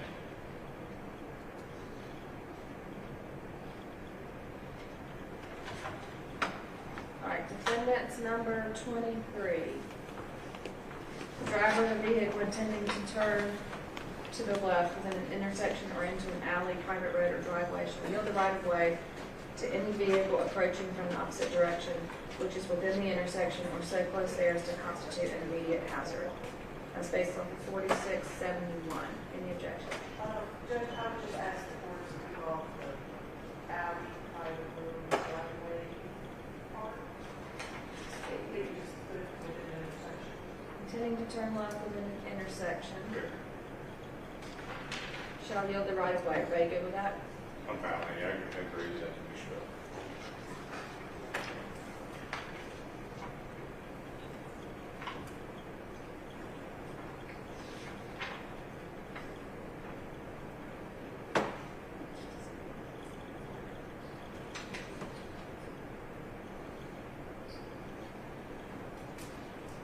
All right, we're going to caption that one, yield right of way.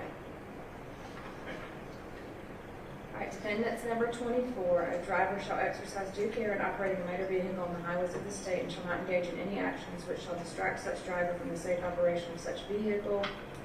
OCGA 40-6-241B. Any objection?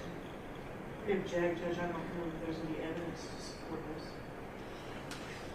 Your Honor, I think that there is, I think Ms. Waters' cross of my client at the end of the trial, there was discussion about due regard,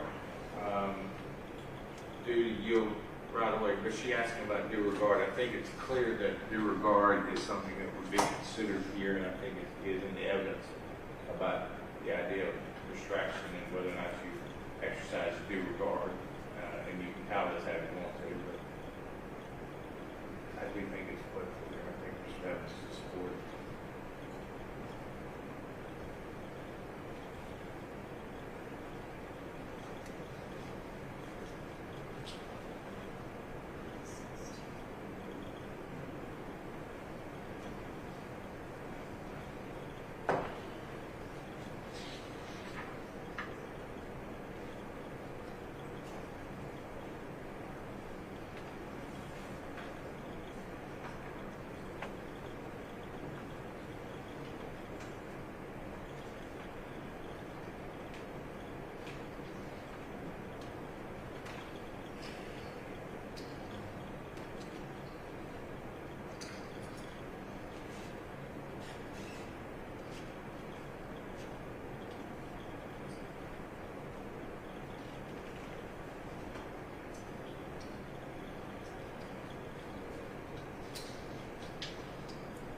I'll give defendant's number 24.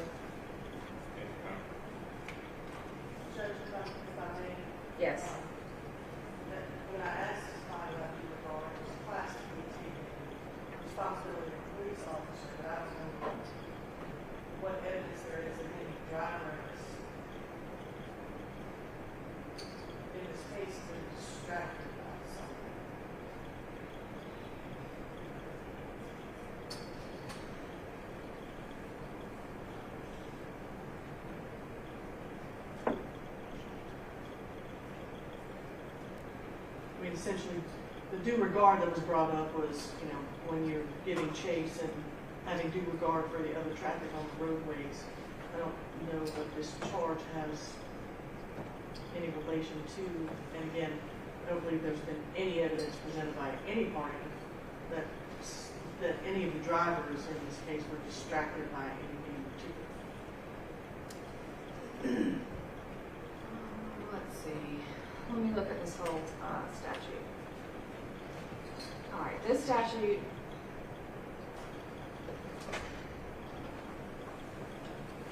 is dealing with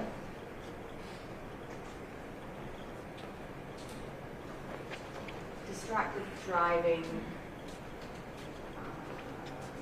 basically dealing with electronic devices. Cell phones, wireless communication devices, standalone electronic devices. Don't hold your fucking hands free, Rob. Yes, that's basically what it is.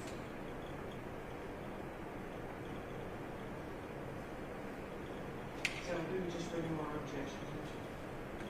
I will remind you of the testimony of one, Ben Finken early in the trial about how he was asked whether or not he could see headlights. I think that raised the question of why couldn't the driver see the headlights? Was he in fact distracted?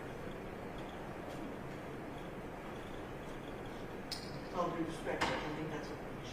And I think that this charge is taken out of the law, out of code section that doesn't apply here. It's legally acceptable under the facts and evidence.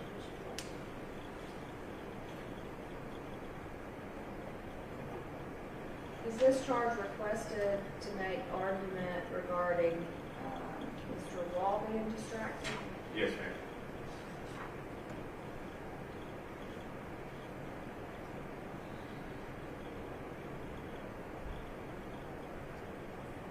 Is there any evidence? I don't recall any evidence or testimony that Mr. Wall was distracted.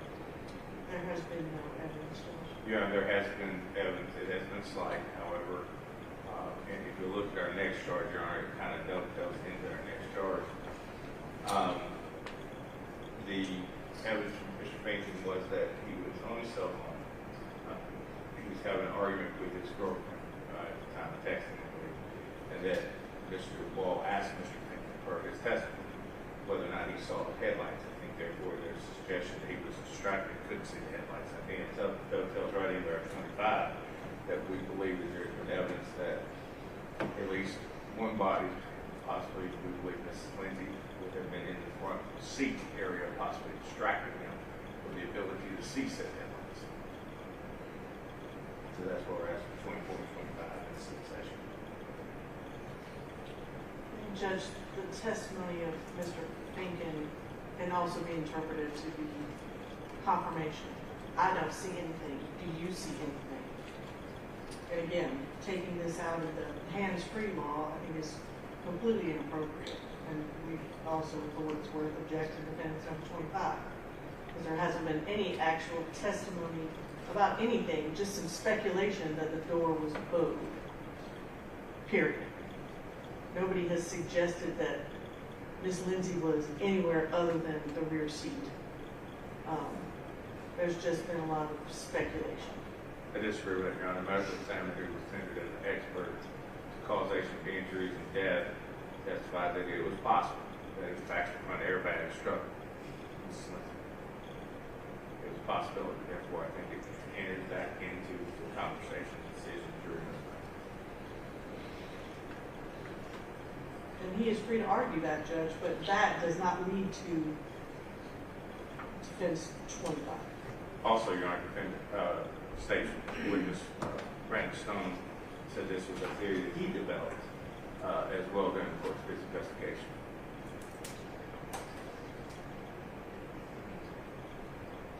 All right, as far as defendants number 24, that distraction is dealing with specifically in that code section cell phones and electronic devices for that person. There's no evidence that Mr. Wall was distracted with any wireless telecommunication devices or standalone electronic devices. I'm not going to give 24, but there is slight evidence to give 25. And if 25 is it verbatim? I need to look that up. I want to say that is, That is 46. 40-6-242, A and B.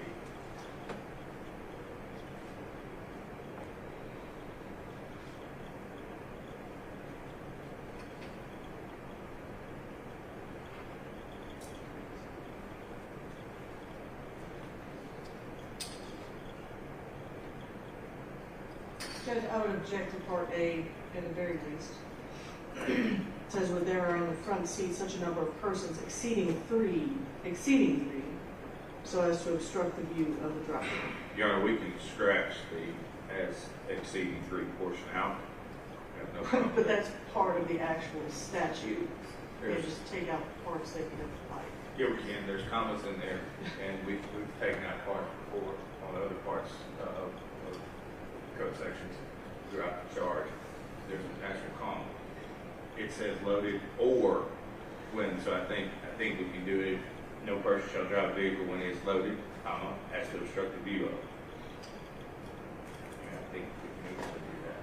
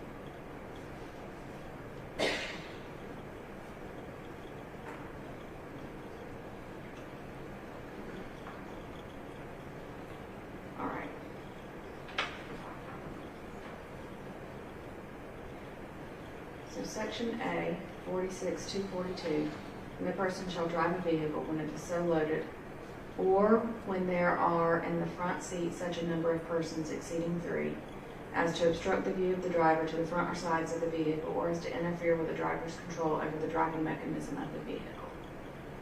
All right, so that's in its entirety. No person shall drive a vehicle when it is so loaded as to obstruct the view of the driver to the front or sides of the vehicle, or as to interfere with the driver's control over the driving mechanism of the vehicle. Is that how the defense is asking for it to be read? Yes.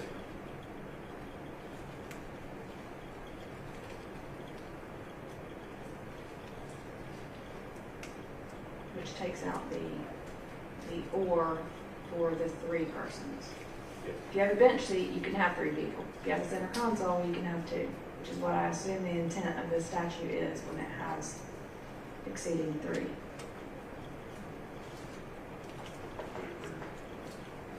Okay, but a lot for a lot, right? I just assume that the legislature ever had more than 3 people in the front seat.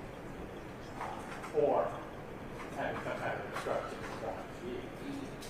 Right. I would say that there hasn't been evidence for either. We can have theories, we can have insinuations, we can have arguments. That's not evidence. And if there's been any evidence that somehow there was obstruction in the driver's view, I can hear it come in. Yeah, there's testimony from Trooper Stone that in fact they believe that she could have been riding in the front seat or somewhere in the front seat passenger, the front seat compartment. therefore creating an obstruction, which I think qualifies under the ask to obstruct the view of. It doesn't have to be boxes from U-Haul, it can be anything that obstructs the view. You can couple that with Mr. Finken's testimony that they asked, could you see the lights? The question becomes, why couldn't you see the lights? Judge, There's no, it's okay, you go ahead and make your asking an expert possibility if you're engaged in hypothetical, that isn't necessarily evidence in the same way as to what happened, what they observed, what they were determined. I believe Trooper Stone said it's a possibility. Yes. The testimony is evidence. What we say is not.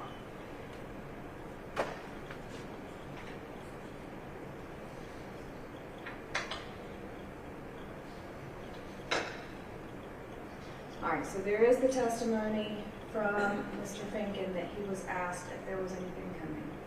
There is the testimony of Mr. Stone, that was a portion of his theory. And Mr. Stone was, let me go back, he was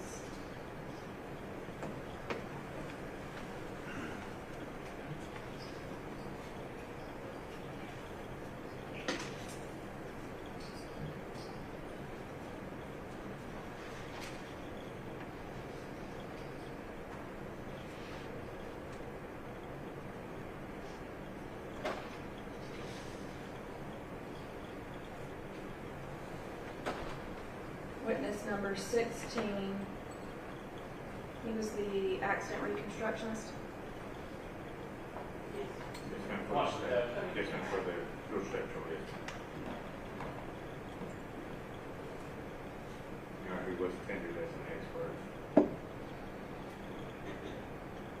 And accepted.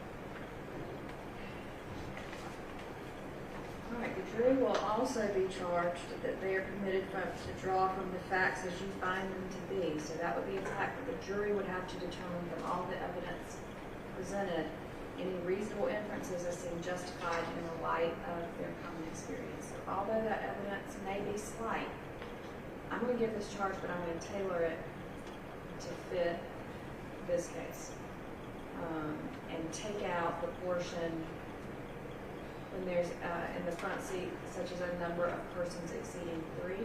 Yes.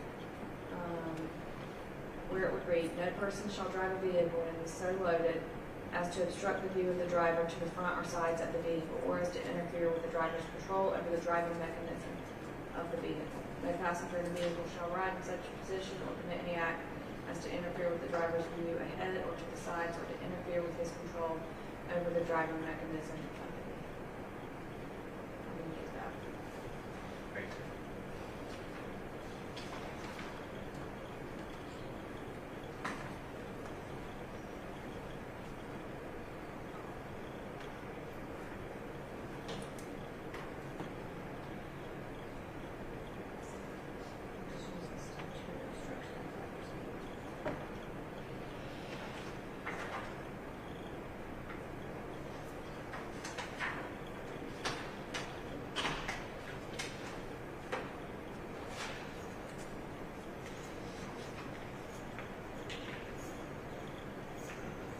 Defendant's number 26. That will be withdrawn on your order basis. This was filed before your pre-trial order, so it will be withdrawn based on 4 years.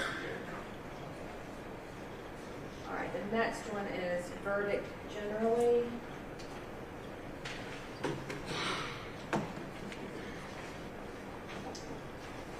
Page 19, 20, 21, 22,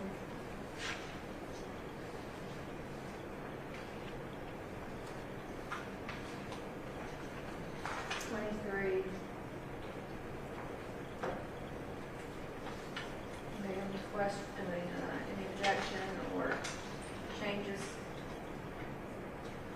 No, Your Honor. Any errors in that? No, Your Honor. That's, while we're on the subject, I've looked at your verdict form. I have no objection to the verdict form as presented, which goes right along with it. And has the state had a chance to look at it? The verdict form, Your Honor? Yes. Yes, ma'am, we have it. All right, thank you. All right, let's see, sentencing, responsibility for, that's states 27, pattern 170-20. I give that one. No objection to that, Your Honor. And let's see, the rest of them, deliberations, which is 170-30, unanimous verdict, 170-40. The court having no interest in the case, 170-10. Sympathy, 170-11. Final instructions, alternate jurors. I combined some of those and moved them around a little bit, but those are all the final instructions to the jury. No issue with those, Your Honor. Yes, no objection, Your Honor. Let's see, the alternate jurors in this case are.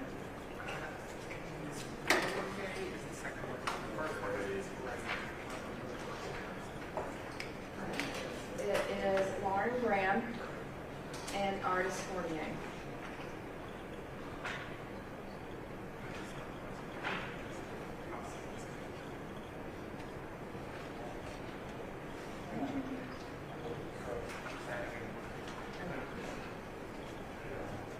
All right, so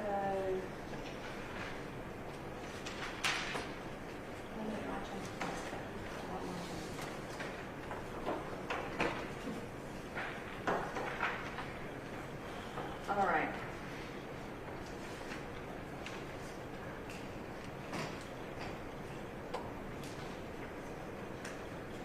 Have I covered all of the state's requested charges?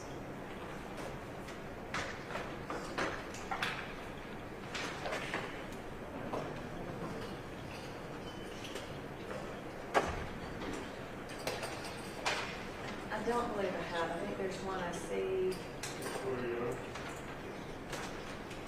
I think state's 22. I think, no, you didn't.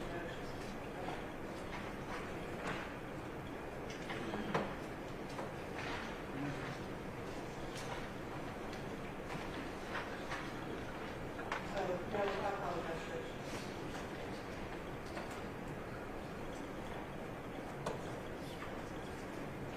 I did have this one marked as a question mark. Your Honor, we'll withdraw. Okay. Thank you.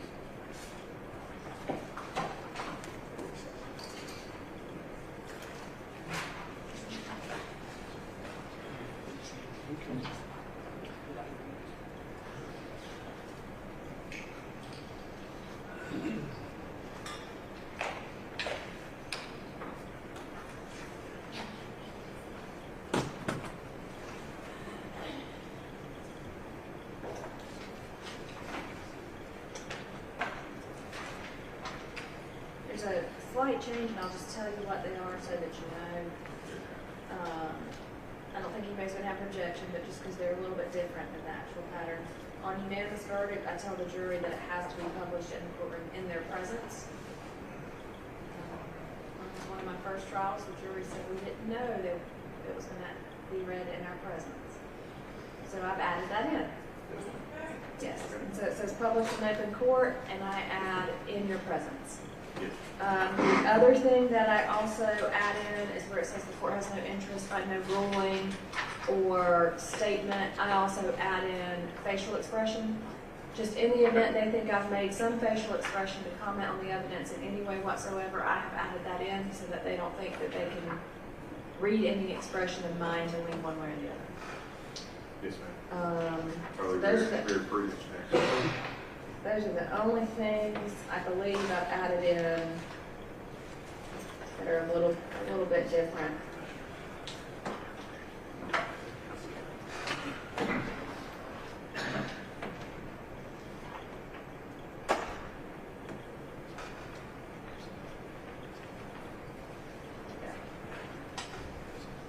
All right, I think I have all of the states. Have I addressed all of the defendant's requests? I believe you have, Your Honor. All right, so we are tabling, just to make sure everybody's on the same page about that.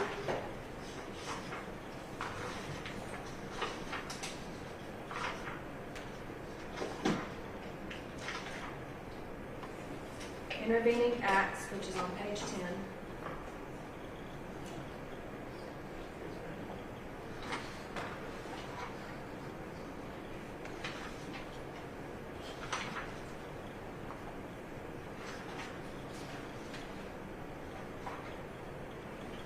On the speeding charge, the very last portion on enumerations 5 and 6, just to double check, make sure that the law is correct.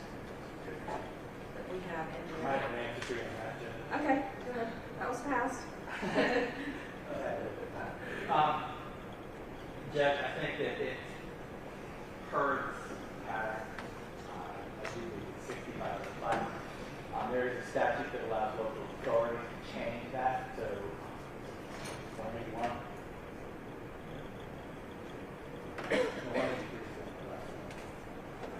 181, I think, provides maximums for the state, and the way it is defined, the 27, the maximum possibly could be like 65. However, 183, that allows local authorities to reduce it. In this case, I don't use any argument. Speeding is not close to 55. I don't disagree with that. But following the pattern, properly speaking, 65. I don't think the pattern is for a complete statement. That's fine. I would do that pattern. We requested it, and we're going to make it proper, 65, all that thing. Council's concerned. It's 55. All right. So there's the section 5. Let me get back to, let's see, that is state's request.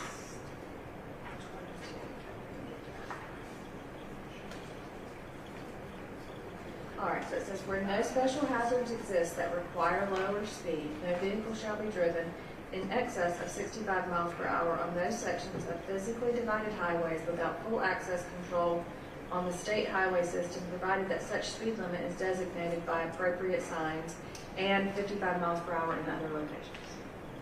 You want me to give both of those?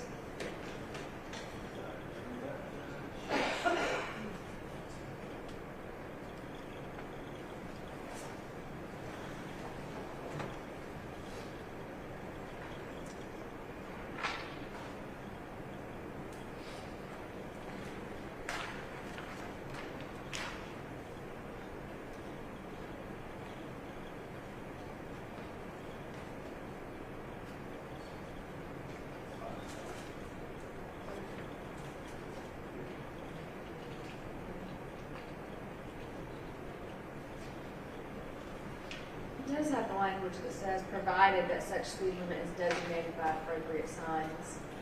And there's not 65 designated here. I agree. Also, I mean, I agree. clear state. We have a pattern. Maybe.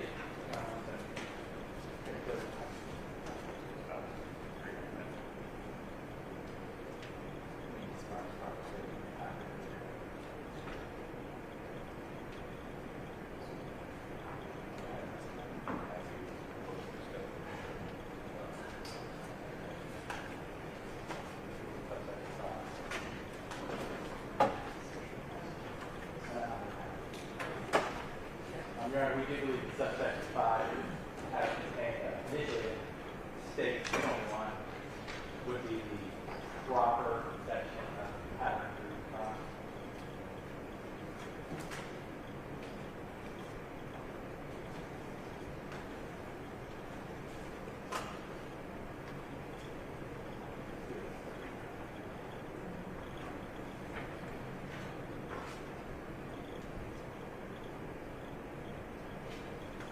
Anything from the defense on that? Yeah, I think there was, I think, I know it's patterns, and I don't think standard fits facts there. All right. Do y'all agree that the speed limit on the applicable section was 55? We do, Your Honor. We do. In the pattern itself, it also references at the bottom, see also the maximum speed limit authorized under the conditions set forth in OCGA 4-6-182-83-88. I do believe 183, as stated, allows local authorities to reduce the maximum possible speed limit. In this case, it would have been reduced to 55. Just because that stretch of highway, the maximum possible speed would actually be 65, doesn't necessarily mean that's the speed. Right. So the way it's drafted here says 65 on the sections of highway physically divided without full access, provided that such speed limit is designated by appropriate signs. And there's no evidence here that the 65 mile per hour speed limit is designated by appropriate signs. So if you just want to avoid the confusion altogether, we can just use number the 6. first part of the section about greater than reasonable and careful under the conditions, and then not bring up the second section. If it just seems like we're going down a rabbit hole, it's just going to confuse everybody. Having no intention of arguing that it wouldn't be that long. So That's what it was. that may just solve the problem. Yeah, I have no intention of arguing that it wouldn't 55. It was 55. Makes sense. So here are the two options I believe that fit from what y'all are telling me. I can read it. Where no special hazards exist that require lower speed, no vehicle shall be driven in excess of 55 miles per hour in other locations. Or take that out completely.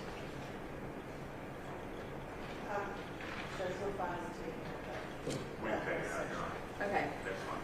So on that charge of speeding,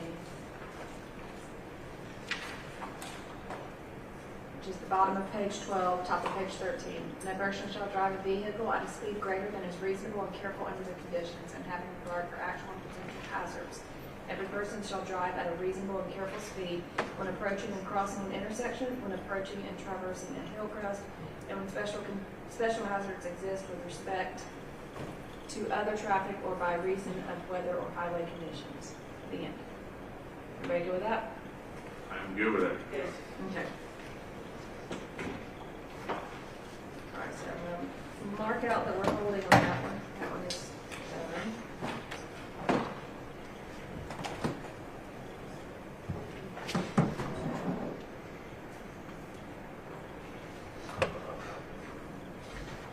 Technically still holding on defendants 18, the intervening acts as it relates to the other portion, or the intervening acts.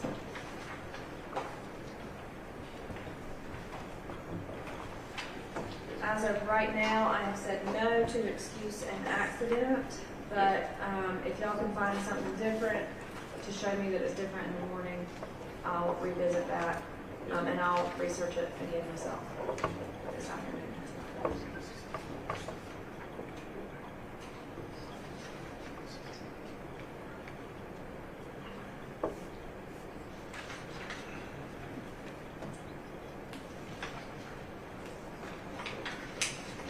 All right.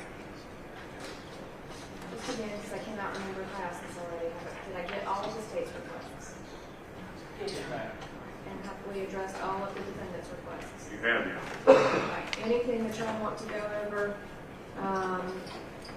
on the charge again? It's just a last call to make sure nobody wants to talk about anything. No, Your Honor, I think we've talked to the staff. All right. Then I'll get all those edits made. You'll be able to see them. If I get them done tonight, I can email them to you, Yes. and then we can print them for you. So in the morning, we'll have copies for you. You don't have to reprint them. And then just if you want to look at it tonight, if I get finished tonight. And then, let's see.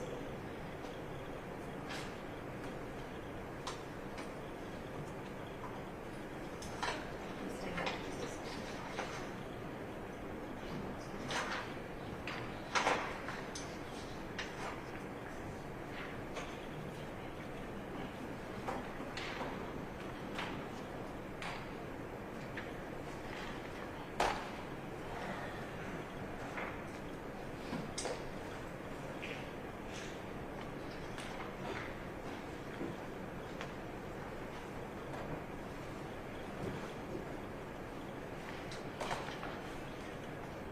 Making sure I've done all the things I need to make sure I do. All right, so the state gets to do the opening and closing argument. Who's going to?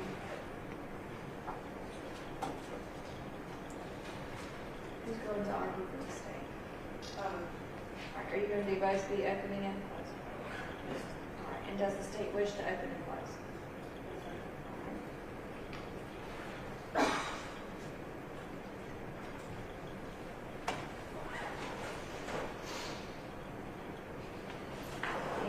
Briefly went over this, but do y'all agree that, just making sure to get this on there, do y'all agree that Lauren Graham is alternate number 1 and August Fournier is alternate number 2? We do agree, yeah. Okay, and if we have to excuse either any of the jurors, then we're going to. Yes, ma'am.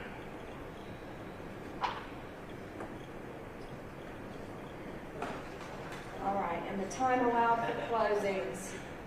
Sorry, this is Ms. Graham, Carla. Yes. The time allowed, you each have 1 hour, 2 hours, 1 hour. 1 hour.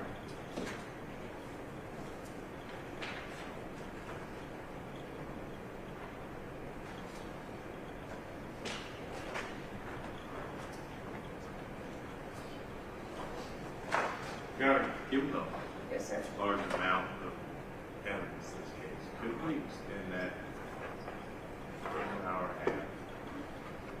I don't want to use that much time, but I don't want to be an hour, 56 minutes. I feel like we need to rush. It's quite a bit of video evidence, photograph evidence, things we might want to use for Elmo for. I don't want to, it may take a while for those things to happen, to change. If we move that to an hour and a half, we could do it. I don't have any problem if y'all want I don't plan on using that it all. much time and you need it. I have no problem with that, if y'all agree. I just don't want to look up at 58 minutes and feel like I got to rush through the end of it. Or anything like that. I don't need more to say. But whatever I'd give one side, I'd give to both. So, do y'all agree, or, I really don't know if I have the discretion to do that or not, I've never been asked that. We can talk about it. Yeah, if I have the discretion to do that, I have no problem if y'all both agree, and you need that additional time. It has been a little bit longer of a trial, but those time limits are set by statute, and yeah, so I mean, I can look it up pretty quickly.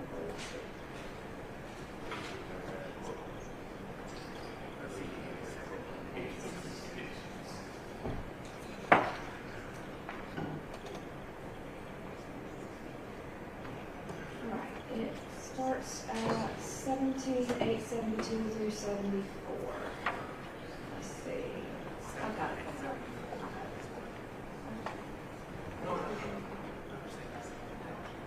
Yeah.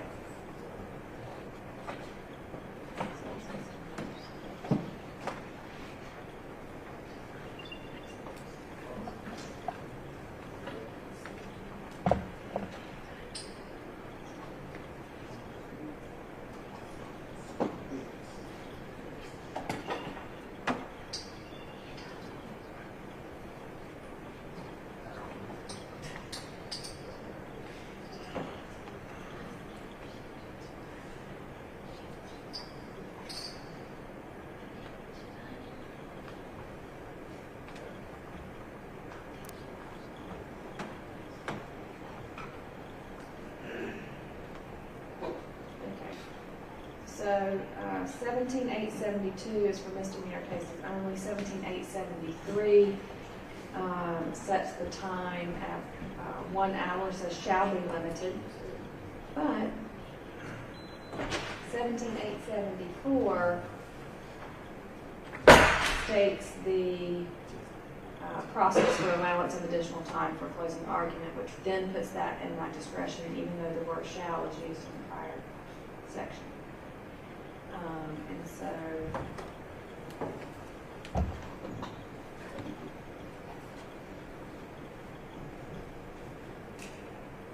that states what you would have to tell the court to allow for such time.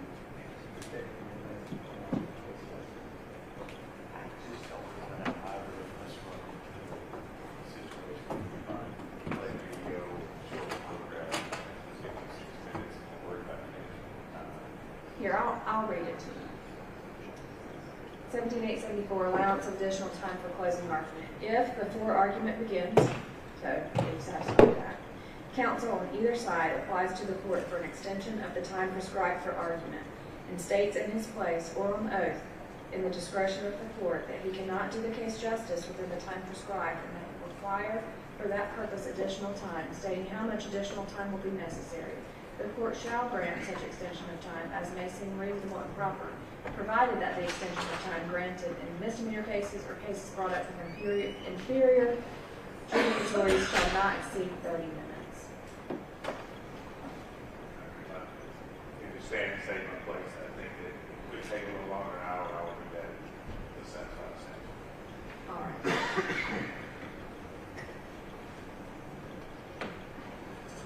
Due to the nature of the length of time of the videos, either party is going to play those and the evidence in the case based off of Mr. Pilgrim's request. I'll grant an additional 30 minutes, and that applies to both sides.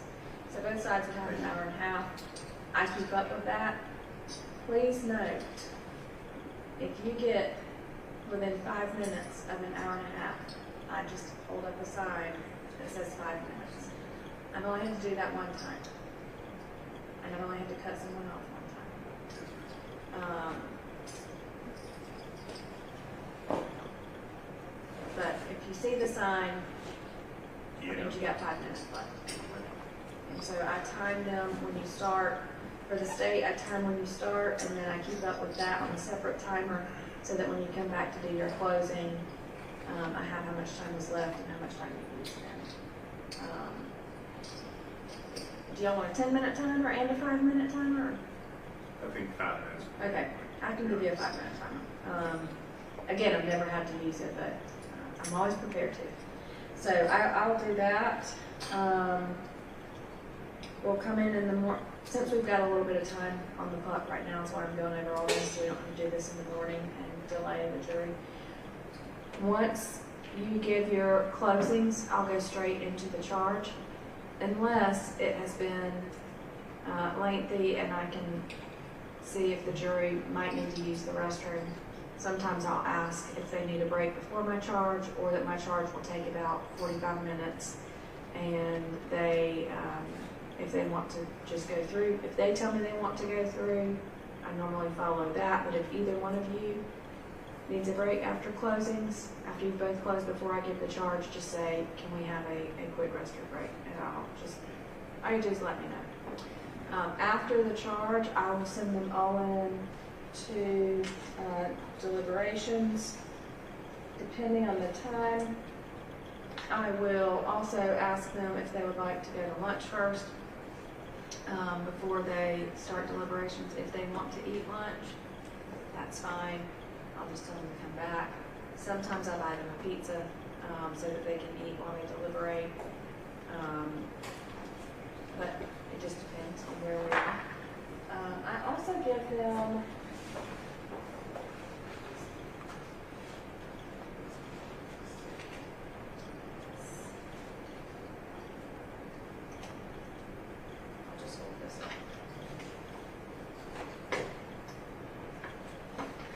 give them a folder similar that looks like this. Mine's in the office right now. The folder has the verdict form it has the indictment. I would assume y'all want to redact the indictment and take, well, by redact I mean take off certain pages like the sentence and the plea proceeding, any of that kind of stuff. If you want to take off the witnesses, not the witnesses, the persons on the grand jury, you can take those off. I've had people argue that they didn't want any of the jurors to see grand juror names that indicted the case, and have any sway on that whatsoever because they didn't know about that otherwise. And I've had attorneys before say that doesn't matter, we want it to go back, we agree, and let it go back. So that's up to y'all. If there is any disagreement on the grand juror list going back, I tend to lean towards taking it out because it's just something they don't need to know to decide the case. So the indictment, the jury charge, and the verdict form all go in that folder. The folder on the outside identifies to them what's in there and specifically says, please do not write on the evidence, because I've had that happen before. They wrote on the evidence not realizing it was the evidence in the case that got saved. They've also written on the indictment previously, which is why now I send a copy back, but they are not going to know it's a copy of the indictment. It still says, please do not write on the indictment or any evidence. The only thing they can write on is the verdict form. So once they go out, we'll get that folder together, or I'll have that folder together, and then we'll get all the evidence together. So if y'all plan to use any of the evidence in your closings, we're going to try to have it organized so that during your closings, if you need any evidence, I think the state had a notebook where it was in order, but if there's anything else, we'll have all of the paper documents in numerical order. So not necessarily the order they came in during trial, but the actual number order. And that will help us at the conclusion of the charge to get all of that together and send it back to the jury room. And I advise them again that they cannot start their deliberations until all of that comes in.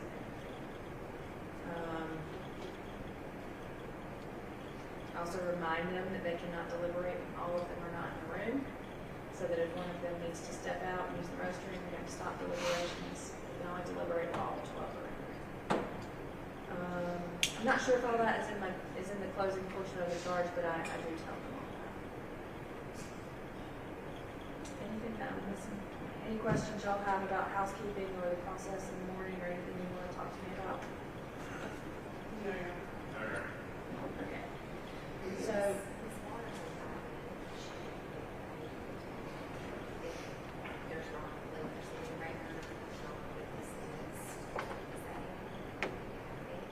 I see that? I'll show you what I have, and this is the copy that she gave. So this is Actually, the attorneys will come out. We're just comparing the two indictments. There was the redacted one, where there was the charge of non-loss. This is the original. So this has the plea deal. This is what I have. Witness list. All of the notes.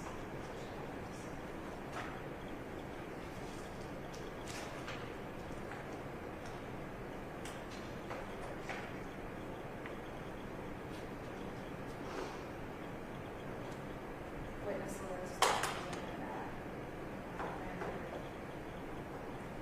Mr. Scott, can you hear me? Can you hear me? Okay. You can step up and see. This is just the original indictment we're going over.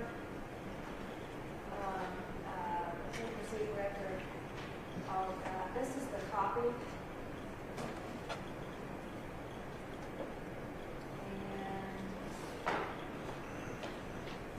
This is the one that is redacted. We want to talk about the outside of the trial. This is where Mr. Scott, like not feeling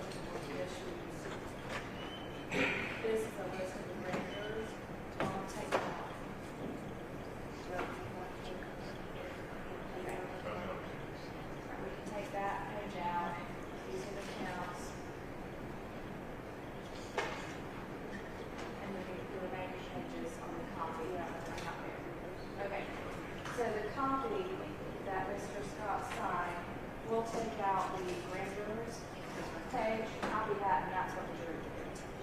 Everybody agree with that? Okay.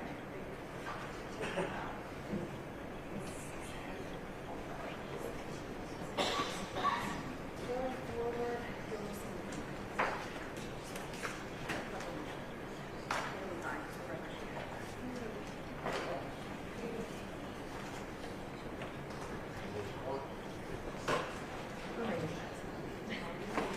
Just to make sure, and the clerk brought this to my attention, I think the record is fine as far as what was not in the first copy that we're talking about on the indictment.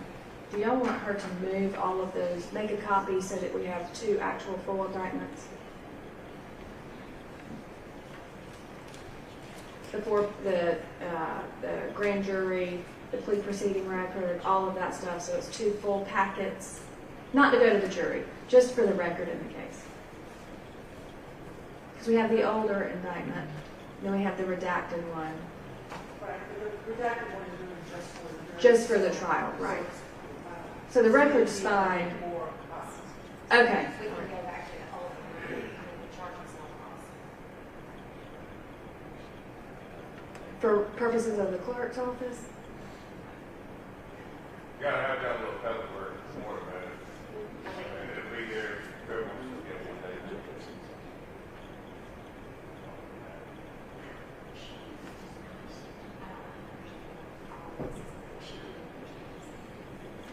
It's because there was a copy made from the original one, but taken out the portion that was, the count that was null process. So from what the jury gets to see versus what's actually in the record. Is that correct?